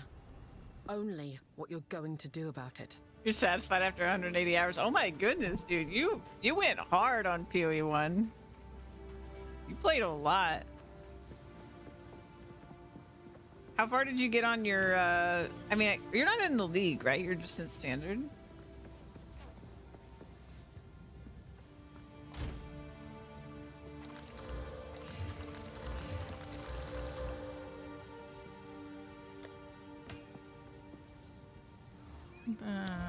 Speak up.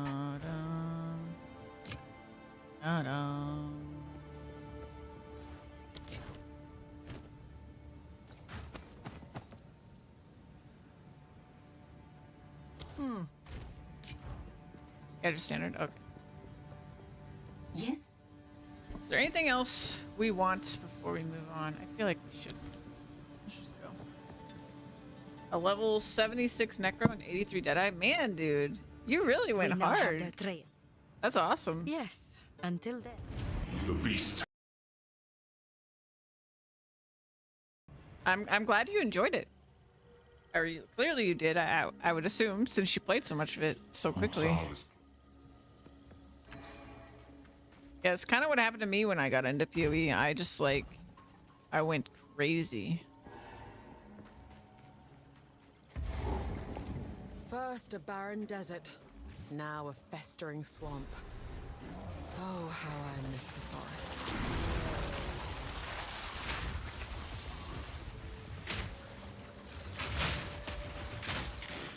Oh, good. The game almost crashed when I did that. Okay. Don't pull too big of packs, okay? And explode them all at once. It might be a little too much for the video game. Actually, my backflip move, the one where I backflip and drop the spores, is what has caused crashes for me multiple times.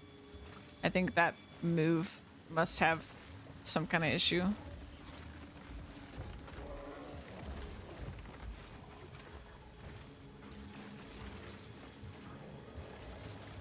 In particular.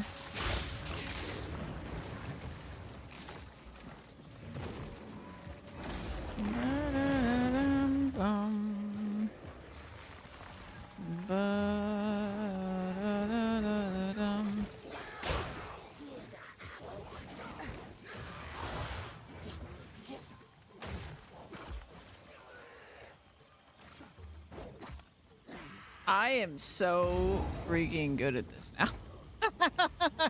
I know where shit is. I went straight to it. Randomization be damned.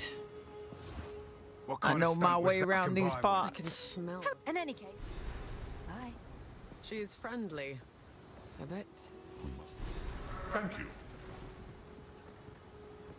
You're out, Nato. She has. Some pretty things, yes? Be wary. All right, now, monkey guy. Monkey guy gonna kill me. This whole area was really, really tough in the first, like originally on this character. I shouldn't assume there's anything like the forests back home. Maybe we're strong enough now that it's okay.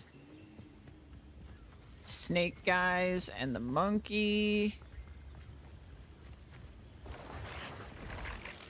Were giving me trouble. Suffocate! Intrepid explorer. Another day, another treasure. Next. All right.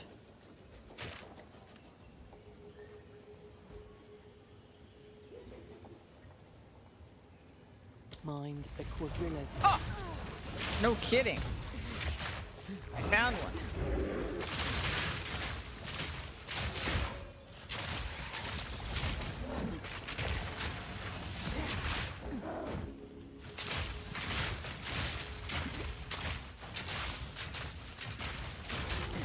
Barely broke a Ow. I'm stuck. Okay. Ooh.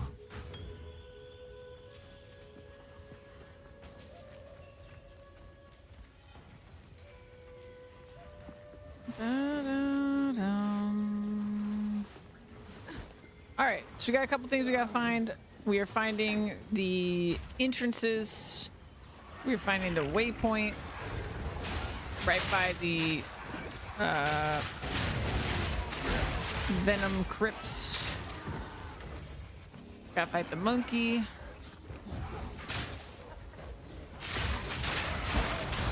He doesn't bother the vendor yet.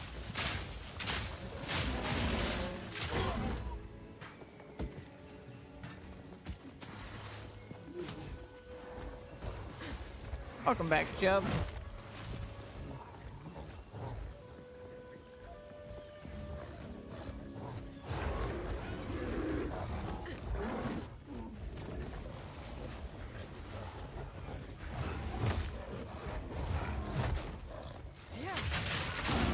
Suffocate! Woo, that hurt. That was a lot of slams. I'm not good with slams. Alright. Did that.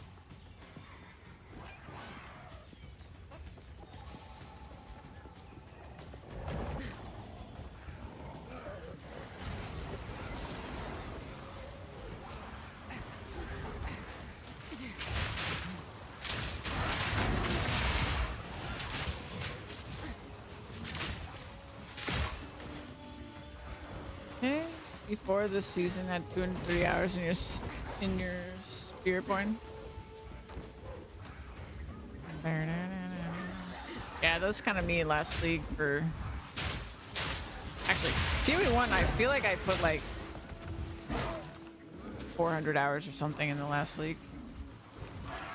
I was trying to get the challenges.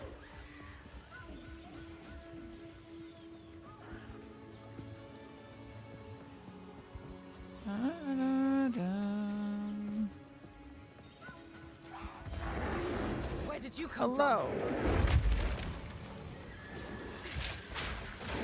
Strong, I'll give you that.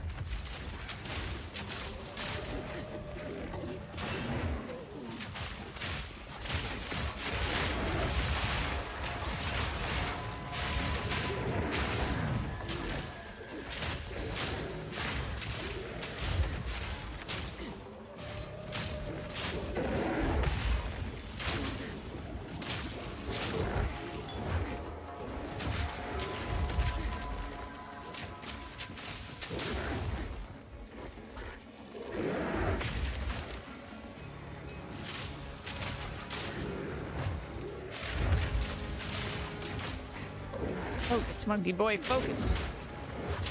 Focus on the monkey boy.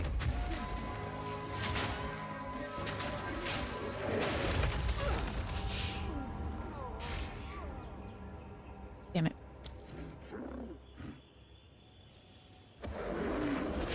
It was a very good run for my first attempt.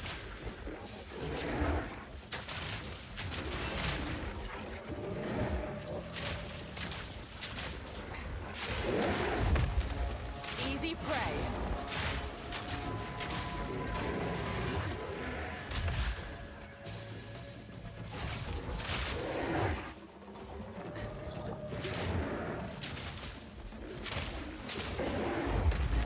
Oof.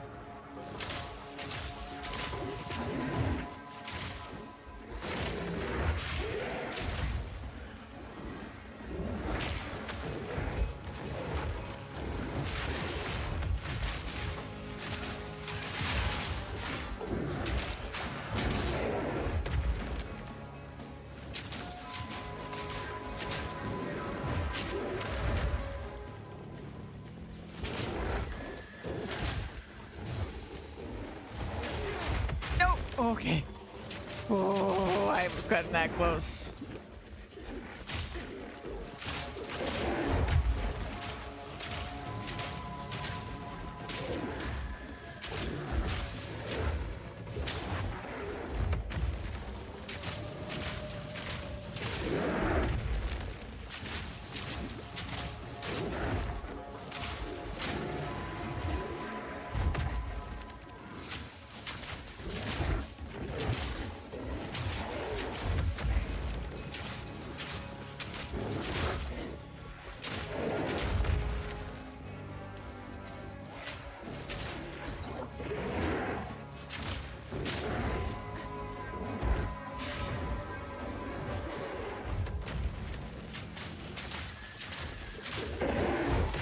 Fuck, dude. That was way too close.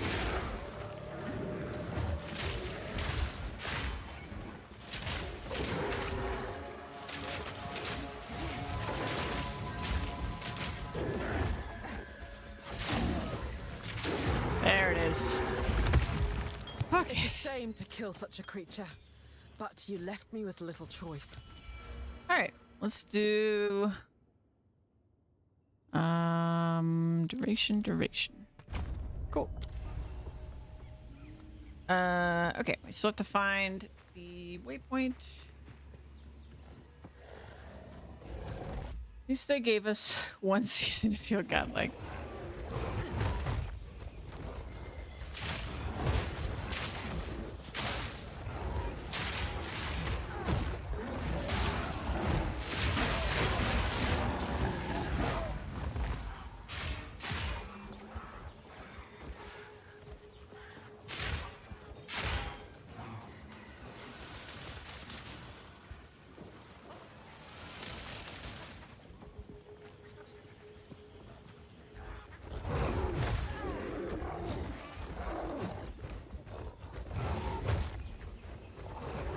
There's the waypoint.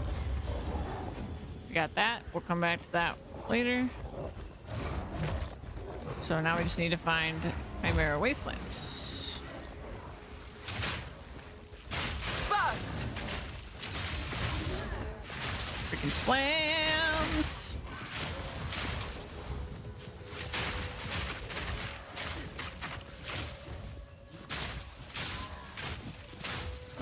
An easy trophy.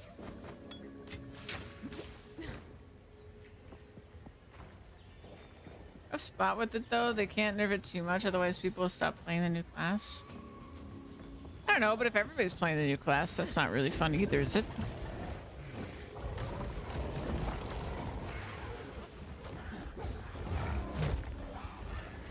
Also, I feel like no matter what they do, if they nerf it at all, I feel like less people are going to play the class just because everybody played the class last season.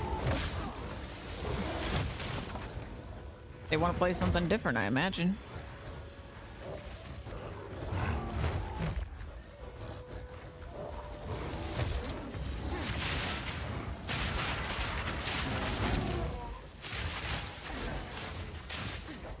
This must be poor Survey's son.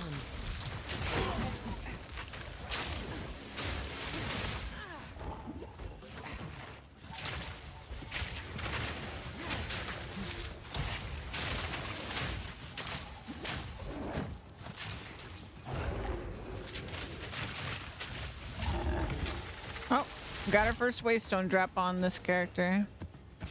Rather not break my back. Just make everything godlike and not like T3. Yeah, they could do that.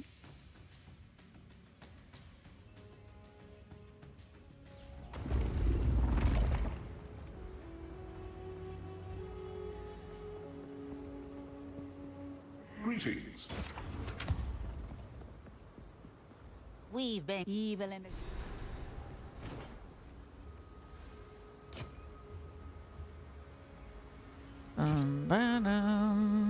Don't drink the water.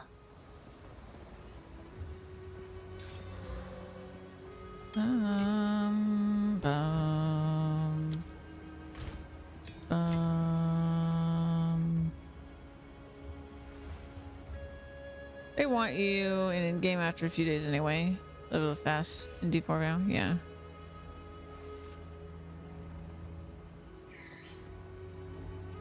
Weird to hear that they want you in in-game that fast, though.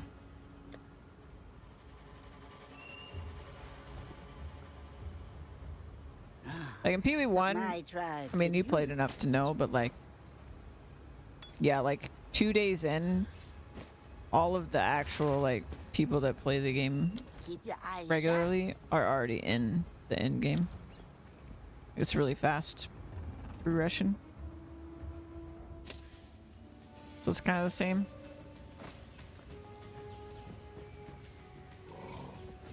And the really, like the actual like advanced players that actually play every league, they're in there in like 8 hours tops. Speedrunners can do it in under an hour or something like that. Well, it slows down drastically in leveling when you hit 250. 250 like Paragon?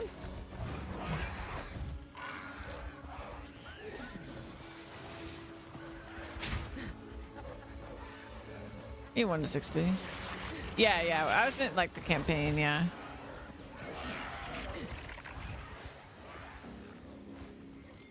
Prepare yourself.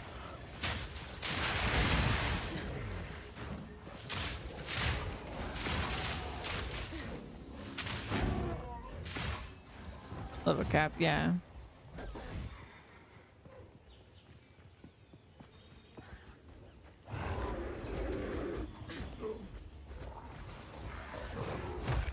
Is Paragon not really considered an in-game thing anymore?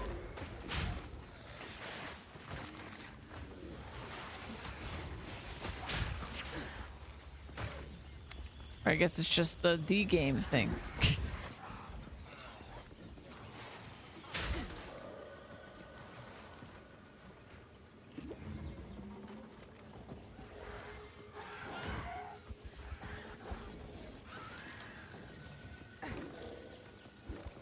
Is though they also got that 5 bars, yeah.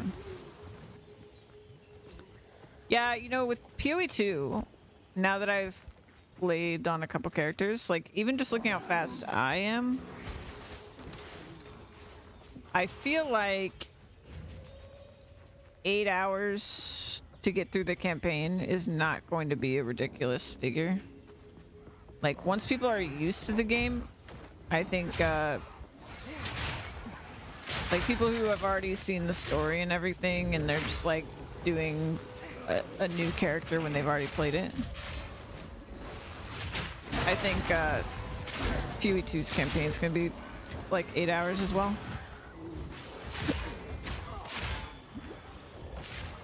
Like on, I would say like the in between like the 1% players that are like crazy fast and the people that play a bunch,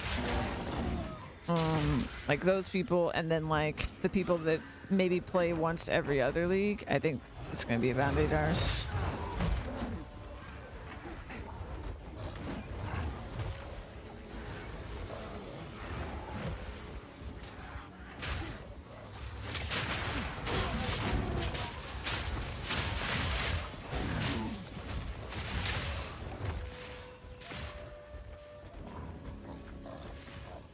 I have somehow missed this door. Oh, there it is. Wait, that's not it. Is it? Is there another door? Am I thinking of Infested Barrens and not Jungle Bronze? Yeah.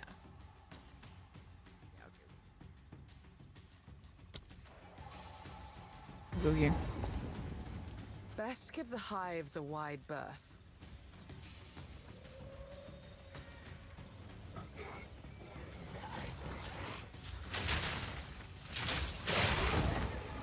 Okay, now this one, the waypoint is by the waterways entrance so that you can put the thingamajig in the hole. This...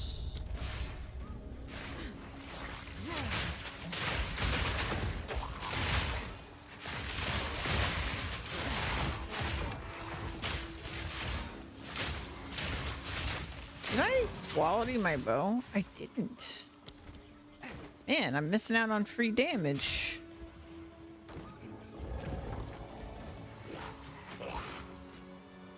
Did they add checkpoints in PoE 2?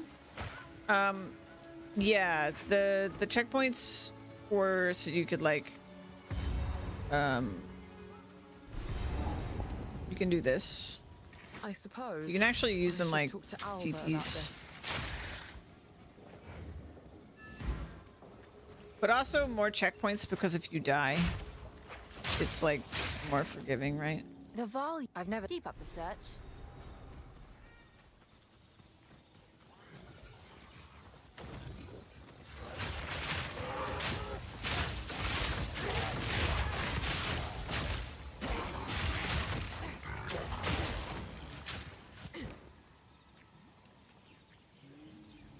Oh, and PoE1. Yeah, I think honestly it was worse in this when it, like on launch day, because the maps are really, really big. Whereas like PoE1, the maps aren't very big. But the maps in PoE2 are like sprawling. I don't know, like PoE1, once you know it, you don't really do any run back. Suffocate! I don't know, at least it doesn't feel that way. Whereas like your first time through, it's like really, really bad.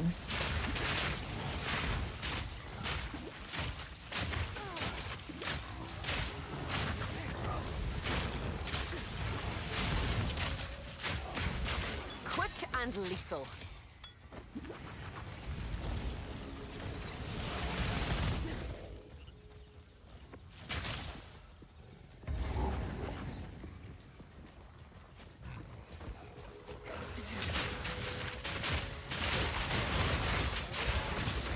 Yeah, I think a big part of it, which I actually really enjoy on like repeat playthroughs of the campaign in this game and in PoE1, it's just like sort of that efficiency that happens. Like, even if you're not really trying, you just sort of naturally start doing because you know where stuff is. Even though the maps are randomized, like, your brain figures it out. Like, your brain's just like, oh, like, I do vaguely know the direction of blah, you know? So even though it's different, like, you just kind of get to a point where you These Azak treat their land can tell. with no respect.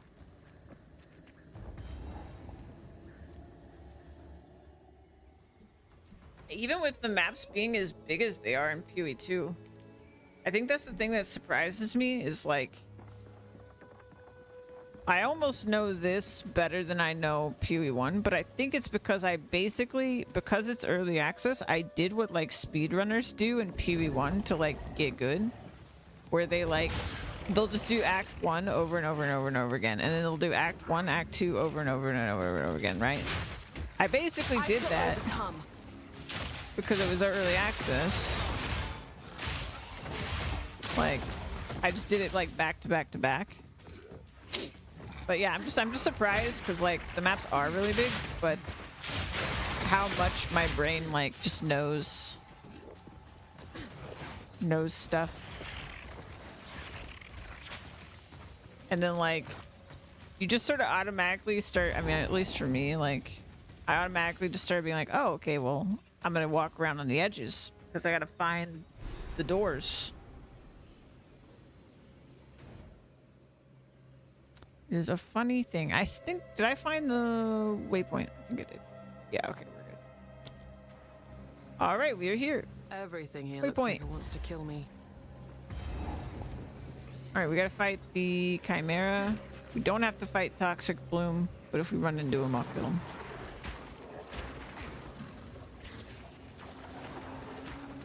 Now this place, I have not figured out. Speaking of things I've figured out, I feel like I always run into dead ends here.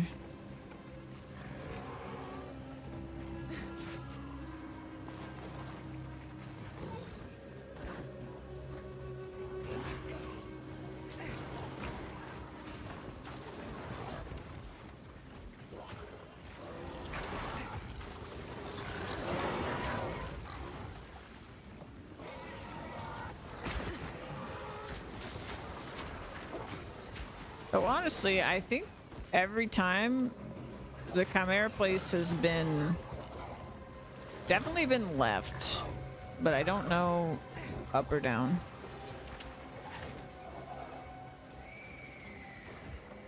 So maybe that's my bigger problem.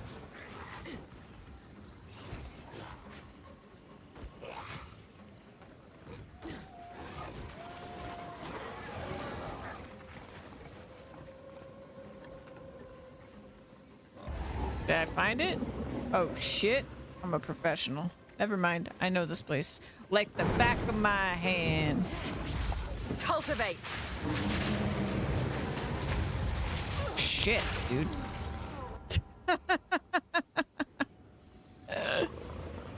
Let's try that again.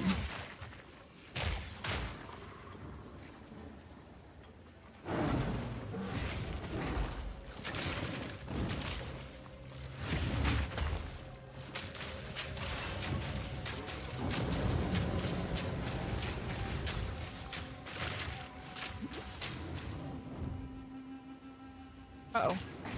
I clicked out of the game.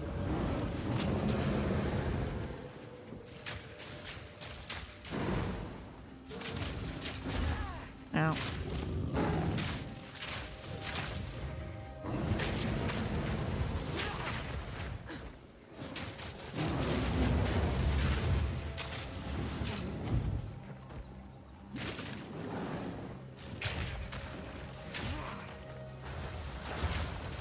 Oh, he's on a pillar.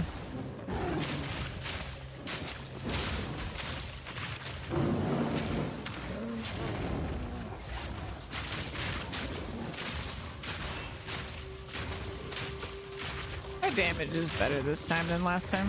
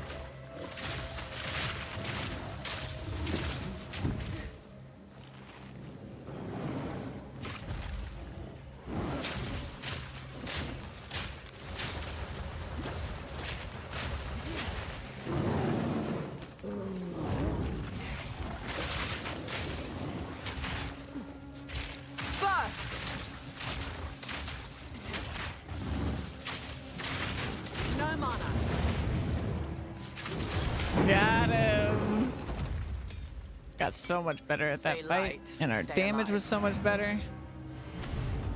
He was a little bit of a wall. Last time we fought him.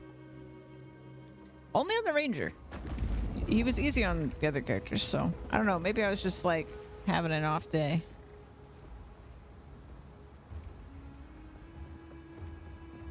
What have you? What have you learned? Ah, my tribe has spoken.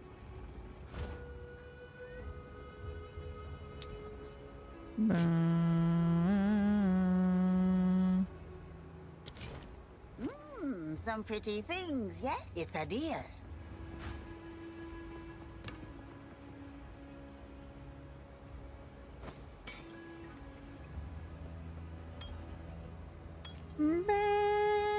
Don't drink the water. Don't drink the water. Still haven't refilled my water.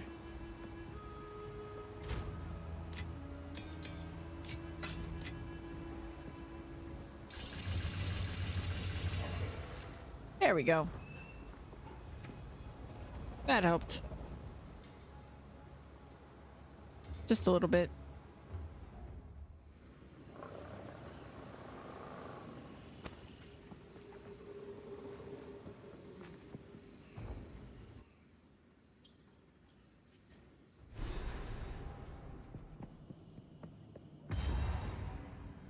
All right, we should probably go back and do some of the side shit that I skipped. So, let's see here. We need to do the... There's only one thing I skipped. Venom grips.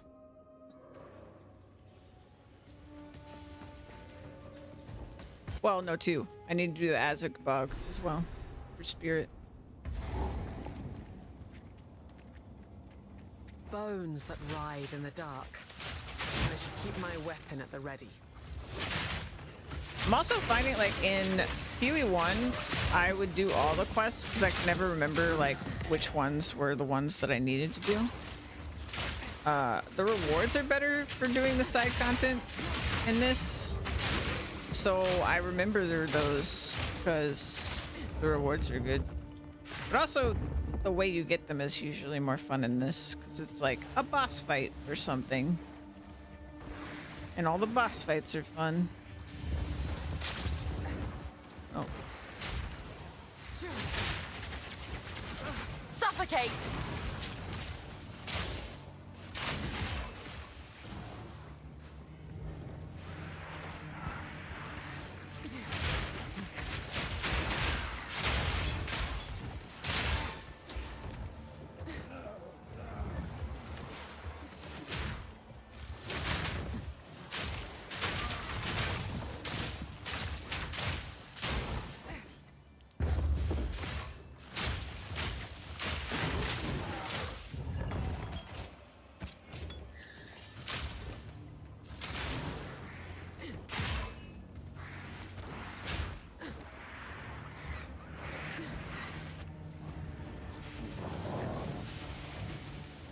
Bum, bum, bum, bum.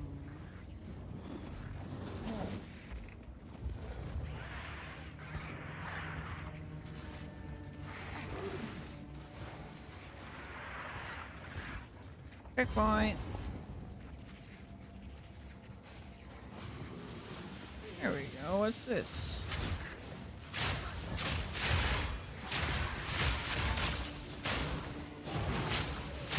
Oh, this is the side thing. Side thing inside the side.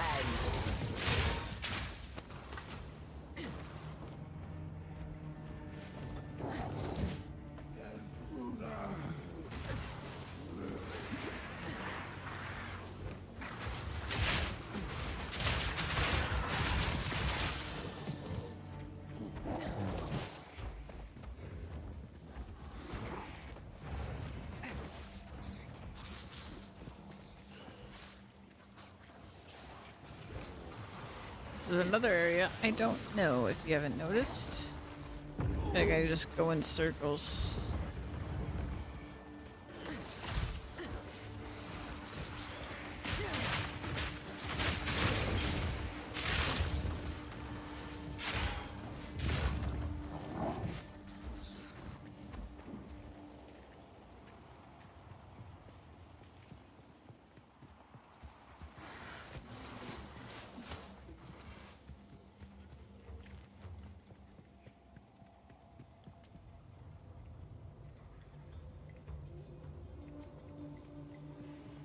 Man, I actually went in a giant circle. I think it's always a circle like this. I think I always do the same thing where I don't go up from the bottom. So I miss it. I think that's what's going on. Like there's the checkpoint down there.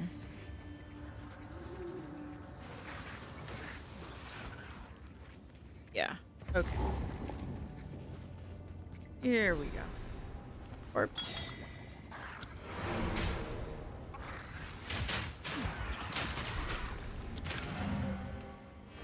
Go back. And then this gives us the choice. Second choice.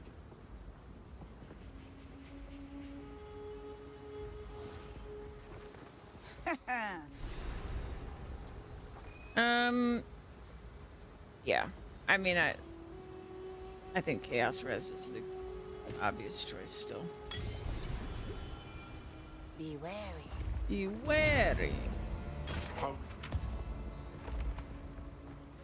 Alright. You want to keep this? Ba-dum.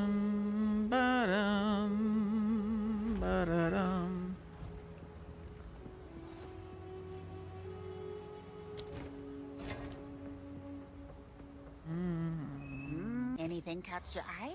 I'll take it.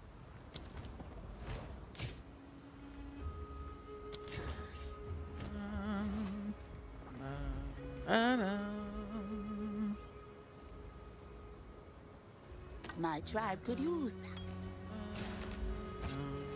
Be wary. Still alive. Some pretty things. Yes? Don't drink the water. The water. Alright. Now we need to go to the bog for the other Survey quest. But also, on break. Because it's been 5 hours. I gotta stretch. Check on my ankle and stiff. I'll be right back.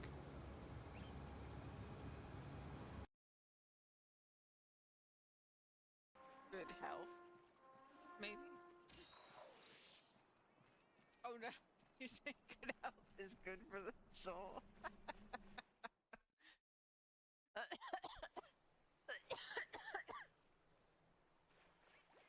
True. I'm gonna press the stare button, but I'm scared. Oh, actually. Oh my god. Of course that's what it is. Of course that's what it is. Freaking Yakuza.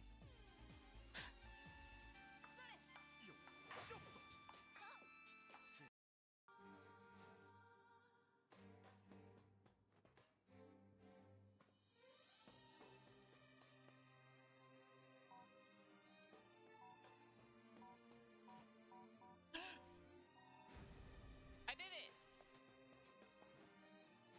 Oh no.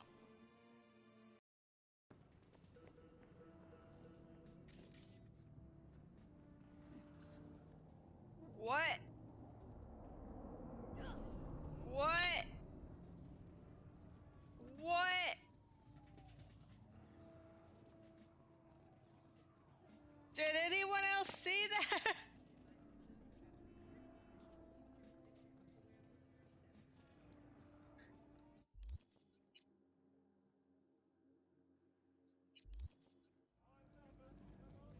Heck?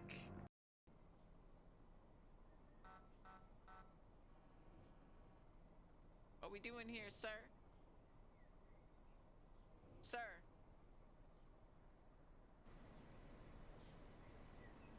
What's this maneuver?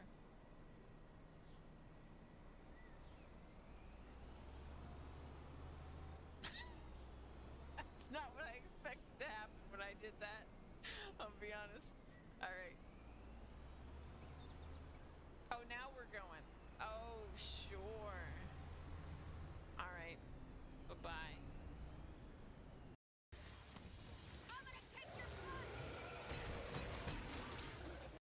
Holy shit! What have I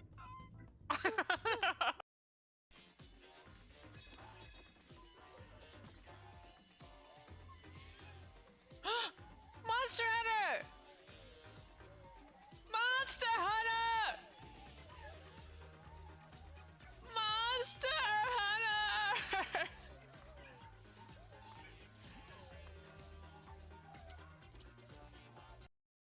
Oh, oh.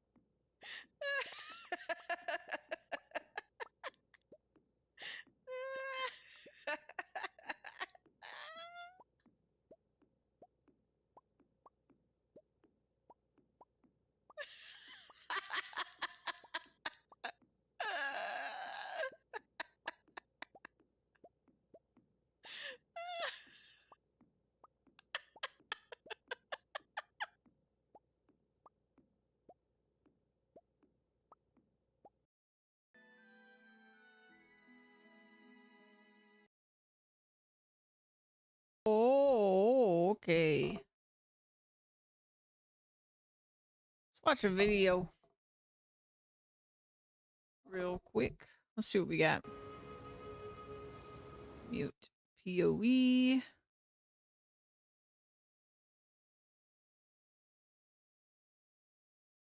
Got my Huel.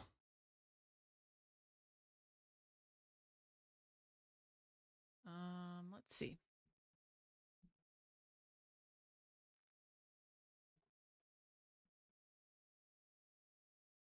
Ba-da-dum.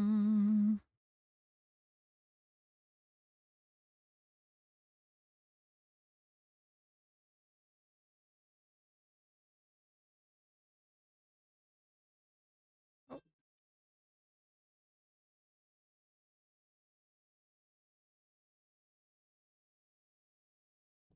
There we go.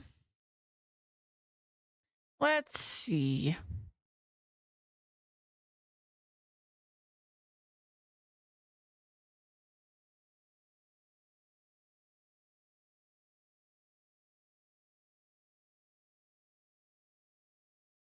Let's watch a little bit of the Kitten Cat Noodle podcast with Try here.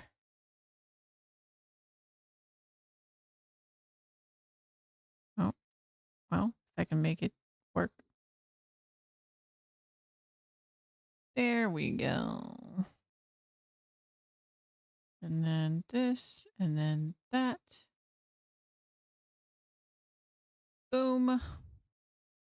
Exile's talking to Try here. Moana Exile's talking to Try here with a very special podcast.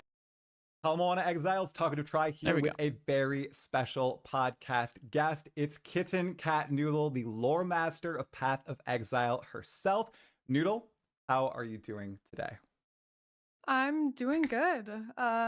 Playing on my monk in preparation. I'm hoping to get to end game on my second character because first character was a little bit slow, but I have gotten through the entire campaign and some of the end games. So I'm hoping I have enough information for some juicy lore today. Ooh, excellent, excellent. So your first playthrough, we'll talk about gameplay really quickly, and then we'll get into the story.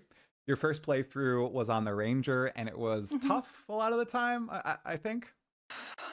Honestly, it was completely fine until about Act 2 Cruel. I think for one, I wasn't watching anybody else because I didn't want to get spoiled. And so I was kind of going through and like lightning arrow was good and freezing salvo was good and snipe was good. And then I was like, okay, I'm going to do lightning, but storm caller arrow kind of sucked. And then I don't know, it sort of got lost. I was trying every single different skill except for the 3 apparently that just got nerfed. Literally, I think I tried almost every skill except for tornado and magnetic salvo.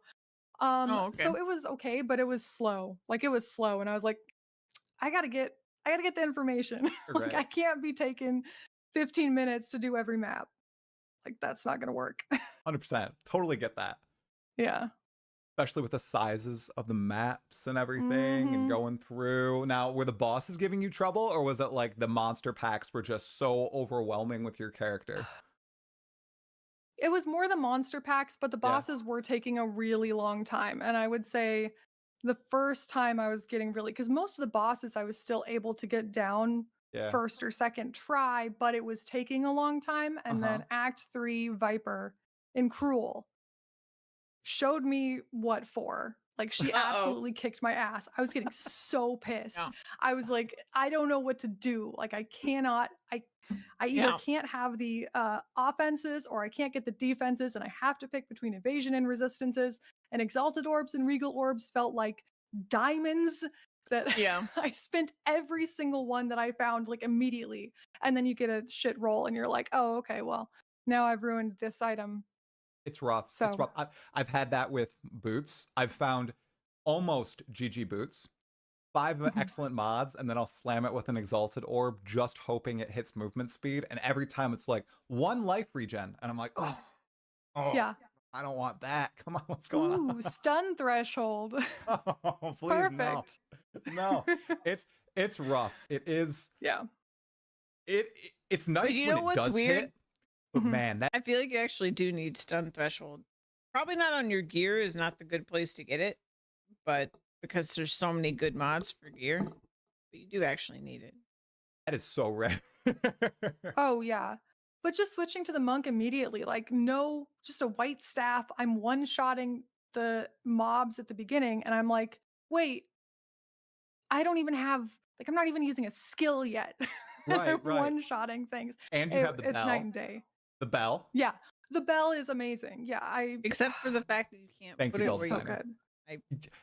It drives me nuts saw a how funny much meme people the other love day monk. where it's like, I'm oh, look, sorry. a fresh new monk build, and then it takes the mask off and it's just Tempest Bell, it's just carrying the bell every single time. It's so right though, because I'm even in endgame. It's my oh crap button, right? I'll get surrounded by monsters and I'm just like, all right, bell it up, and then they'll just all explode. Every time you get surrounded, you're like, oh, bonk. 100%. Okay. I feel like people just love it because it's strong and fast. Like, I don't know. Am I the only person that cares that the skills don't feel good?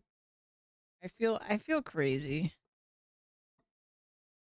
I'm on this hill alone, I guess. Which probably means it's not gonna get fixed. So Noodle, you're on the Ranger, you're on the Monk. Let's first, before we get into like the actual juicy lore of the axe, how do you like each character's dialogue and personality so far? I know you've only experienced 2, but man, are they distinct. I played through on the Monk, and my friend was playing through on the Witch. Their outlooks on Rayclast and the events that are happening are just like night and day. It's crazy. Yeah, the Ranger is pretty bland with dialogue, not gonna lie. It's really, there's not some as bad as interesting bits where Sorceress. people are like, oh, you're the woman in the woods, and there's some references to her potentially being a magi from the Viridian Wildwood, which is really cool. Oh, if interesting. true. But really, she's just like, wow, I should really do the thing I'm supposed to do right now.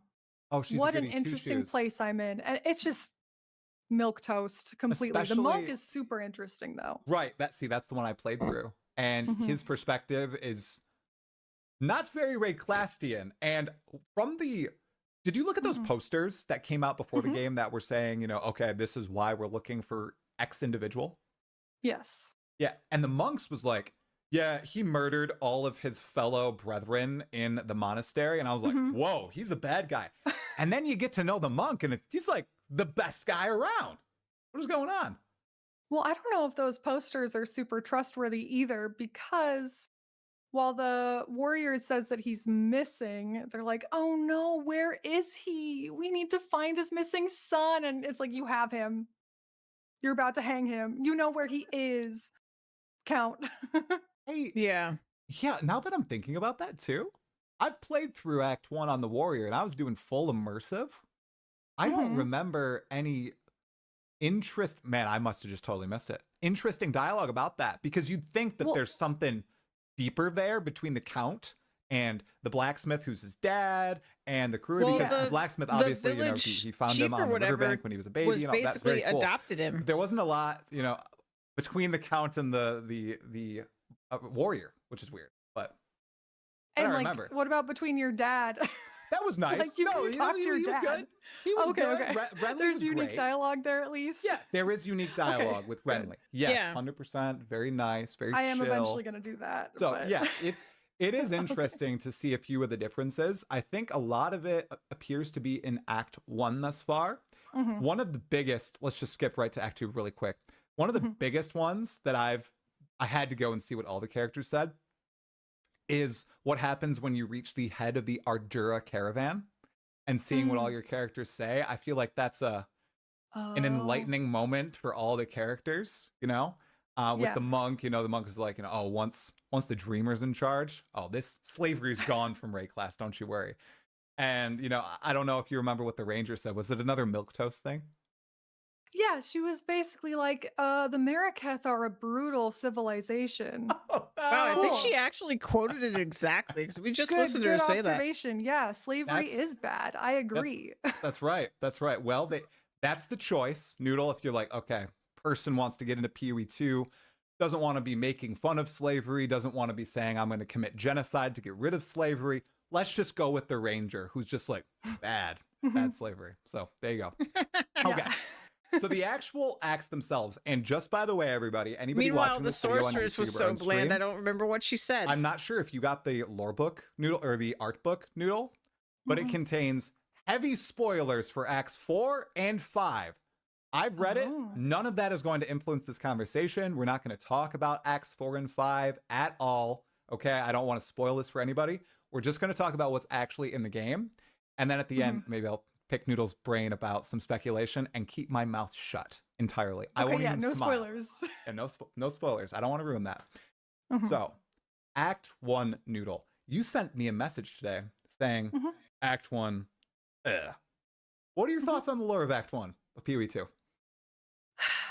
Well, I think the story of the characters in Act 1 is fine and interesting. I think all of them have their own little bits. I mean, Una is just really sweet. She has her moments with the face Una's spirits and whatever with the Grim Tangle, which She's is super kind weird. of like Yina. It's like sort of interesting mystical figure, and then her relationship with Finn, who is of questionable heritage, like potentially had an important father that we don't know exactly who it is. And Renly's nice. You know, he's there too. There too. I am disappointed in the lack of context, like connecting this to what we already know about Esamir. Like Ogum is in Feral, which is fair. at the very top of the map, and like most of Esamir that we know from Path of Exile 1 is in the Isle of Scoth, which is very far south. So basically, anytime they're talking about stuff in their past, like the Red Veil, right? I was like, oh my gosh, I wonder if this is related to the Purity Rebellion and the Bloody Flowers and Rigwald, because Count Geonor is the Mad Wolf and stuff. And they're specifically like, this is not the Bloody Flowers Rebellion. And Rigwald wasn't here. I remember that. But it was a battle, and a lot of people died. And it's like, okay, cool. I guess that's cool. Like, who led the battle from here? Like, was it Count Lachlan? Like, is that why? But I don't know. There's there's some interesting stuff like Ogham being founded and like the first place the Ezamites came to after they escaped something that's like leading to Yeah. something, but there's no answers to either stuff that was set up before or to the stuff I that think they it's set up probably a now. good And thing it's she just has kind of like, questions okay. still, though. Right. Because I get that. So I feel like they didn't want to do something that GGG's writers really like to do with leagues is that like they'll leave so much stuff hanging. Like you're like, you can there's clearly lore that like we just don't know because like we don't know everything, right? Like we are just the Exile and whatever. But then a league will come around and then we get way more information about something that like we only vaguely knew about before. And it's I think that's really cool. But because that way it's not like when a league comes out, it's just like this totally separate thing we've never heard of. It is something that we've had like pieces of, and so I don't know, it makes it more interesting for me that it's like it was something we had questions about and the league actually gives lore answers. a bunch of connections to Path of Exile 1 lore. Really? They wanted it to be in the world of Rayclass, but then But you they played didn't... through Act 2. What? Right. Yes. Yes. At least at the beginning, like Act 1. Mhm. Like, I feel like Act 1, they didn't want to be like, oh, you know, here's a, like you're saying, Rigwald could have been the dude who fought in this big battlefield, and they're like, no, let's stray away from that. Oh, let's introduce a lot of new characters. They do talk about like the Eternal Empire and everything. When I was playing through, people were asking me like, oh, Eternal Empire. I remember watching your video, dude. What is the Eternal Empire again? And they were getting kind of interested in it. But a lot of it, yes, I think they were kind of setting up questions and then not necessarily diving very deep into them with the characters that we were introduced to. The story felt like it was moving along very quickly, especially once you kill the Executioner. And I guess that's near the end of Act 1. Yeah. But like when you save that girl, I thought we were going to get a lot more from that girl. Oh, I can't for remember sure. her name, right? For sure. Latest. Yeah. When we did the gameplay demo in March, like I got all of her dialogue and I was like, oh my God, she probably has so much more interesting stuff. Like she talks about the Countess, she talks about what the Count is doing and all this. And then that's all she says when she's like somebody who was there with the Count before and after, like in that circle. She says things like everyone developed strange proclivities and they would take people into their room, like either the Count and Countess or all of the nobles would take people into their room at night and then the people would disappear, which is like what? I feel like What's that's going on? weird. Yeah. Actually, I feel like that's actually just them feeding the people to the beast. I feel like that's got to be what that is. Probably weird. Yeah, I the way they did it was very PoE1, where they're setting up a lot of things that are interesting, and I don't know if they're going to explore more stuff later, but compared to Act 2, which is my favorite, it felt very like not rushed, but sort of like a self-contained story about people and not really about lore, I guess. Right. I do agree. It's focusing just on those individuals in the town and their little stories, like Renly, Blacksmithery, and wow, I'm really bad with names right now. The guy who is connected to the rituals and the King of the Mists and going there with that wild cult Finn. and everything. Oh yeah, like Finn. Finn. Yep. It's not diving deeper into Rayclass and really trying to hook people. I feel like you're totally right, and that does actually happen in Act 2. Where you do have the air to breathe and you're going to all these different environments and you're not just staying in this one little secluded place in Ezomir and you're just going all across. Yeah, the scale goes up really and fast. So I don't want to rush past into Act 2. I just want to talk briefly about no, because my favorite moment in the entire story, and one that I think it's my favorite moment in the entire game so far, gameplay wise, story wise, everything, is that final battle against Count Geonor. Just everything that happens there. I think it's just absolute cinema, and I will die on that hill. I hope that is what the final 3 acts have in them, because even though I really like the Act 2 final boss and the Act 3 final boss, we'll talk about him in a little bit. They're great. Man, when you're fighting Geonor and he like talks about Agnar, the sword, and that poem, like, did you enjoy that? And then how it ended? Yes, I absolutely love that whole fight. I love that it's basically a rhythm battle at that point. I'm really curious what the druid is going to say about some of the stuff, because we see druids like already throughout acts 1, 2, and 3. Obviously not good guys from our perspective, but yeah, I'm very curious. And like if I understand the poem that the dude's saying in that fight when I'm really, really stressed because he's doing the move I'm the worst at in the fight. It sounds like, and also there was somewhere else that I picked up a piece of this lore in my first playthrough. It feels like months ago now, but there seemed to be some sort of like intense persecution of druids. I mean, or werewolves. I'm not sure if that's different in the PoE world or if it's the same thing. We'll have to see. While you're listening to slam poetry, and I have to go back and like transcribe all of the text there, because luckily that's the one benefit of the ranger. I'm pretty sure I saw the whole poem. So yeah, absolutely so good. And they also set up so much interesting stuff about him, like that his big fear about having eternal blood in his lineage, and then like what is his lineage, because Renly's talking about how he's a count that was given this because of his blood instead of being picked by the clans, and like how recent is that. And just in general, like I personally have really always wanted to know more about Esamir, and I think that's why the fact that it was like we're in Esamir and it's a contained story is like just what kind of bothers me, even though there's really good elements. And the whole King in the Mist thing is interesting, where, you know, it's a group of the clanless that basically become the cultists. And if we're assuming the ranger is from the Viridian Wildwood, that would make sense, because that means cultists from there are coming and traveling into this area because she lived in the woods there. There's good stuff. It's just not enough Esamir.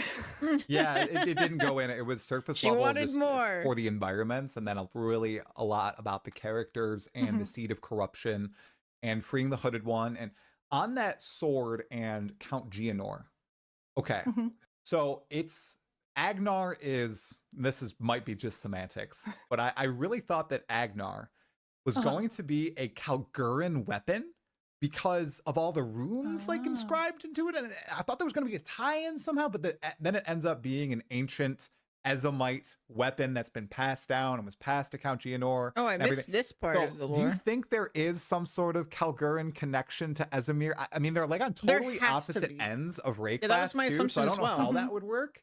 But it just looks so Kalgur to me. I don't know. It has to be. It has to be. I mean, Johan in Settlers of Kalgur literally says, do you know of the Ezomites? Because they have the same kind of runes as us, which is weird. Right. I mean, that's not an exact quote, but basically. Literally. Yeah. So yeah, I was also anticipating that there would be some setup to it being Kalgur. The only setup is that the Ezomites founded Ogham, which is the first place I think we'll of find the out more in Ezomites, King's and when they March. started calling themselves the Ezomites, I think in like 1132, so like 190 okay, chill years out, before Noodle. the Purity Chill Rebellion. out with your freaking year citations. All right, you know. I gotta know these things. I gotta write them down. I was curious. I was like, how long before the Purity Rebellion? Because at first, when I saw the number, I was like, is that 2 years before the Purity Rebellion? But it's like 190. And that's, you know, that's a pretty distant amount of time, but that's not like when the Kalgur came to Rayclast, which is way farther back than that, which is when I think the Kalgur and whoever the Ezomites were like met. But they weren't called the Ezomites, and that might be why it's not written in the Kalguran texts about it. But there's clearly a connection, and I'm really hoping that Act 4, when we go to King's March, yeah, That's why I just said. We'll do something with that, because yeah. And so a little bit more spoiler for like Act 3 at the end. We're looking for a precursor weapon when we go to the Kuri archipelago and everything.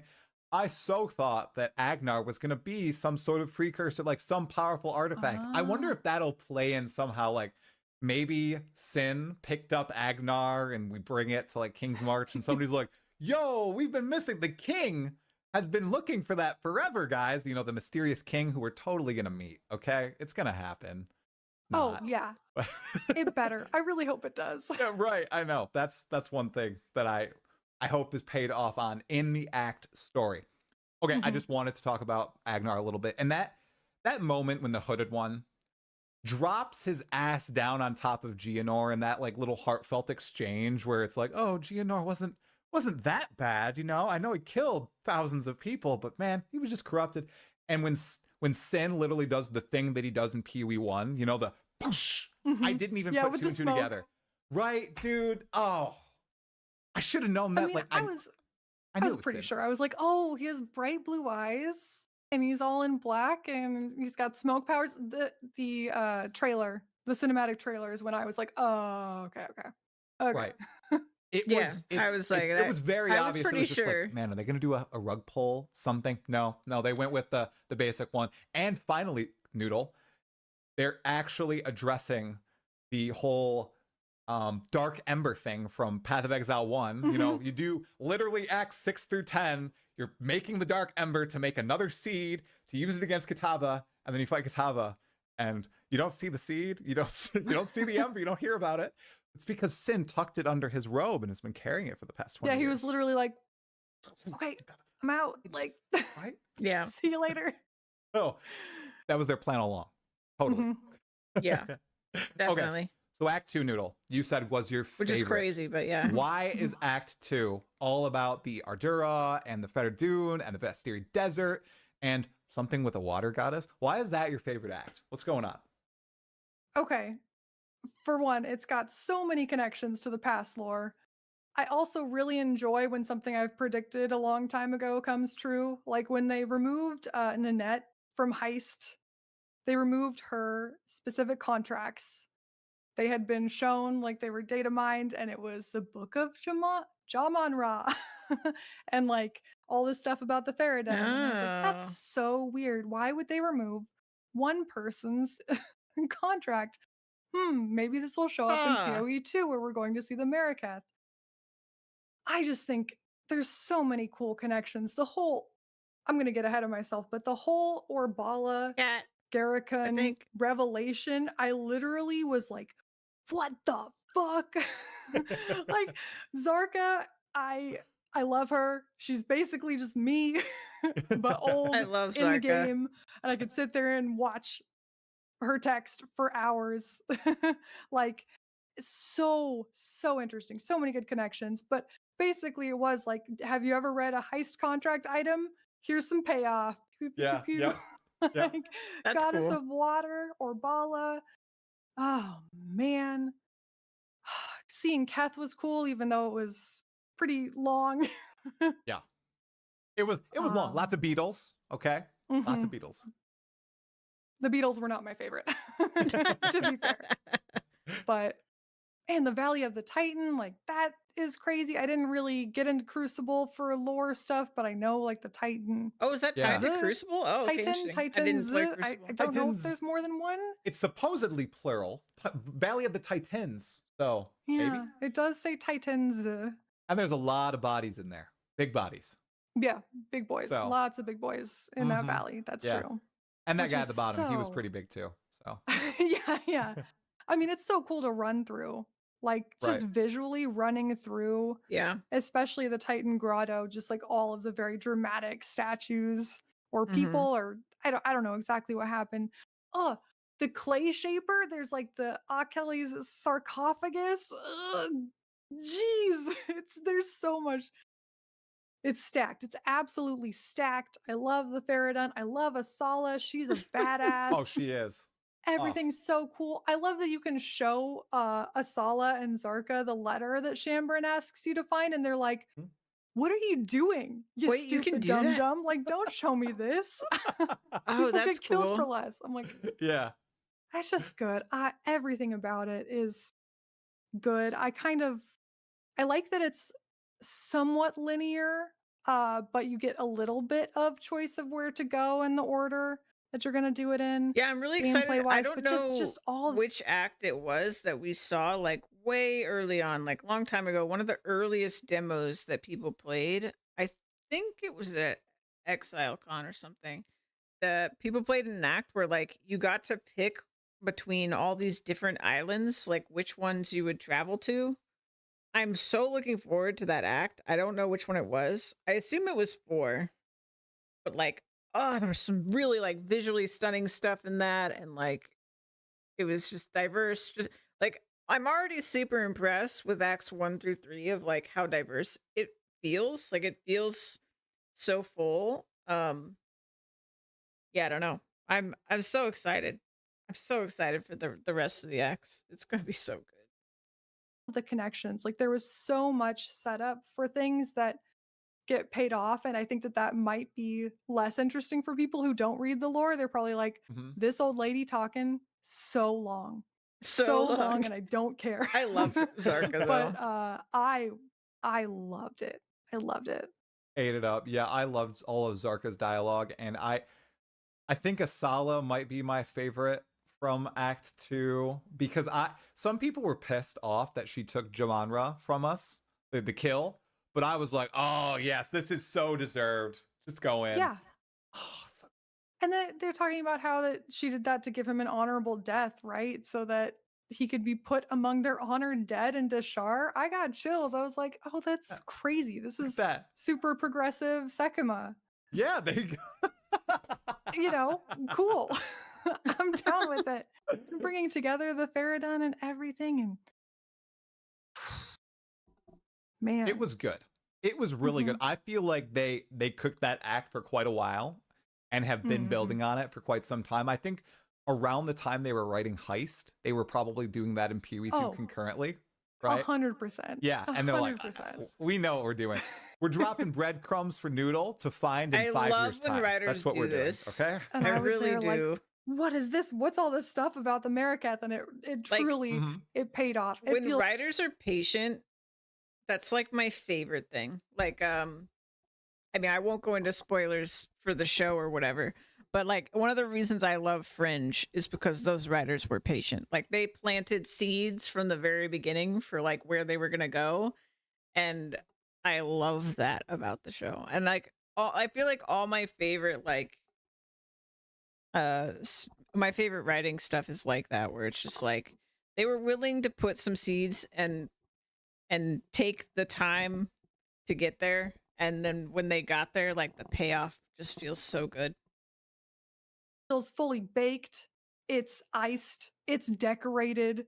They've cut it up into nice serving sizes. Like I think Act 2 is both gameplay and story-wise just so good.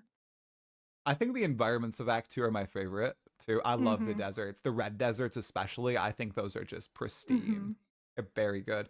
And then the Trial of the Sekima. We don't have to talk about the gameplay systems necessarily, but Bala Bala, I think it's Balbala. Balbala, right? Balbala, yeah. Okay, so she's the Izaro replacement, Noodle. You don't have to say you love it because it's PoE 2. Do you think Balbala? Izaro? Oh, Izaro. Yeah, I mean, anybody. I love Izaro, yeah. I will say, like, one thing I don't yeah. like about Act 2 is their Wayfarer stones making some mockery of Izaro's lines. What is that? I'm sure some people are like, oh, haha. I was like, this doesn't make sense. Why are the Wayfarer stones? It's got to be intentional. They're crapping on Izaro and the Eternals, right? I mean, the traitor, right? That's what it is, right? It's like it's literal mockery. Like It's mockery. Yeah, they're going. They're making fun of my boy. Yeah, we need to find that place. We need Izaro back in the game because compared to Balbala, like some of my friends were actually making fun of Balbala's lines in the Trial of the Sekima. They're like, Oh, What's yeah. she gonna say? Some dumb thing about me failing? Is she gonna warn me about the boss, or is she gonna just make a joke about the boss? And usually it's not anything helpful. I'm like, oh, you are missing out. You've never You don't played know. Pee-wee 1. Oh. When you get a golden key, there's not a golden door. I can't live like this. They need a line now. They need a line where there's a golden key. There are 20 golden chests. Okay, Yeah. you choose one, right? Oh. Well, you get to choose one unless the one time the server crashes, you are currently ascending in the final room, having opened up a golden chest, and about to pick your ascendancy, it disconnects. Did you know if you're in the middle of it, it saves your progress? I did know But that. not if you're at the end. Noodle, did you just say that you picked up the chest first before ascending? Yeah, I did. I opened the chest and then realized oh no, it's worse. I opened the chest, realized my mistake, went to the ascendancy, and then crashed. So I got neither. Oh no. Yeah, and then I had to do it all again. And then when I went to go open a chest, it said, you cannot get multiple rewards for the same level of your trial. So I couldn't get anything from any of the chests of the keys that I got for the second time. No. It was brutal. I'm not a fan of That's rough. either of the trials. You aren't? Okay, let's do a little gameplay. So let's talk about Sakuma first. Trial of the Sakuma. I think it's a very funny joke with the Sakuma stuff. It is. That is funny. I didn't know that was a joke that's happening. Okay, so do you not like the honor Makes system? sense. Is it the afflictions, the boons? What's going on? What do you not like about it? Honestly, it's not too bad. It takes too long. It's a little too RNG because like my first run was extremely lucky. Didn't get a lot of the reason I prefer the trial case and got multiple keys. Purely Second links. run, extremely unlucky. Sakuma the whole feels place is longer. filled with, I don't know if it actually serpent is. shamans. So I was getting like corrupted blood hits from God knows where. At the very least, you're rolling the dice more times in Sekumas, is what it feels like. I mean, I guess to be fair, you have choices in Sekumas, and you also can get relics. But like, if you're just trying to do it like once, and you don't want to have to do it multiple times and like farm relics or whatever, like it's just kind of I don't know. I don't know. I probably would, but it's crazy because like my first time through it, I really enjoyed it, and I found it really exhilarating. I feel like it kind of has the labyrinth problem. Like the labyrinth is repetitive, where like I really like the Izaro, I like the idea of the labyrinth, but why do you have to do the exact same thing 3 times in a row for every labyrinth? So you that's the part that I don't like about lab. Like if it was just like one time through, you fight the boss one time and that is a run of the labyrinth, like I would like it so much more. But it gets tedious to like go through. It's just too long. Yeah, I don't know. Same with Sekumas. And I think I've only done the first and second ascendancies for both characters. Okay. And I really don't like the gauntlet rooms. If it had everything except for the gauntlet rooms, I think I'd be okay, but I just really don't like the gauntlet rooms at all. Like the traps are fine, but it takes so long. Yeah, it's a They are completely very long. different I gameplay agree. style when you're doing The those gauntlet rooms. in You have particular. to literally tell your brain, I am no longer playing Path of Exile 2. I am playing it. I need to slow down. I need to chill, or I'm going to screw myself. It is a completely different game. I had a run with 0 gauntlets in it. Yes, to floor 3. Oh, lucky. Wow. I know. Wow. I know, it's wild. So you haven't fought the 3rd boss, and you haven't seen what floor 4 is? Correct. Okay. Won't talk about it. You will like 4th floor, I believe. I've just been in the first room, but the environment changes drastically. I'll just give you that little hint. It's very interesting. Yeah, there's some lore. There's some lore, Noodle. So it should be good. I know. Yep. Maybe you'll hate it. Maybe you'll like it. We'll see. Whether or not you like it will be determined by how you enjoy the plot of Act 3 of Pee-wee 2, which we'll get to in just a moment after talking about the Trial of Chaos as well, gameplay-wise. Not a fan of what? I presume I know why you don't like it. But give it to me. I think it again, it's just completely there's too much RNG. Sometimes Yeah. the choices, like the first time I did the Trial of Chaos, I picked the physical damage circle because I was like, oh, this is going to be like the storm runes. Me too. What the hell? What is wrong with them? They're like, oh yeah, no, it's a physical damage circle, but it's the whole map now. Oh, that one, yeah. Or like, it's so like big. I picked the shade that stalks you because that's really easy, right? But then I had to fight the like, it's like the same boss as the Chimeral Wetlands or whatever. Chimera, yep. Yeah, just chasing him around while the shade is chasing me around, and I can't get a hit in because the shade is like teleporting to me instead of chasing me around. That We had the sucks. first run exactly the same. Oh my Literally, God. I chose the expanding rune, and I was like, "Gotta be kidding me!" And then I got to the final room, and I was like, "Oh, the shade's easy in PoE 1. Yeah, I'm so doing the easy. shade." No. It's too fast, and the fact that it teleports literally ruins the whole thing. Doing an escort mission with the shade is diabolical. You can't. That should not have been. Nobody should have okayed that. No. Or you have to be able to affect the shade. It can't just be the invulnerable what shade. she just said is my feeling about so many of the modifiers in the Chaos Trial, though, where it's just like these shouldn't be here because they're not like, especially the ones that aren't even like the rune or whatever, or like at least the ones they're talking about are like you can play around them. I really hate the ones that are just like 50% nerfs to your build. I hate it. Or like, oh, do you want to spend twice as long fighting the boss because they have double HP or whatever the heck the buff is? I'm like, no, thank you. It already takes a million years to get through this. One, maybe if you could stun it or freeze it or something, do something to it. I think it could just not teleport, and it would be better. Oh, it like if you could get teleports? away from it. Yeah. If you get too far away from it too fast, which is like the one advantage of being a ranger, it just teleports back to you. It's like, oh, okay, well, like That's surprising. I didn't get far enough away from it to experience it's that. so stupid. Okay, yeah. I honestly I don't really like Ultimatum that much anyway because I don't know. The Trial Master gives you the, he's too Oh, weird. I love the Trial Master. I wish that I liked Ultimatum so that I could get more Trial Master dialogue. I don't know. It's too much visual clutter for me most of the time. And like usually when I've been playing recently, like I'm just trying to, I don't follow build as much. Me too. Yeah. I like to try to make my own thing, but I also like work so much now that I just feel like I've lost touch with sometimes the meta. Right. But it's just generally hard and it's very punishing. And if I had to pick, I think I like the Trial of the Sekimas better, but I like Lab a lot more, and I don't like Lab.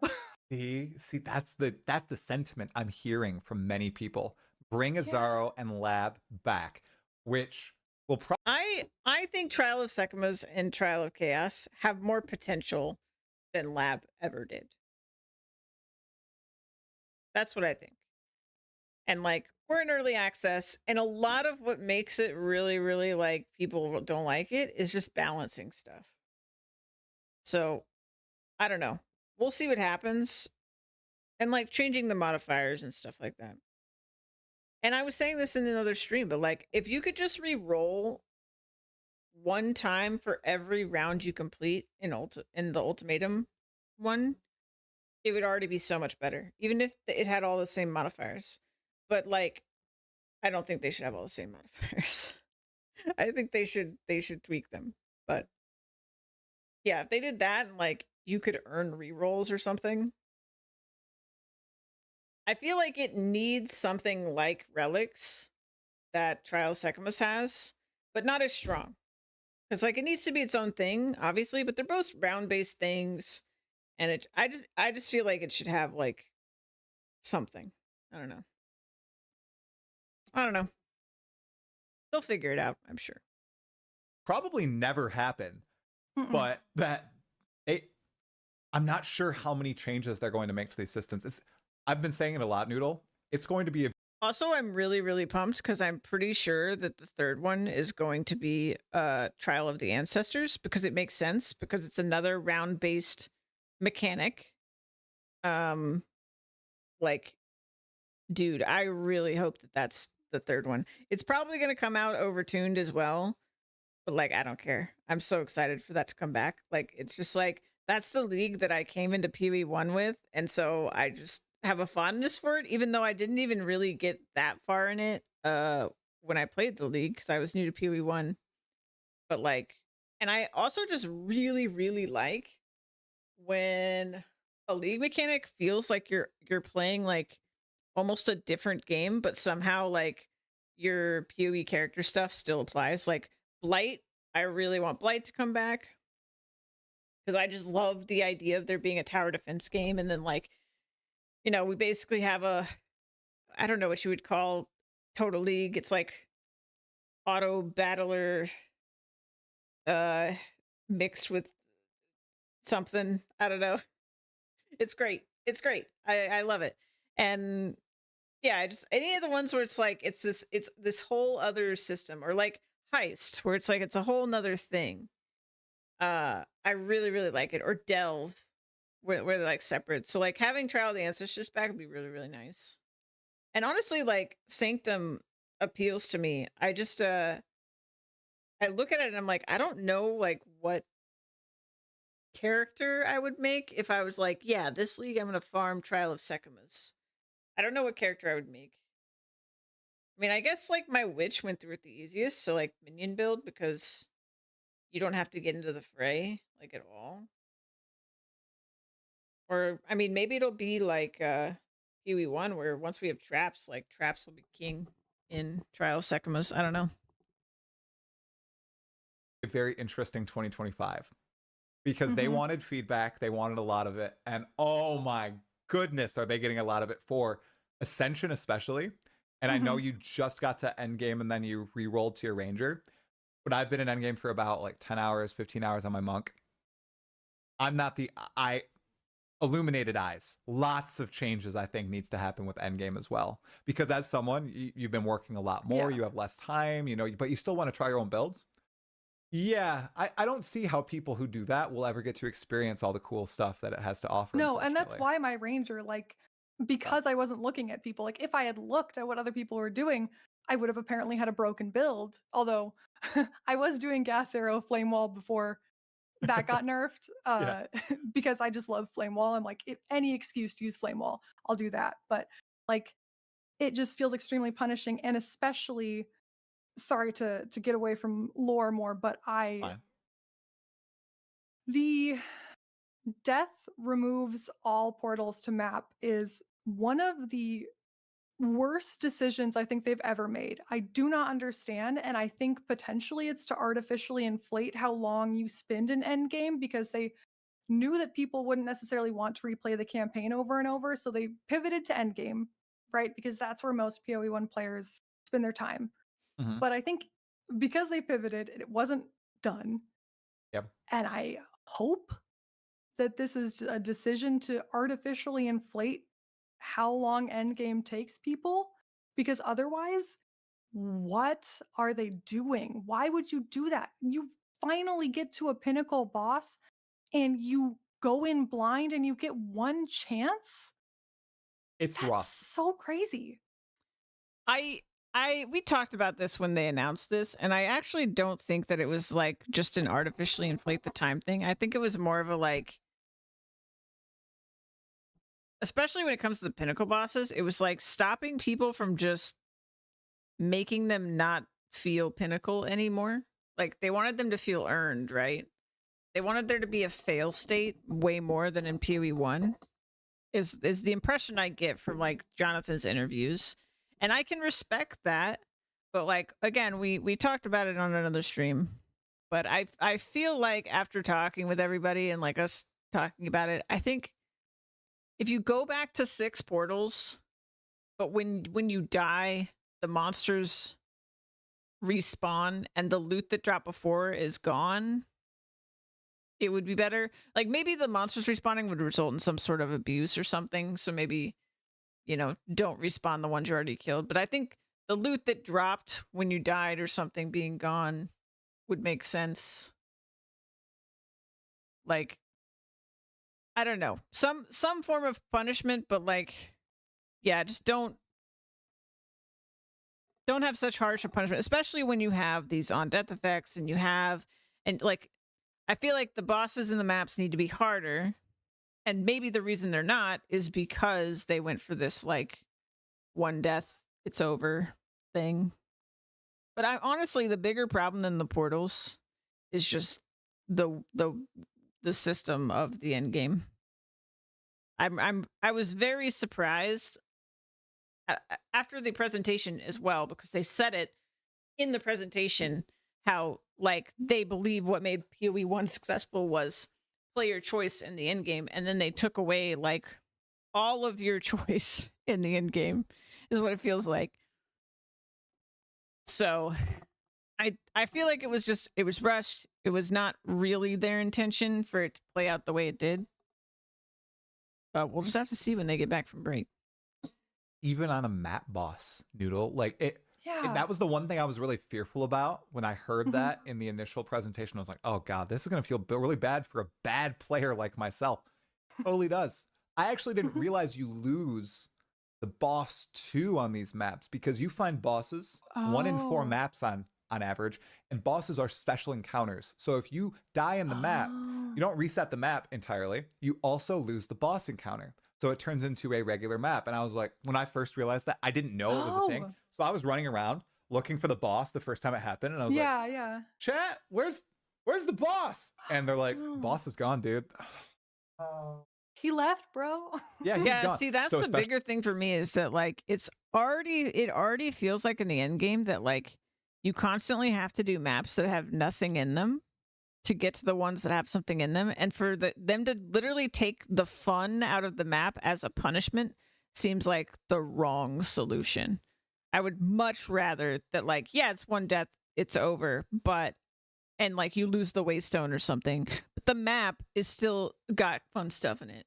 But also, I just don't even want the system to work the same way. So I want it to be on the map device. I pick what fun stuff is in the map, not the difficulty, whatever.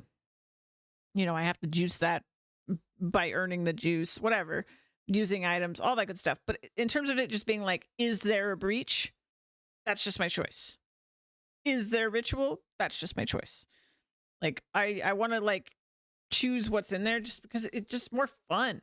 It's just more fun. Do I want every map to have a boss? I choose it. Instead of it just being like, I'm desperately doing all these boring content to get to the content I want. Like, that's not fun. Especially Pinnacles. Yeah. I talked to DM 2 days ago, Darth Microtransaction, and he said he's played Endgame for 150 hours, and he just now found one of the Pinnacle bosses. I saw him tweet about that. That's I'm never gonna. Awful. It's not gonna happen. Oh, it's never gonna happen for me. Here's my God forbid if playtime there's on lore PoE there. 2. Like right now, here's my playtime on PoE 2 and at launch, and this is my PoE 2 playtime. You know, the farther I get into the away from launch and the new year and stuff, and I still want to experience that sort of stuff. And I thought with the way they went with PoE 1 and the lessons they learned there, with like deterministic on the core boss systems, and you will always fight the Eater of Worlds and Searing Exarch at the lowest level. And then the higher levels, that's something you aspire to. And other random bosses, you aspire to those. Yeah, yeah. So I like that. I hope they implement that in PoE 1. Absolutely. I hope it is something that is temporary, like you said, because experiencing it now myself.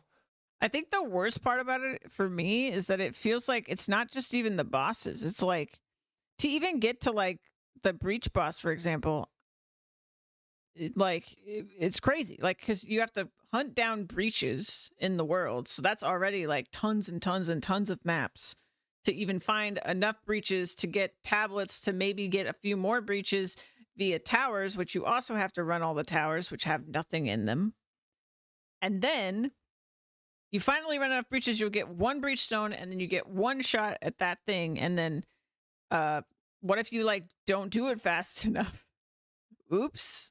Okay, farm another breach stone. And then you finally get to the thing. You finally see the boss. That's when you actually see that boss.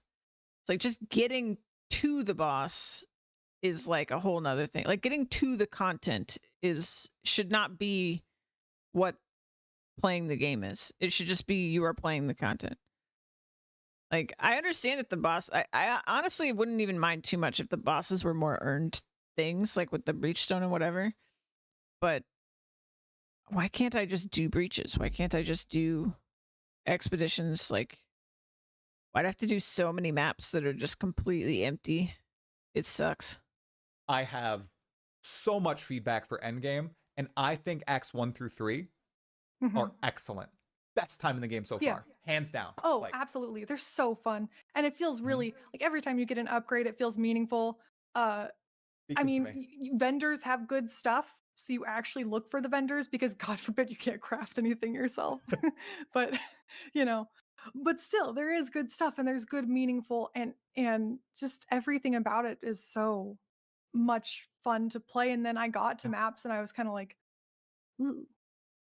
If I am going to lose all the progress, you know, I did 6 maps. I think I completed 5 of them, but I was like, this is taking too long and I'm getting really close to dying multiple times. And that's, I have to progress if I'm going to get to the lore. So I stole 100%. Your broken build.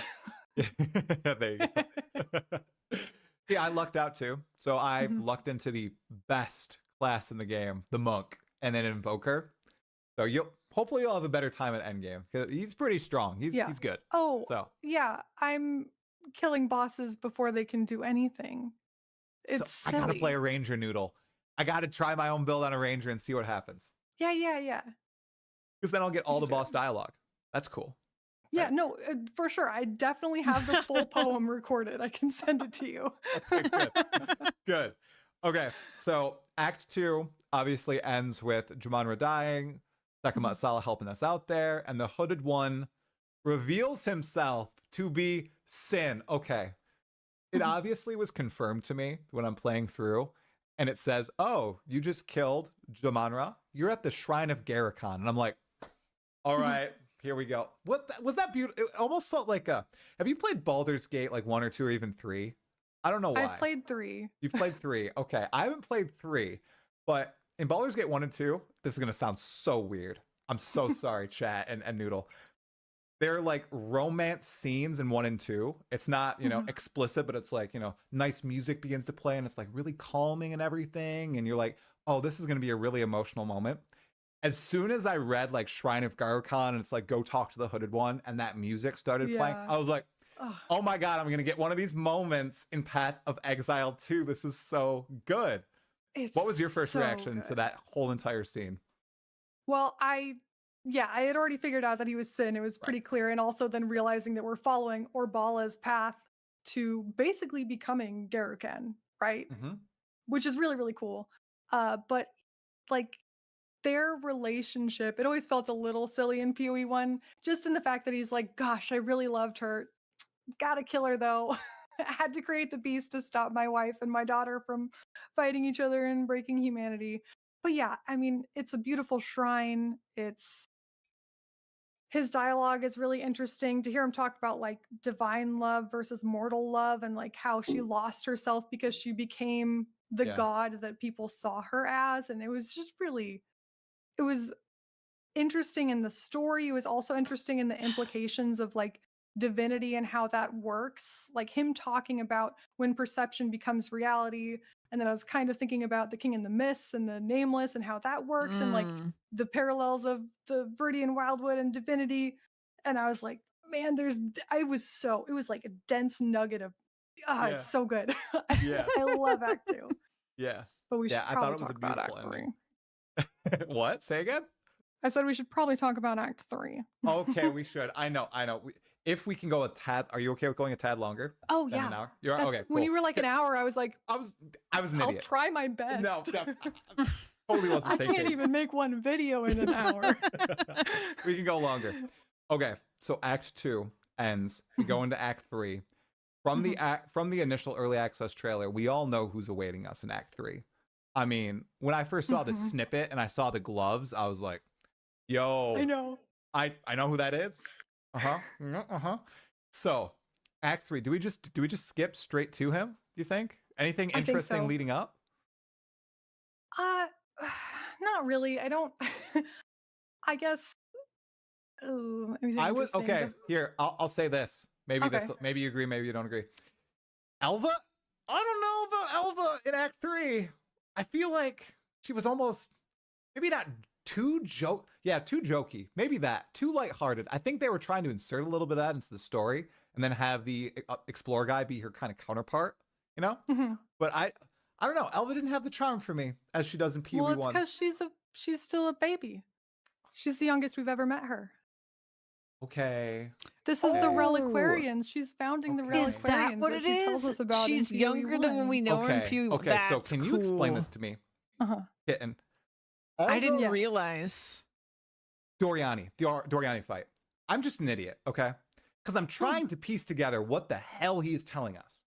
And he's talking to Elva, and he's talking about the demon of Atzawaddle, and I'm like, is he talking about us? And then he's talking about the end of the world, and I'm like, is he like, does he know it's coming? Like, can you walk through us idiots about this, Noodle? Because I'm sure you know, like, the breakdown of what's happening during this fight with Doriani. Yes. So, leading up to this fight, you are seeing the Agarat in Utsal, which Utsal is Doriani's like the pinnacle realm, basically. Like it was never. Atziri's capital was Sarn. Yep. But Doriani's stuff is in Utsal. And it was never Agarat. breached, right? Like it's like impenetrable fortress something, right? Yeah, because it was covered in water. I mean, that's why the Kalgur were like, "Oh, we can't raid this place. It's got too much traps, too much water." So he definitely planned for that to get flooded to prevent people from seeing what he was doing. Okay. So Doriani has been working for Adziri to try to bring immortality, right? Her plan, apparently, it was sort of implied in Path of Exile 1 that Doriani communed with the beast. We learned that Adziri is going to commune with the beast. Yeah. And what Doriani is doing, while everyone in the town is basically rejoicing that they're going to become immortal, and or get killed so that other people can be immortal. Rejoice. Rejoice. Doriani is planning for what happens if Adziri goes through with it, because somehow he has been warned. He has been warned that Adziri communing with the beast will lead to the end of the world. He has, I gotta look up his name. What's his face? Ketsuli. Okay. The architect of time. Yep. Literally trying to create more time for them. And they created the portal, the gateway, right? That goes backwards and forwards in time for this. That's part of what Doriani's doing. His whole thing in Utsal is a contingency plan. He's trying to prevent Adziri's communion because he has been warned by his patron that this is going to happen. Jesus. Don't know, but it might be Xana. You think? Okay.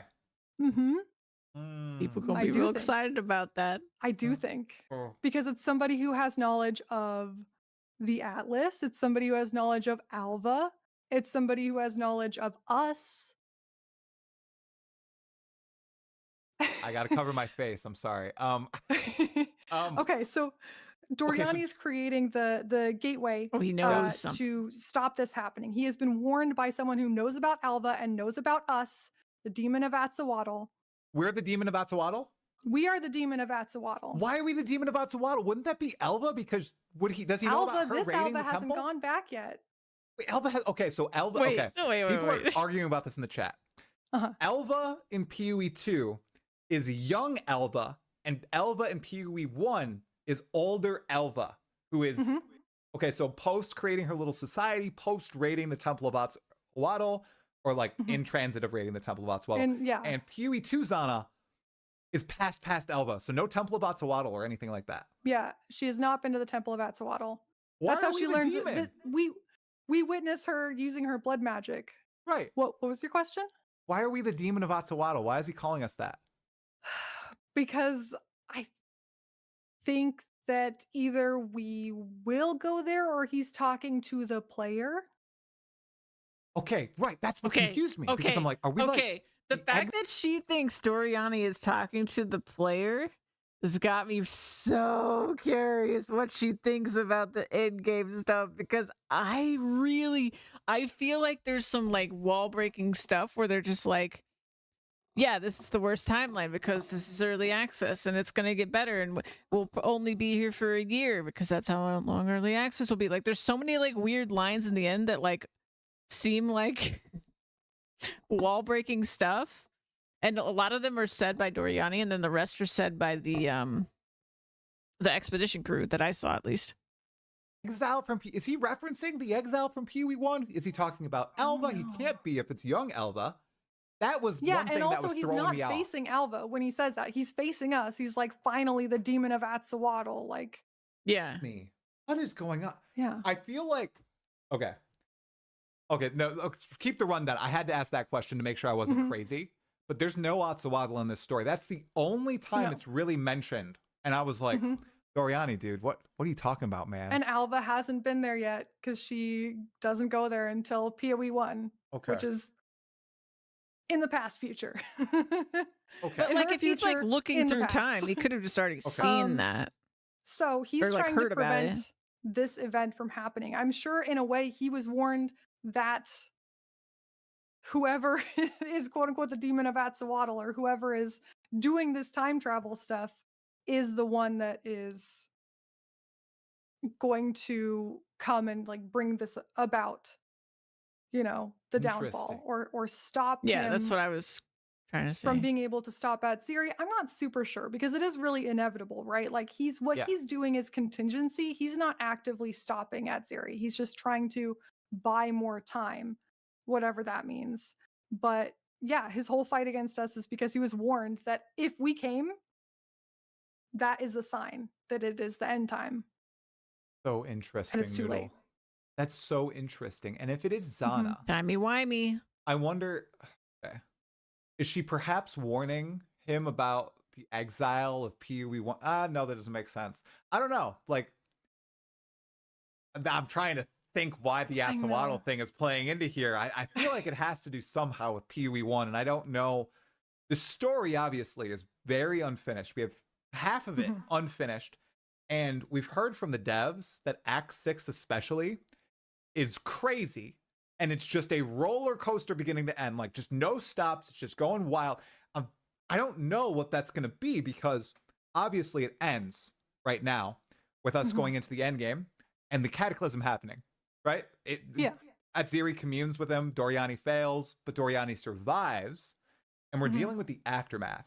And the aftermath is in the past, 2,000, 3,000 years in the past, right after Atziri communes. Do you think that that's also how the story is going to end in Act 6, where we go to the past? Or do you think they're going to completely revamp the end game and it will be a new story? Or is it inevitable here we go. that we end Act 6 with the cataclysm? And like, I'm trying to piece together if this is a temporary story beat or if they spoiled the end. Okay, here's another thing that makes me think this is a early access exclusive story beat. The way that the end game is framed is that it's after this cataclysm, right? Well, right before you go into end game, you are at that portal in the location in Act 3 when it happens. So either they specially made that scene for early access, or this is an entirely like temporary endgame with maybe some of the ideas they were thinking for the actual endgame in it.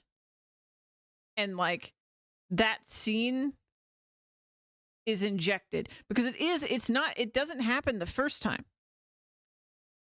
So I feel like everything from the scene where that cataclysm happens to like the end game. And actually, if you think about it, like I'm probably way overthinking this, but if you think about it, that cataclysm could just be like another like wall breaking thing of being like, you know, time ran out on them making the game, so they couldn't get all the acts in, right?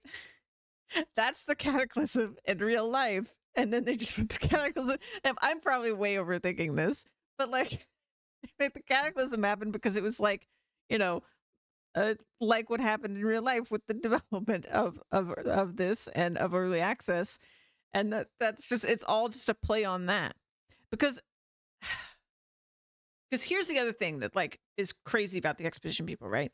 Either the expedition people are talking about something we just have no concept of, or they're saying, like, whenever they're like, oh, they like recognize you, and then they say, oh, sorry, you don't know me yet, is like what some of them say.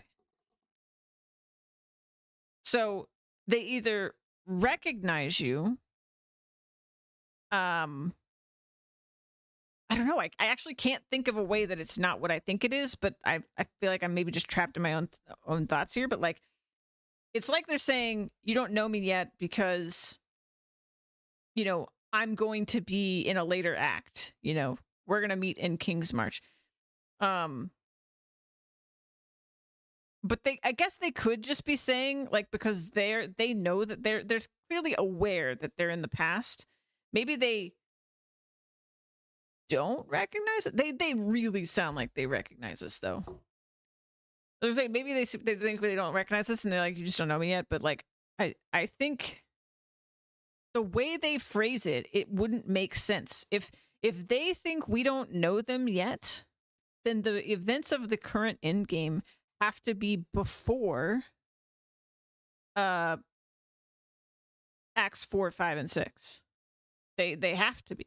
Like when we travel into the past has to be before that for them to talk the way they're talking. But I don't know if she's actually heard any of the expedition people's dialogue, because that's really what made me start thinking about this. Maybe I'm probably just inventing this. I have no idea, but I can't actually see it making sense being something else. The story for us. What do you think about that? That's a really good question. I can't really imagine that we don't go into the past for the end game. Like, that just seems... I guess I'm not far enough in the end game to be completely sure, but like, I did see Gwen in Expedition, and she was like, oh, right, you don't know me yet. Like, let's just... Okay, she did hear this. Pretend like we don't know each other. So she's in the past. Yeah. I guess they could have just decided to add that for, you know, whatever they're doing, but it does make sense to have... If the end game is on Rayclast instead of in the Atlas, like we're traveling to different corrupted areas of Rayclast, not like the pocket realm of the Atlas, it makes sense for us to go in the past to an extent. But there's no way that it's the same situation. Like, right. Yeah. And then it kind of blocks them off from expanding on all those good stories from PoE 1, and then always doing this. Oh yeah, you know, you don't know me. Okay. All the expedition people do something like that. And it makes me think that this is temporary. Okay, they are aware. That the Cataclysm event happening is and us blasting to the past for Endgame is temporary, and that the new Endgame will be in the present. And something akin to this Cataclysm is going to happen. I'm almost confident, Noodle. Yeah. Okay. And this is no spoilers. I could see that. You. Like, okay. Third Cataclysm. I'm not crazy. Somebody else thinks this. I mean, that is what's supposed to be happening, right? That's basically what is going to lead up. You see how big the beast is getting in just the few bits that we've seen him. Like, he goes from being a little tiny cage beast to like giant man beast thing. I don't know. But yeah, actually, at the end of Act 3 normal, if you go back to the Ziggurat encampment of the future, it's tough. Doriani's there, and you can talk to him. And I'm pretty sure that's the canon what's supposed to happen. Is that Doriani gets brought to the future. I actually, now that I'm thinking about it, like banging my desk. I'm so excited. That doesn't make any sense. Right. I don't think they'd do that, but it's a hell of a lot of work to do all this stuff. It's a hell of a lot of work to put so much dialogue in. Right. But this is GGG. I mean, the dialogue part of it is very strange to me, because that I can't think of an example where GGG did something like that. But at the same time, every single league that they like slapped together in 3 months, which is how long it took them to do this, there's all this lore and stuff. So like their lore people are like, you know, cranking away, and maybe and like their lore people have a good time, right? Like, so this might be a lore, like the people that write their story just like having a nice funny on the community with this. Like because it couldn't have taken them that much to write a couple funny lines for the expedition people. And like from what I've seen, they don't have that much to say. Like it's not like they're entire lore books of information. Like they do have a couple little extra things you can say, but like I don't know. I think it's very possible for them to do that and just do this like funny little thing that's like completely unique to early access, and then all of a sudden we're gonna and it like, oh man, I just also hope it means that like they're gonna take so many lessons from what they did here and like learn from them for the actual end game, because like I'm hoping that this translates to not just this being a really cool lore thing that they did for the early access, but like this translates to hopefully the in-game gameplay being way better for the full release or whenever the acts come out. Like I'm curious when they will do that, or like they'll wait until like if this is actually a temporary in-game, when they will do the shift. Because story-wise, I would assume that when they would do the shift is when we get the rest of the acts. But we're also not really clear on whether like we get the rest of the acts like the day this is out of early access or something. I kind of hope not, even though I can understand why someone might want that. But just I want them to be able to have like feedback on everything from all these players like before it's like officially released. But I don't know. I could go either way on that. As long as I mean it's a live service game, so it's not like they're not going to update it when it's out of early access or something, but for all those people that are like waiting to play until this isn't in early access, I just want the game to be in the best possible state so that the most people possible realize how amazing PoE is and they're hooked, you know.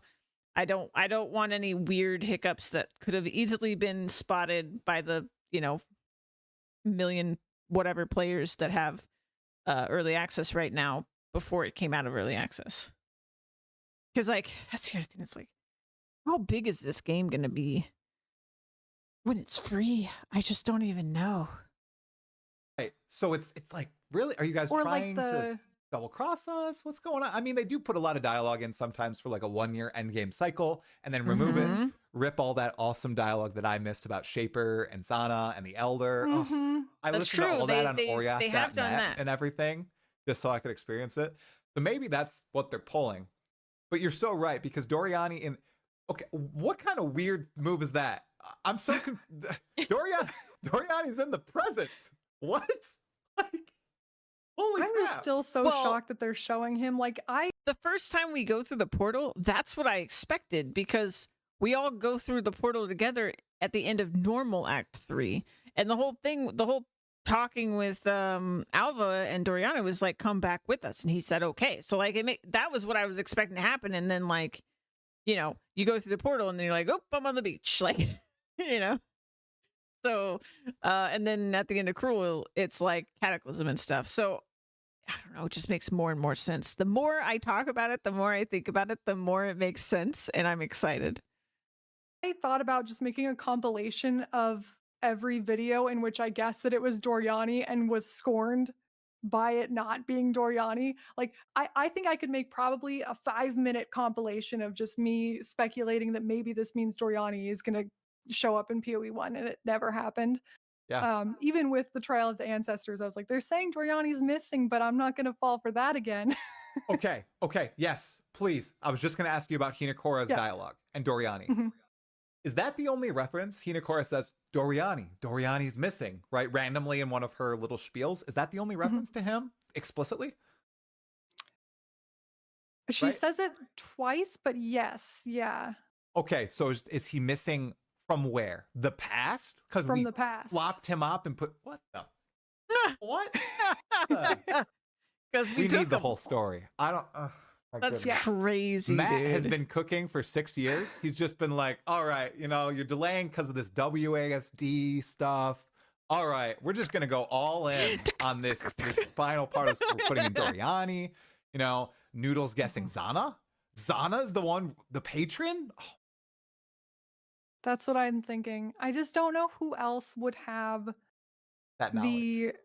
The knowledge of Alva, of the player's relationship with Alva, of all this other stuff. But the thing is also that if it's not really in the past, then maybe that is just added dialogue too.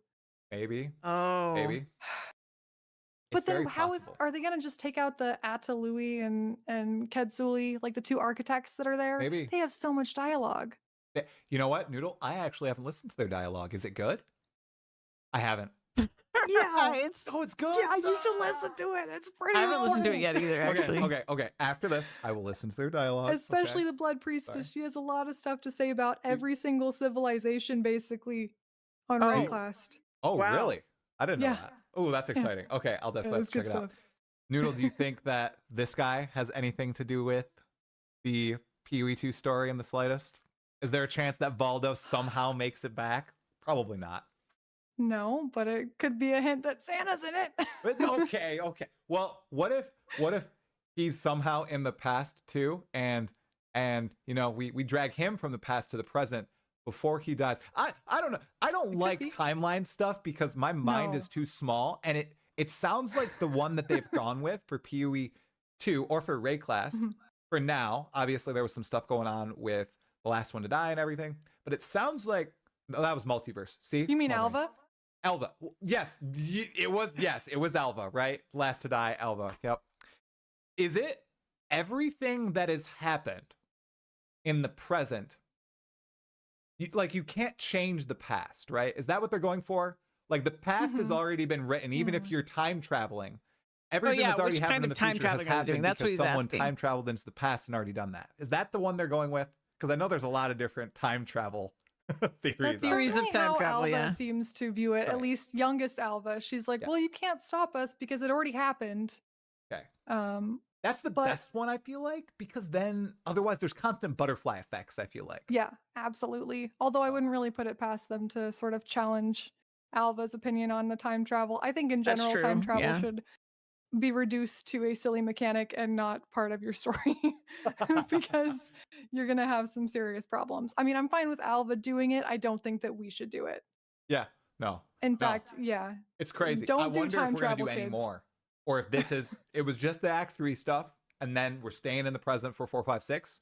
I think it probably is. What if, that's what I think. Your crackpot theory, let's throw it out, Noodle.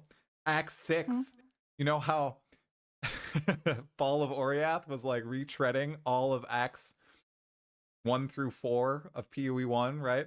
Act 6, we just go zone to zone, time traveling through all the most iconic parts of Rayclast history, or maybe the past acts, and all this lore that they've been building up on all these places and characters like Count Geonor and all this stuff.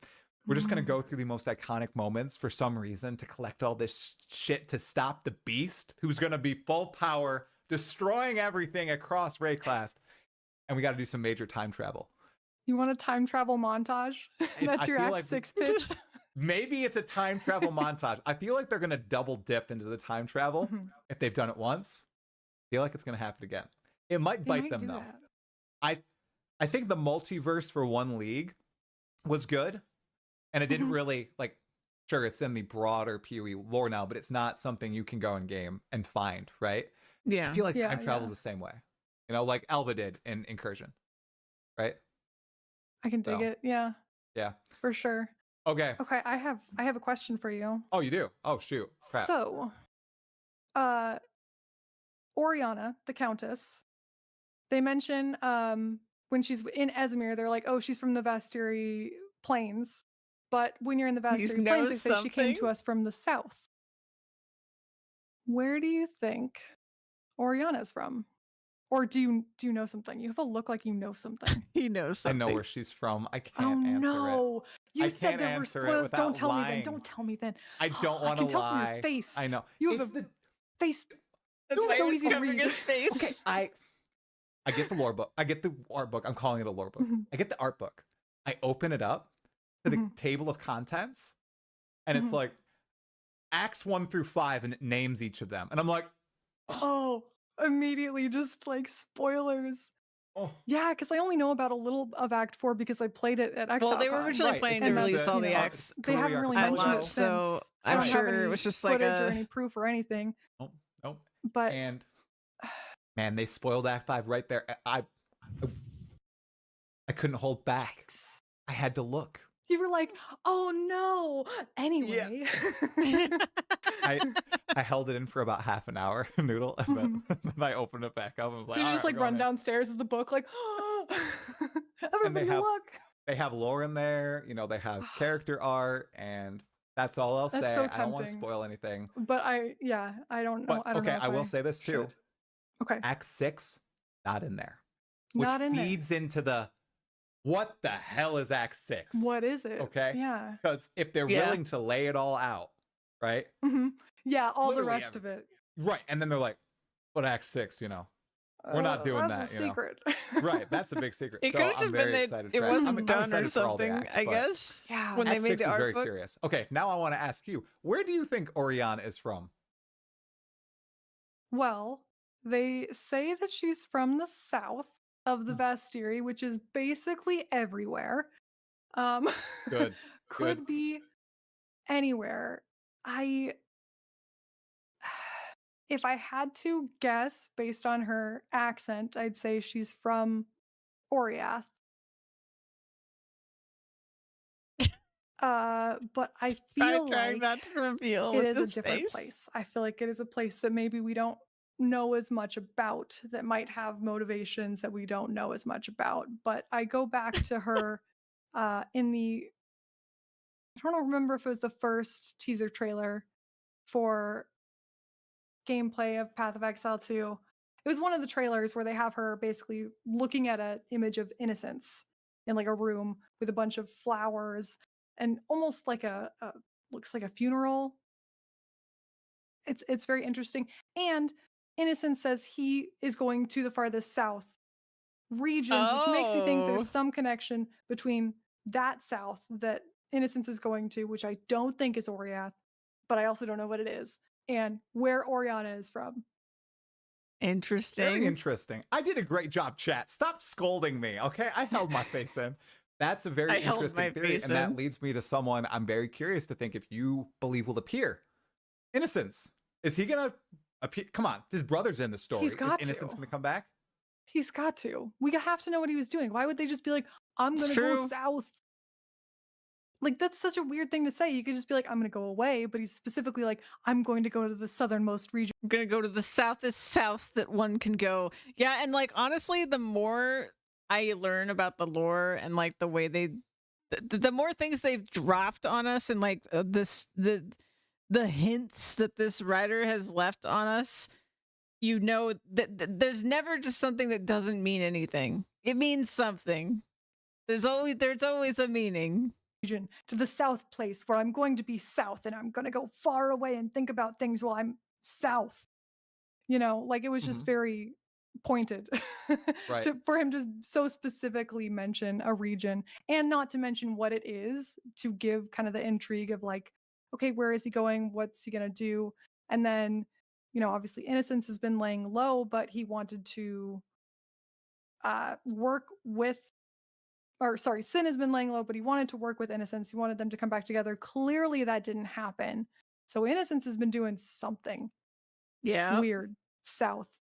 He's not just taking a nap. I would love if we got a remix of, actually my brother-in-law got me this display today. It's the Kitava final battle from PoE 1 with Sin, Innocence, and then the Templar right here.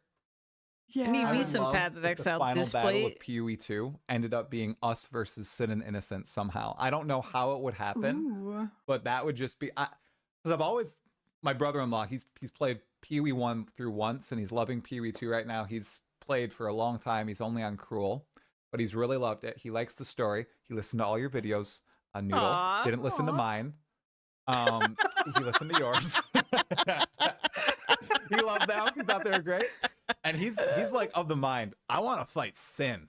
Where's Sin? Let's go. I want to fight him. So I think, man, in PoE 2, if they could build up to that somehow, maybe maybe it's okay. So the Beast, maybe the Beast somehow corrupts him at the end, or somehow he's Sin's still in denial about like his whole part in this. Like he's in Act 3. He's sitting there like, oh yeah, if you could find some proof that it was the Beast that caused this cataclysm, like that.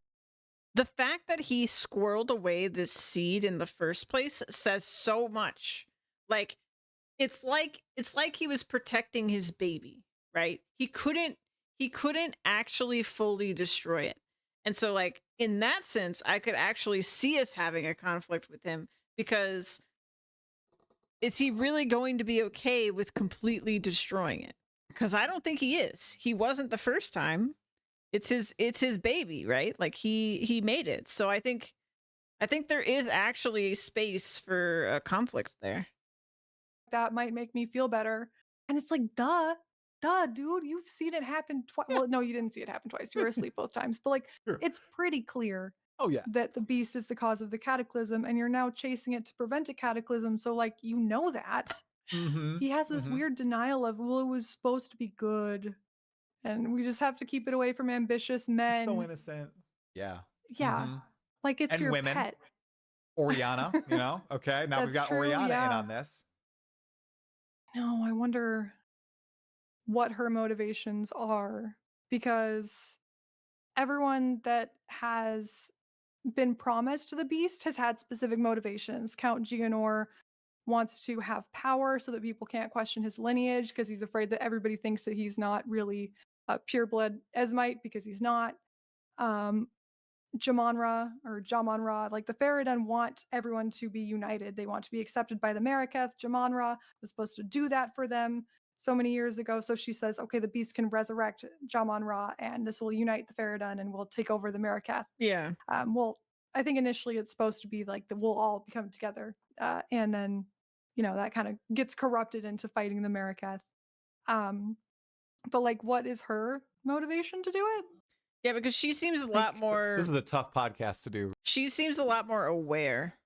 Like, everyone else who's, like, fallen into this, like, it's like their weaknesses were preyed on or whatever, and that's how they had a weakness, that's how they became corrupted, and they were sort of, like, taken advantage of. Whereas, like, she seems very aware, and maybe just, like, power hungry or something. Reading that book. And also, what is Count Geonor digging for under... Because he says... Question. Keep digging. He's under there. He says he's under there. That's a great question. Who? Why didn't we keep He's digging? What's there? under there. I'll dig. That's why, hey, Noodle, that's why I feel like there's going to be a remix in Act 6. We're going to go back to that place for some reason. We're just going to go dig. Start digging. Delve. Or somebody's going to have retraveled there. Because Oriana, she's obviously using these dudes for something. She used Count Geonor for something. It was probably something she wanted that was deep she's below probably the telling him earth to dig. Yeah. There. Yeah. So I'm really curious to see what it is. Wait. Okay. Ooh. I'm having like a vague memory of something. Wasn't it whoever the girl we rescued from the executioner? She mentioned the digging thing, I thought. And I think she had a theory as to what he was digging for, which was that it was something to do with his obsession with his lineage, like with his blood, that he was searching for something to prove that that he, like, what his lineage was, right? So either that was the storyteller, like, telling us that, like, that is what it was, or there's something more to it. But it was still very mysterious. Like, it didn't sound like a thing she really knew at all. She just was like randomly guessing, and she thought it was strange. But she couldn't, she also, I think she said something along like she couldn't think of what it could be that he would be looking for. So yeah, I don't know. Somebody asked a great question, Noodle, and I'd love to hear your take on it. I really like it. Can't believe that I did not think of this. Jaqen the Red God, at what point do you think the new beast gets strong enough to make Sin slumber? That's a great question. Do we know, like, what is the breaking point? Or is it just like, story time, you know, this is because of the story, we're putting you to sleep, Sin? Could that happen? Maybe? I think probably, yeah. I think that's its whole thing, is that it feeds off of... Also, where are they going to talk about how somebody is mysteriously missing from the end game right now? I want them to talk about that. Divine powers. We know that that's not necessarily immediate. There's not like an on switch, off switch. They talk about Garuken took the longest. She was the last god to fall asleep, lasting for 2 weeks or 2 moons, or I forget how they phrase it. after everyone else had fallen asleep, and dedicating everyone to stopping corruption in the Marikath, you know. Well, I guess that was actually after, but she was like trying to fight the corruption. And I don't know if there's a point. I mean, by the time we get to the beast, he is the mountain. Like he is basically the size of a mountain. He's bigger than the mountain. He's under the mountain. He's stretching past the mountain. I mean, he's huge, but we don't really know how long it took or like when it starts to have effect. Like or what he did. You know, we're seeing yeah. a beast from cradle to whatever the hell the beast is right now, and it is bloody. Like they're feeding him people, lots of people. You know, that Faradun caravan. Holy crap! I mean, at least it's being pulled by dinosaurs and not prisoners of war, right? So props to the Faradun, right? Good job. But there are mounds of bodies that rival the Lunaris temple on that caravan that I presume are just being thrown to the beast and everything. Yeah, like coal or something, just like shoveled into the steam engine, basically. Right. So I always saw Innocent, and I think a lot of people probably see Innocence as like this terrible guy who's like, I have killed countless millions. I will go into exile. But what the hell does Sin do to get this beast up and running and the size of a mountain? Like, bro. Yeah. That's why I've always, he's like, I'm trying to save humanity from the war of my wife and my daughter. But now that we're seeing how the beast became, well, they might be trying to speed run. We don't really know if the beast would just grow on his own, or what methods Sin used to get him to full power or whatever bring up some power level questions, the though. beast eventually reached.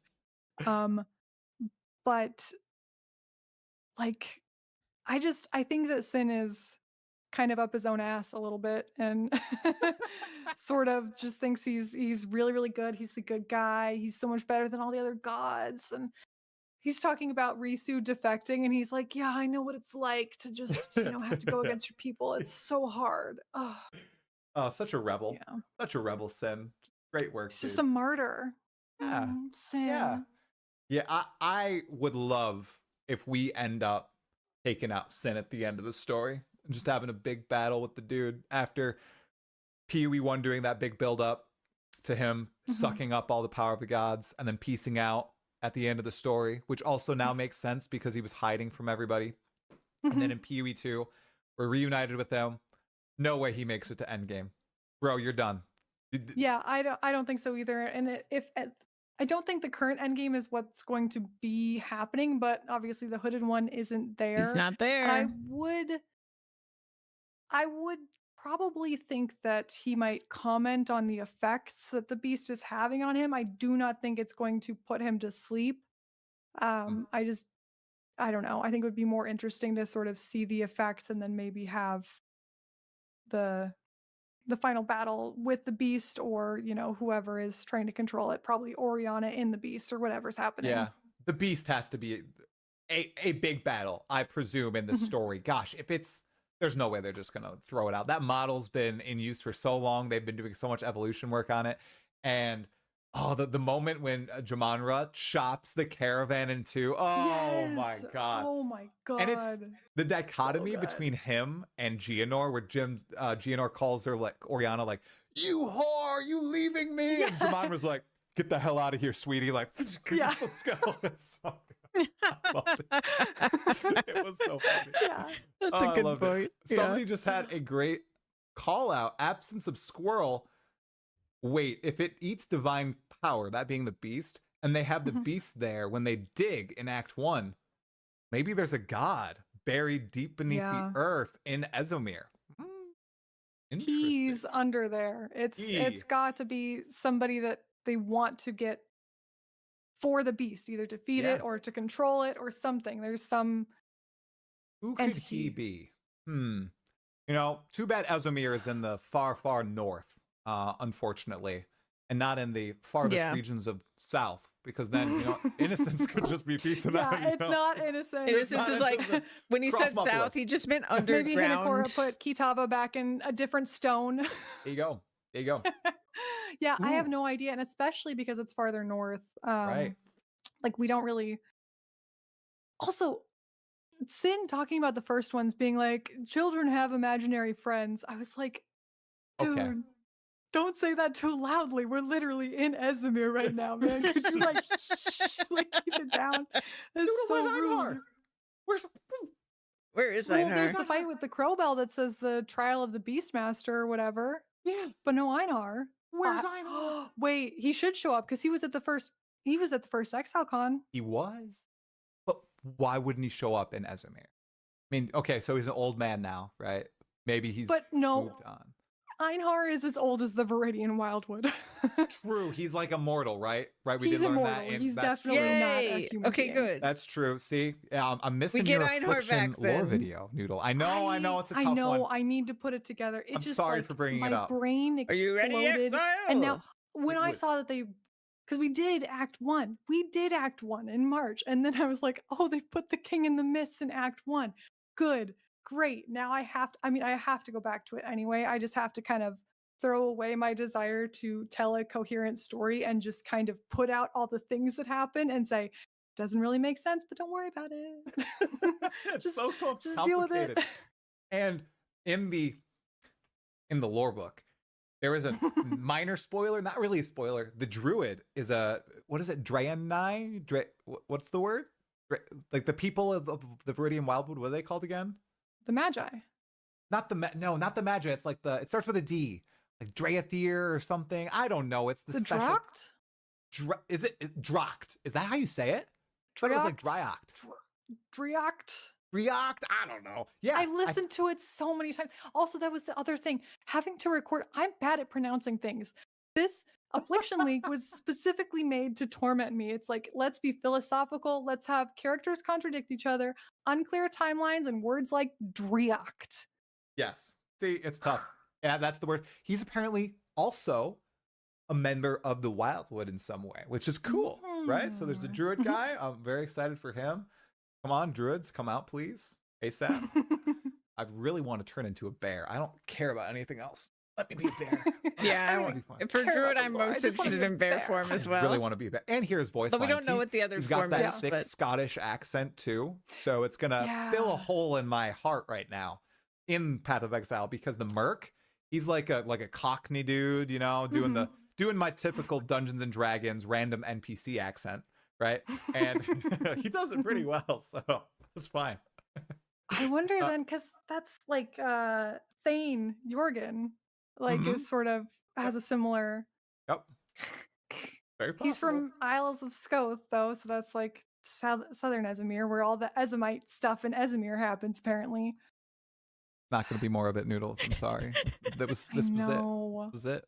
You know? I know. We got new lore. You think I don't know that? I know.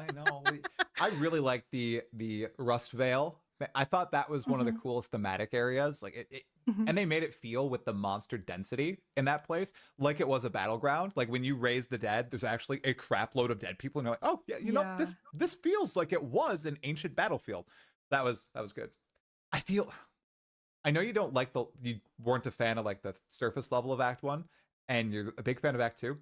I think Act 1 was not the most polished, but it just it's a very tight story. It's a very tight story. It's a very tight experience. Like they have had probably tens of thousands of people just play Act 1, and like they were like, we're confident in this. We're good. This is a good gameplay experience. And it's a very good beginner experience. But for people like us who are like, oh my God, we're finally going to this place, we're like, shoot, didn't develop on it. So exactly. I agree. Like I can appreciate what it does and what it's trying to do. It's just that to go to a place that I've been so curious about for so long and then have it be like, well, it's not really like Ezimir, you know? It's just a little town in Ezimir. You know, we're going to just clear like fell. Just far north Ezimir, where we don't really do Ezimite things. We have counts instead of thanes, and none of us are Scottish, and we're not wearing animal heads. Come on. Hey, the clanless are. There you go. The people who mumble, you just spill nonsense at you. There you go. That's fine. You mean the cultists? Yeah, the cultists. Yeah, those guys. Yeah. Well, they're wearing animal stuff everywhere. Yeah, but they're related to the affliction. That's true. That's true. Now, what I am happy about is once PoE 2 comes out, I think we'll get a lot more deep lore style leagues and maybe this Mhm. is a future possibility that we'll be able to explore more of this place. Like we'll get a Yeah. King's March style league every time in Pee Wee 2, where it's not only a really big gameplay mechanic, but they are putting a lot of work into it, like Heist from Path of Exile 1. Oh yeah, I mean Right? That's like the so gold much standard lore. for lore of leagues, right? Is there? Mhm. That's a great question since I have you here as a captive. Hmm. Which is your favorite lore league? I don't think I've ever heard you say this. Like, is it Heist? Is it something that has a little bit smaller of a story, or I don't think I've That ever is heard you such a answer. good question. Yeah, now I'm curious. I think in retrospect, it's Heist. Like during Heist, I really liked it. I really liked it, but it was a lot of information that didn't make a ton of sense, and then things started coming together. Like especially with all of the replica stuff. Like I had to Yes. basically read all of that flavor text to be able to put it together, so it's still not really there. But I think there's Wow. and obviously now there's so many connections to Act 2 specifically, but also Act 1. Count Geonor gets heist contracts to try to prove his right to his fiefdom. But in terms of like its own story, I've always had a soft spot for Harbinger, and I'm really bummed that they never followed up on it. I just think it's so crazy. We literally get aliens who come here, and then I decoded. I mean, I used the basis of other people's work, but I decoded like what they were talking about and like spent Wow, dude. days being like, oh my god, they might be Before talking my about the time, Elder. Harbinger. And they even said in a forum post they were gonna do Harbinger 2, and I don't think they're ever gonna do it. No, Noodle. I think it's gonna happen. Isn't the Kirak memory in Endgame? Isn't it a Kirak memory of Therial, and it's the Harbinger thing? Like that's what I Yes. thought we were gonna get something to do with like a little hint. We didn't get that yet. No, we But didn't. But Harbinger you're 2.0. right. He's talking about Feral. Yeah, we're there. So like I almost feel like that might There's be hope. ground zero. There's hope. Right, there's hope. I always was trying to put that, you know, 2 and 2 together. Like, okay, we're going to Azamir, Feral, we're right there. And he had this huge battle with these guys for the first time in Feral. Maybe there's a connection. I think they will do Harbinger. If they've said that, I think they'll follow through. It's just a matter of how long. Just like how But they're it was doing, you know, years Expedition. ago. Years, could be years, you know. We'll see. If you're not playing PoE anymore, I mean, the whole heist thing that was leading up to this was years ago. So, you know, clearly they're fine with making us wait for them to tie up loose ends. we'll make sure to send you a message on Twitter and be like, hey, Harbinger 2.0, you got to come back. You Oh got to my make God. all the videos. Come out of retirement. Yes. In, you know, 15 years, you know, right? Yeah. When they're getting those last few leagues out for PoE 2, working on PoE 3, Harbinger 2.0. So, Okay. I Deal. had one more question from somebody here that I need to ask you as well. Sin and Innocence's father being the Searing Exarch. This is something that I didn't know that. is dear to my heart only for 2 reasons. One, you obviously have a video on it. 2, this was one of my first videos that I ever put out, something like this. It wasn't about him being their father. It was literally just like, what is the Searing Exarch? And I had 100 subs, I think. And you watched, or at least commented on my video and were like, hey, I really like this video. Great job. You should continue doing this. You and Grimro were the first people who ever really encouraged me in the creator community.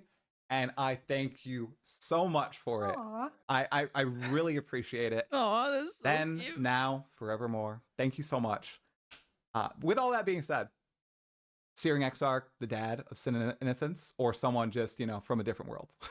No, it's not. It's not the dad. Okay, Clearly it's not.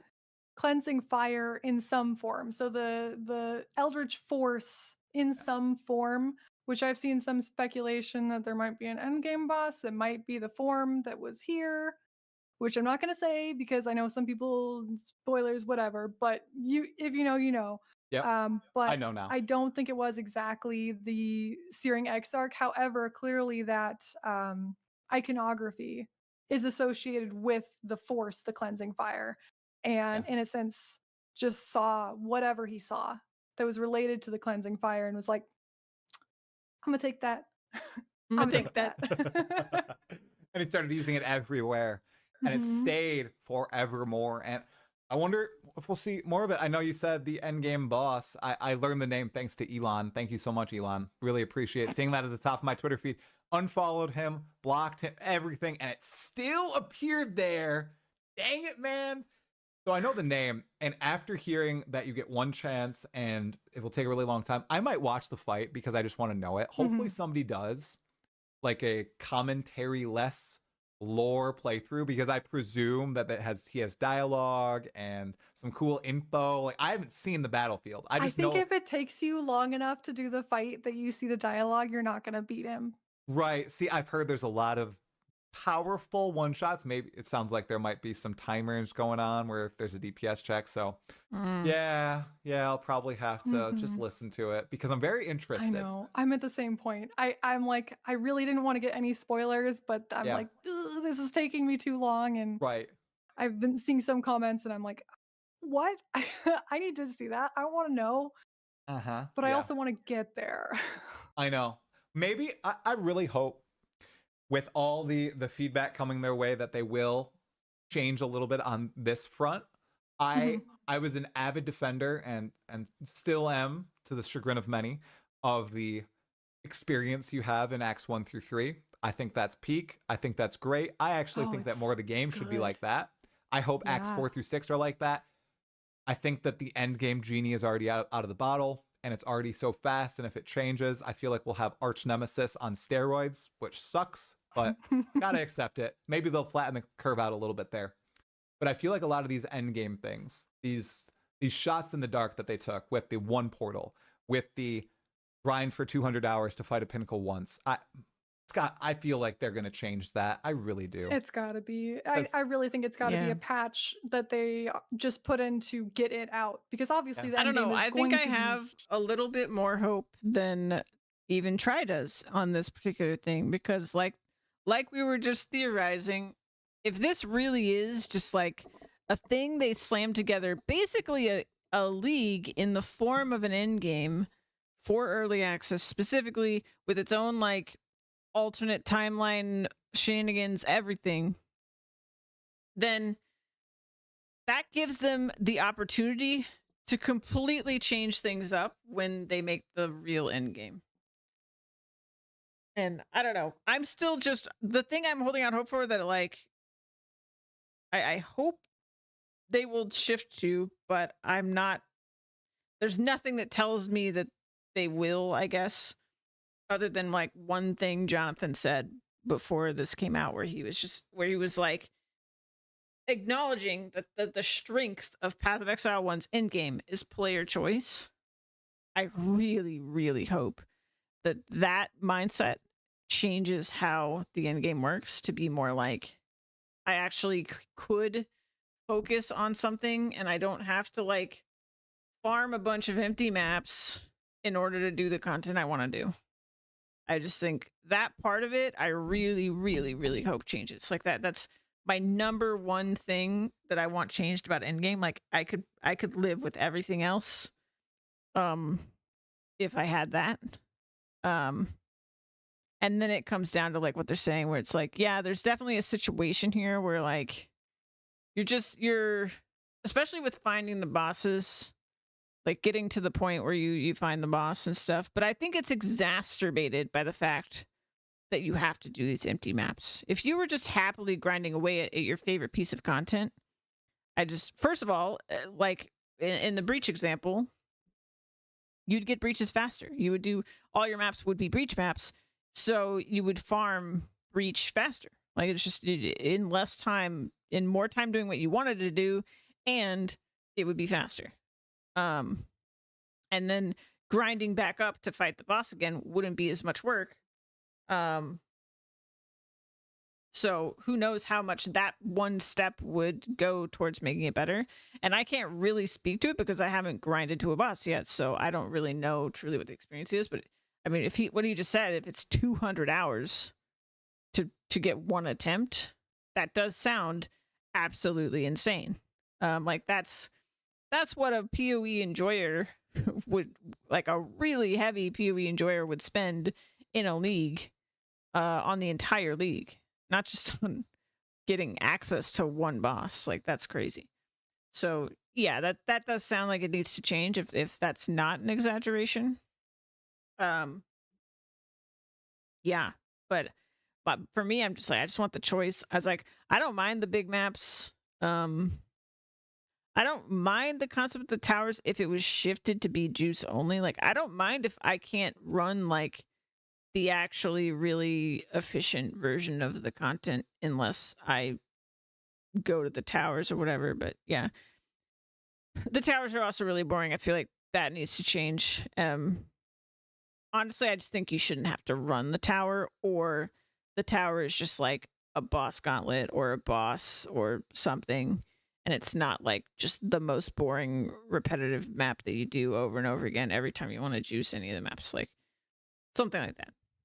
But I've said these things so many times. Huge. Mm-hmm. But their current system is not it. Yeah. I want to be able to fight it, you know? Even if it's at the lowest tier. Screw it. I don't need the rewards. I just want the experience. I've never been one for the rewards. I usually fight the pinnacles in PoE 1. And I know. Sell them. I don't want to. I just want to experience it. It's fun, okay? I want to experience it. I want to die with about, 5% of the boss's health with my last portal and then go cry and drink some wine. That's what I want to do. That is wine. The current experience I get with the Maven every league in PoE 1 still. And I've been killing her since 3.13 Ritual. I can't do Simon Says. I'm sorry. No, like I can't follow the little especially with those beams. It's just not happening. I can't believe that Ben did them with the 6 beams, like the double beams, one going one way, the other going the other way. Oh, in the gauntlet. Never. Props, mad props. Okay, Noodle, we're a little bit over an hour, hour and a half. We're okay. I have one more question for you. No pressure on it. Being the lore master of PoE, one of the greatest ARPGs of all time, what's one thing that you would add to it if you were Jonathan Rogers or Matt to improve the storytelling in an ARPG, a game that typically doesn't focus on storytelling? I know you focus a lot on telling the story. Journal. I knew it. A journal. Too easy, Noodle. You gotta come on. Why haven't they done that yet? That's too easy. Like I'm don't understand. Do they not want people to read this story? Like I'm happy because people come to me and they're like, "Oh my god, thank you so much. You're doing such a good job." And I'm like, "Yeah, it's hard. I have a Google Doc right now where I'm writing down every single thing that I have so that I can word search for certain topics. It is a like 12-page document right now of just all the dialogue, just and make a journal. You write it. You can't copy paste, can you? No. I mean, there's probably like ways that you can convert an image to text, but I kind of like typing it because then I retain some of the information. Sure. You were quoting dates, an hour ago. So dates and years, come on. Yeah. How many times have you written that day? Not that many, but I was looking because I was thinking about the founding of Ogham and what event could have driven whoever they are, like trying to figure out what civilization they originally were. And then looking at the date for clues and trying to compare that to other dates and, just doing noodle things. Yeah. I think that's a gimme, Noodle. Like I would read that. It's in other games I play. Like I used to play a lot of Guild Wars 2 until Path of Exile 2 came out. And I don't know what kind of journal she means specifically, but I feel like in particular, if it could be like, if I read something, if I talked to someone and they said something, I feel like almost just a log of the things that I've heard anywhere would be great. Like anytime I hear a piece of dialogue, it just shows up in the journal and it's searchable. Just make it like a simple search bar that lets you search text, and you can search for it that way. Like, great. Like that would be pretty darn cool, and it really would help. It really would help.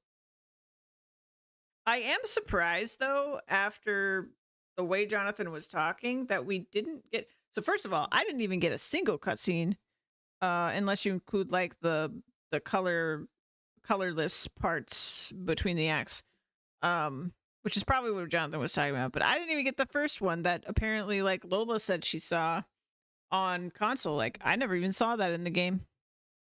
I don't think it's in the game. I for some people. So I was kind of sad about that. I'm glad I watched the live event because otherwise I wouldn't have even gotten the beginning of the story. So, you know, there's that. But also, why isn't there more? I was really, really, really hoping that there would be more direct information about the characters we play, like where they came from, like any sort of just like quick, you know, backstory information. Like they posted those wanted posters somewhere at some point, but like they're not in the game. And I really wish like stuff like that was in the game. So that we could just have just a little bit. Like it doesn't have to be a full thing, but like even if there's just like a brief cutscene for each exile prior to like the hanging scene, basically. I guess you pick it during the hanging scene, and that is very cool, but yeah, I don't know.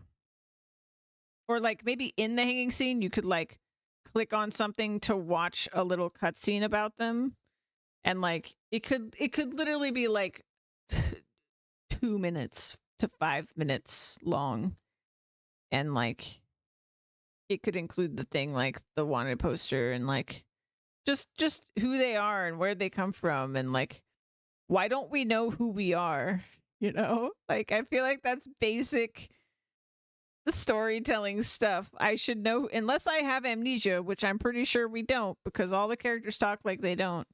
Like why don't we know anything about ourselves?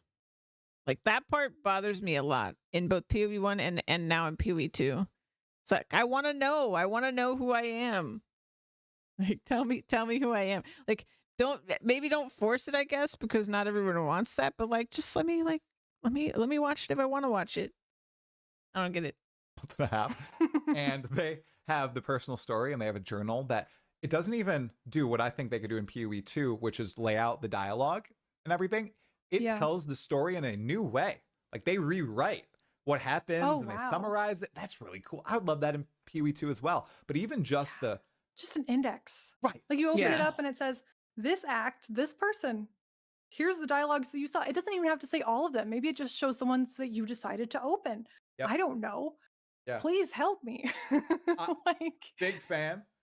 Shout out to Diablo 3 that does something and like I would also second as a way for you to verify, like if it shows you what all the, so like if you had like a person like this act, then it went down a level, this person, and then it went down a level, and then like these are all the dialogue options, but the ones you didn't pick are just like grayed out, and the ones you picked are lit up and you can go in there and you see everything they said. Then you would be like, oh, I missed some dialogue. Let me go back to Act 1 and talk to this person. Whereas now you're just like, well, I guess I'll meticulously go through everything again and hope I find it, you know?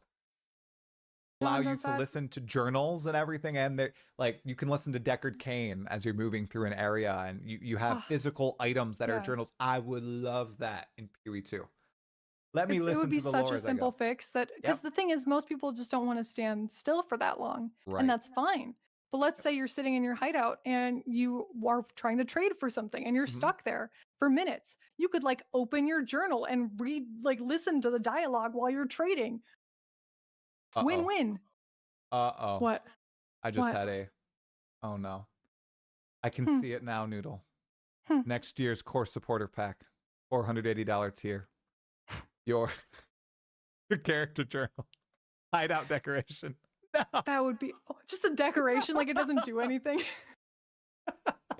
Oh no, they wouldn't dare do that. Oh, I don't think they would. Okay, maybe not 480, but I could see this actually being in a hideout decoration that you buy from the store, like the music box. I would buy the hell out of that. It does sound a lot like music if they want to monetize it.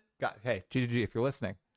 The people who want the lore will buy it. The people who don't, they just won't buy it, and you'll make a little bit of extra money. I think I'm really surprised that it's not there, because I told Matt, I was like, look, you guys need to do this if you want people to get interested in the lore. Like you have to do it. But you gotta remember too, I feel like I'm glad she told them that. It's on their radar, right? And it's kind of like Jonathan was talking about the bestiary too. I think there's just a billion things that GGG wants to do. And clearly they're just like, there's too much on the plate, right? That's why we got in this situation where we only have half the acts. We only have half the classes. We don't even have half the ascendancies. You know, like, I think the scope of this is just so large and they are such perfectionists that, you know, maybe all this stuff is on their radar and it's going to happen. It's just a matter of time, right? Like, but I'm glad she actually talked to Matt and like said it, and it is on their radar. I think that they have still kept some dialogue options not available if you don't talk to a person in time. Yep. And while I think that that is frustrating for me, just in case I missed something, they also implied that they were going to have people like have different dialogue options if you just skip ahead and start doing things that they never asked you to do but are the thing that they want, and they didn't do that either. So I'm like, well, yeah, going on. You got to have make it another a chat little with bit more Matt. interactive. Like, Right, next Exile Con, Noodle, you got to have another chat with Matt and be like, all right, I'm gonna pull him aside. yeah, come here, let's go talk. Matthew, where's my journal? we'll help you put together a presentation for Jonathan. We want more here. Just this is what we should try to do. Let's do it. Come on. We have an army of people that are ready for this. We're gonna Shark Tank this. Yeah, seriously. I sent a message to one of the community managers a few days ago because I saw in my analytics one of my videos had popped off that I released 4 months ago. It is the basics of Path of Exile lore. You need to know for Path of Exile 2. Noodle, biggest video on my channel now. 190,000 views. Heck yeah. It peaked 4 months ago at 15,000 views. And then just PoE 2 came out and it is literally like this. It's just Sky. And I'm like, holy, people are interested, especially all these new people who love the gameplay experience that Path of Exile 2 has to offer in the acts. They're like, ooh, yeah, Rayclast. Oh, I like this dark and gritty environment. This is way cooler than some other games out there. Let's get into it. People want it. They do. And like a summary is so good too, because you really don't want to, you're not playing through the full acts, right? Like you don't need everything. You need like, what is the foundational knowledge? Like that makes a ton of sense to do. I saw your, it is good. I didn't know it got that. Thank you. I saw it a while ago, so I didn't know when. Hey, Noodle, like I didn't know either. I was like, and it's like, it said like, you passed 2 days, 60K views. And I was like, it's beating out. Whoa, hey now, what's going on? So I'd look at your, I bet yours are also like I saw your Act 1 through 5 compilation that you released, I think like a year ago that combined everything together. I remember it was like way lower before. And when I was searching, I saw it's at like 200,000 views or something now. Oh, so, I haven't. And that's like the compilation. I only look at my analytics when I release something and I get the dopamine hit. I'm like, how many views? It's how many probably views trending up. So because people are really interested in it. So I was like, just so you know, people care about this. Like you can send this. I don't want to send it to Jonathan or anything, but if you want to tell the story writers like Matt, people are interested in Rayclast. Like they are coming on here and they're not necessarily searching. Right. Yeah. They're not searching for like top builds or anything. They're like, I'm sure some people are, but not new people usually. They're looking up, you know, what is Rayclast? What happened in PoE 1? Well, because there's so many new players. Like people who are PoE 1 diehards are definitely looking for the builds. They've already decided they don't like reading. So, you know, they're probably not going to look that up. But there's so many players who didn't play Path of Exile 1. Yeah. And like the story has so many pieces, especially Act 2. I'm sure a lot of people were like, the hell are they talking about? What is happening? There's so many words and so many people that they keep referring to. Yeah, it was they're flying talking in their Mariketh. Yep. What? Okay, one more thing. I keep saying one more thing. Just one more map. Just one more map. One more. I swear, one more. And then I want to do one more map before bed. They also were unapologetically unafraid of addressing some really mature themes in PoE 2 especially, head on. Fan or not fan of things like the good guys enslaving all the prisoners of war from the Faradun and their rival stuff. Oh, like yeah, stuff like that. I think it's great. I think it should be more complicated. I think that's one of the things. This is the question, and so Try is basically getting all these people to say, when he asks them about what do you think of slavery, they go, Oh, I think it's great. Like, I know it's not what they're really saying, but that's basically the setup that's happening here. 'Cause it happened with Rurikon too. Path of Exile has always done well, but very subtly, right? Like with Sin, for example, like he is, if you don't read his dialogue, you're like, oh yeah, he's the good guy, he's our companion or whatever, but he's sort of a weird, pompous, like self-assured dude who just thinks he's better than literally every other god and every other person, you know, and he's not a bad guy. He doesn't want to, I guess he doesn't want to murder people, but he kind of does. Like he just wants to save the world from the one powerful god. Like everything has been kind of great, but I think they did a better job of like visually showing things Yeah. instead of making you read it or going to look at flavor text of something or, you know, putting pieces together. Like there's so much Well, more and the visual environments and everything are storytelling. just So I think crazy. that Yeah. it not only is more interesting and you might be more like aware of, you literally can see these more mature topics, but it Yeah. also then makes you want to go hear some of the dialogues because you're like, oh, I just looked at all the slaves, you know, pulling the caravan. You go talk to Sin and he's like, Yep. okay, well, it was going to be people that they put to death, so like maybe slavery is better, I guess. And you're like, I guess so, but also don't they throw their babies in the desert? And like Zarka has this whole story about Nasima of the Second Sight, I think, and she's talking about like, oh yeah, she was left in the desert to die because she was born blind, and then her Faradun captors, like what, the people who rescued her from dying in the desert. She's like, her Faradun captors wanted to raid a Marikath caravan, and she heard her mother's voice and killed them all. She's a real hero. Wow. And it's like, wait, what? You left baby in the desert. The Faradun raised her to the point that she's old enough to be a warrior and go against a Marikath caravan. She hears her mom kills everyone in the Faradun, and that's good. Good. You know? She's a hero. Crazy. Really. She Yeah. even says, this is a good sleep tale for the children. Oh, Oh my very gosh. I don't know. I don't know, I Zarka. love Zarka. It sounds Yeah. kind of It's- bad.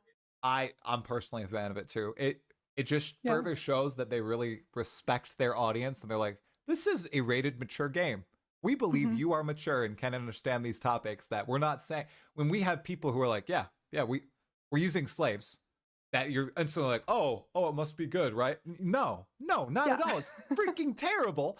And everybody here has this different viewpoint on it, and you can read it, listen to it, and make your own conclusions. Yeah. I love when your character walks up there and has the dialogue. I had a debate the first few days of launch where everybody's like, no, it's okay because they're undead. And I'm like, They're not no, they're undead. just depraved They're and just people. starving.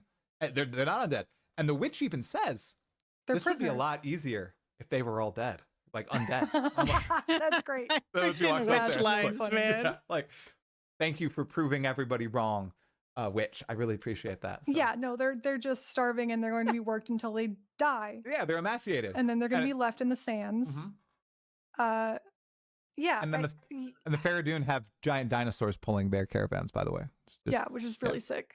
Yeah, it's pretty the sick. Dreadnought Yeah. is a really, really terrible area. Like I hated the area, but looks super cool. Lots of Mhm. visual intrigue. I will say I'm really bad about hitting every single dead end in an area. To be fair, I was trying to full clear places just in case there was text hidden somewhere, Yeah. which was absolutely awful in Act 3. I cannot believe they did not put a single piece of text in Utsal or the Drowned City. They didn't. That is Mhm. evil. Evil. Evil.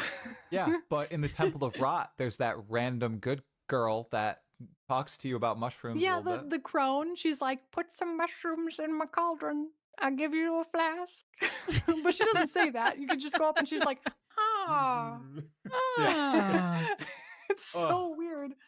But Oh, that boss was like, I was laughing my ass off when I first it's saw her so emerge. icky. And she's like, yeah, what's going on? Yeah, Oh, it's just so- slapping her titties. oh like, my God, it was good. yeah. Either And I'm she gonna was like eat squirting you out or I'm gonna mud, fuck you. or I don't even know if she's squirting. I was like, Blood, mud, whatever. what is going on? Get in the Blood, mud, pool. whatever. It's crazy. Yeah, that Oh. was wild. That whole Yeah. area, but they have so much visual intrigue. Like you really just look at stuff, and everything not only is interesting but feels purposeful. And you might find something like there were a lot of statues around, like the whole Venom crypts and all the statues to Yaumak and everything, Yeah. and like so much cool stuff where they didn't do a very good job of that in Path of Exile 1. Like, Mm-hmm. No. what are you gonna do? You find a sewer and you're like, oh, a grain gate. Wonder where that goes. Like, that's, you know. The environmental storytelling is top tier. I think So visuals good. and animations, all that, like 10 out of Oh. 10 for PoE2. The first time I went to the chimeral wetlands, like all of the purples and the deep rich colors, I was like, ooh, this is great.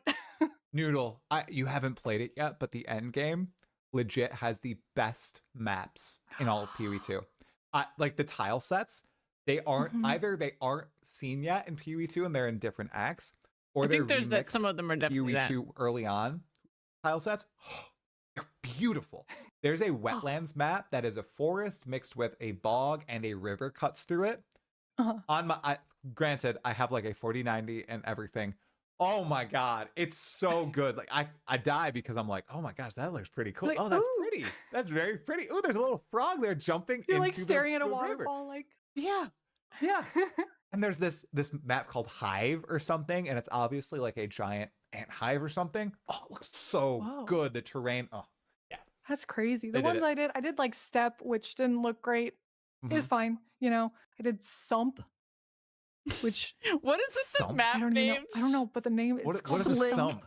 No, I don't even know what that means. I don't It's remember. one of the map names. I feel like it was pretty nondescript, like. Sump. And then I did the Hidden Grotto, which was like pretty, but it was an awful tile set. Oh, Noodle. The tile sets pretty much are all pretty mazy, Awful? pretty tight. Oh, there's nothing. I haven't hit a wide expanse like a canyon or a desert. Step is I've wide. done wide maps. I've done wide maps. Look for Step, even though it's nondescript. Like, so it's like the map is either like completely open, or I've also seen like the more maze-like ones, or like where there's like long paths where you're like stuck on it, like the Forge one. I don't know what it's actually called. Like I actually think there's a decent amount of variety, at least when I played, but I think part of the problem is that the biomes, if you're like in a biome and you do a bunch of the same biome back to back, they're actually like similar. And then like I've repeated a lot of the same maps because I'm just kind of like in the same general area. I don't know. I don't think I'm a fan of the biome system. I'm not really sure what would be better though, so I have no real strong opinion about it, but I think the maps are really cool. Dry grass and a couple trees. Okay. Right. Yeah. There's a lofty summit, which is a snow map. Ooh. Something just fell somewhere. Uh-oh, that was really loud. I didn't hear it, so hopefully it's okay. I'm sure if something bad happened, my wife will text me. Jeez. Everybody should be asleep right now. Okay. Well, Noodle, this has been awesome. Longest pod so far. By far, by the way. It's just easy to talk to you, Try. Yeah, It's like you're talkative or something. I know. Sorry. Well, I'll leave. I'm gonna. I gotta go. Oh, you're right. Yeah, you peaked. You peaked. It's over. You're like the only person that I really get to geek out about the lore with, besides chat. Some people in chat really like the lore. So this was awesome. A great experience. We'll have to talk again, like when we get the next act or something. And if there's some mind-blowing stuff with King's March and whatever Act 5 is, which I didn't spoil, by the way. I smiled, guys. That doesn't mean I spoiled. Yeah, nothing seeped in about Act 5. And I gotta stop saying Act 5 because then I'll randomly say the word attached or the words attached to Act 5. No, it's not happening. Okay. So everybody in the chat right now, make sure you go check out Kitten Cat Noodle's YouTube channel. He releases lore videos pretty consistently. This was so I know good. you say I did not expect to sit here and watch all of this in one sitting. I'm working on stuff. It's not consistent. It's only Affliction. It's only Affliction that's, buck that. Affliction took like a year off my life. That's besides Affliction, guys. Lots of lore videos. Yes, okay? Hopefully one per league, and at least like I'm definitely gonna get the first 3 acts, and I don't know if I should touch the end game yet, just because You know? if it's finished or it's not, or if it might just be a flash in the pan in the grand scheme of things. Yeah, exactly. Sure. But definitely one through three are in the works. Like Wait. in the works, I say, as I have gotten to the point of transcribing all of the dialogue and making note Bless of you. weird little things like Ogum founded in 1132. And all this Elva stuff, which I totally missed and didn't understand that it was young Elva and not Elva from. Oh God, I'm so mad at myself. She tells us she wants to found the reliquarians. I love Alva though, and it's so funny because like I had no real opinion on Alva in PoE1 because I didn't do incursion stuff and I wasn't there when her league came out, obviously. But man, I love her in PoE2 so far. She's silly, she's eager, she's optimistic. I like it. PoE1, she's like, Okay. the secret society of the reliquarians. I got kicked out though, but I still like my blood magic. Here's some try and noodle lore for everybody as I was supposed to close out the pod. We go to LA, right? And we meet each other for the first time and we're sitting at this little restaurant area and Noodle's like, I'm going to try some lore questions. She asked me like one and I answer it. I was like, fine. And then the second question she asked was like, what do we call the tears of the, or no, what are virtue gems called by the Val? And I'm like, what are they called? Sitting there with her and Ziggy, and I think Havoc was there too, and maybe Eustace. And I'm just like, oh my, I can't remember. Oh my God, I can't remember. And literally 30 minutes later, Tears of the Magi. Oh my God. Oh, it was really bad. You did fine. Also, he's just as excited in person. He's got this much energy. He's just got good vibes. I was so crazy. mad. Noodle, I was so mad at myself.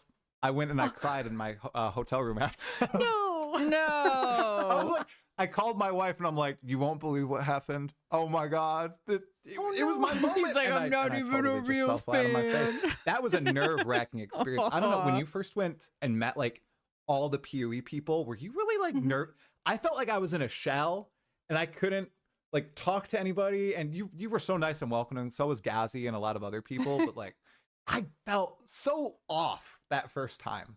Oh, really? I didn't get that sense at all. Okay, no, mentally. I didn't really feel nervous, except for sometimes there was a couple people that I didn't know and I didn't want to be like rude or anything. I think there were some people who were maybe have different main games or something. And I just like didn't want to come across as like, oh, I don't know who you are or anything. But I've known quite a few of them for a bit. Like I know Ziggy, I know Zizarin, like I've met them before, which helps. But also I was just kind of like, we're a bunch of nerds. We're just hanging out. We love a game, you know. I feel like I realized that when I got home and I was like, well, next time that's not going to happen. There's no need to feel nervous. Everybody's just so chill, especially in person. So can't wait for hopefully there's another event like that or ExileCon. I really hope so. I'm putting money away. I'm like, this is the time we go to New Zealand. We're going to go to ExileCon. We're going to stay there for a week. We're going to go see all of the cool stuff because that is a dream of mine. Probably never would have been realized unless this happened. Like this is a perfect storm of stuff for me. That was always like a pipe dream of going to New Zealand and seeing all that stuff. So yeah, one day. I bet you'll be able to do it. I don't know what they're going to do, if it'll be another ExileCon, what they're going to do, but they should do it again because it was absolutely awesome. And you got to go. You got to go. It's going to happen. It's not going to be 2025. Jonathan said no, but he did say in the future, almost definitely doing it. So 2026. I mean, you're doing interviews now. Maybe you could be interview guy. There you go. You can me and Ziggy. Just fly me and Ziggy out. Okay, we'll tag team. It'll be good, right? We'll see. We'll see. Okay. All right. I swear this is the outro time. Okay. All right. We're doing the outro. We're being very professional. Everybody go check out Kitten Cat Noodle on YouTube where she puts out semi-consistent YouTube videos, and there will be stuff legally. And for the first 3 acts of Path of Exile 2 and probably acts 4 through 6 whenever we get those. Noodle, any last words to all of our wonderful live viewers and the many people who will watch this VOD, hopefully to the end, hour 48 minutes. Holy well. Watch it all. Yeah, hour 48. I guess all I can say is stay sane, Exiles. I'm not even going to say anything. All right. We're just going to cut it there. It's going to cut it there on YouTube. Thank you so much, Noodle. That was awesome. Aw. So cute. I loved to this run. video. I did not expect to be sitting here this whole time watching the entire thing, but it was good. Unfortunately, that pretty much ate up my stream today. I know. I hope I reacted enough to the video, but yeah, you should definitely go follow Trine. He does good stuff. And I haven't seen as much of Kitten Kat Noodle stuff. I vaguely looked over it when I was trying to figure out what we were going to watch together for lore stuff, and then I bounced instead of doing that because they seemed really long and we didn't have time to watch all of it. It was like, I want to say it was like over 18 hours or something of lore videos. That's why I chose to do the try ones instead, and those were really fun to watch too. But I think I will probably actually watch her stuff because the lore is just really interesting to me. I don't know that I can keep it all in my head enough to like really even fully enjoy everything it is. But what I do know I love, and I'm so curious about what the end game thing is that we're experiencing, but I feel very validated by the fact that those two also think that there's a very strong chance that this end game and the story around it is specific to early access. And now I really want to go and re-talk to all the people in the end game and like see what they say and see if it also validates my theory about it. But with all of that said, let's see here.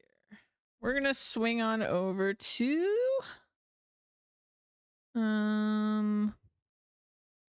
bro, I'm exhausted after that. Let's go. Oh. All right, let's go over to Scissorin.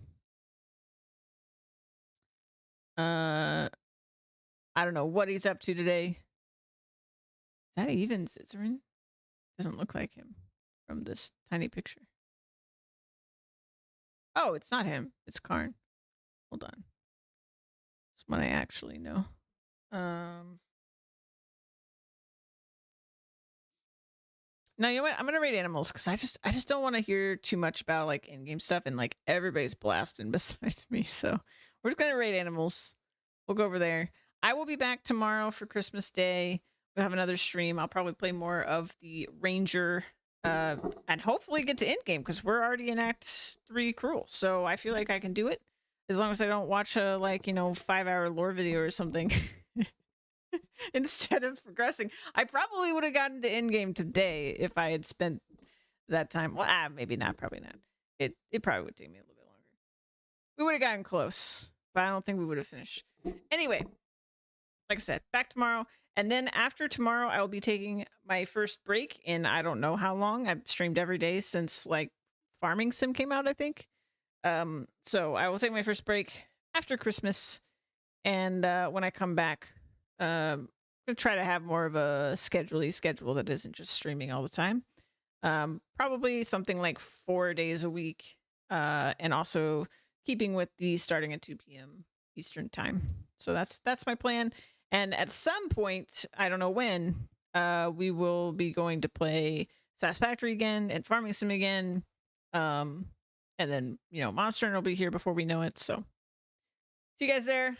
Have fun with the animals. Hi, Tavo. Bye, Tavo. Bye.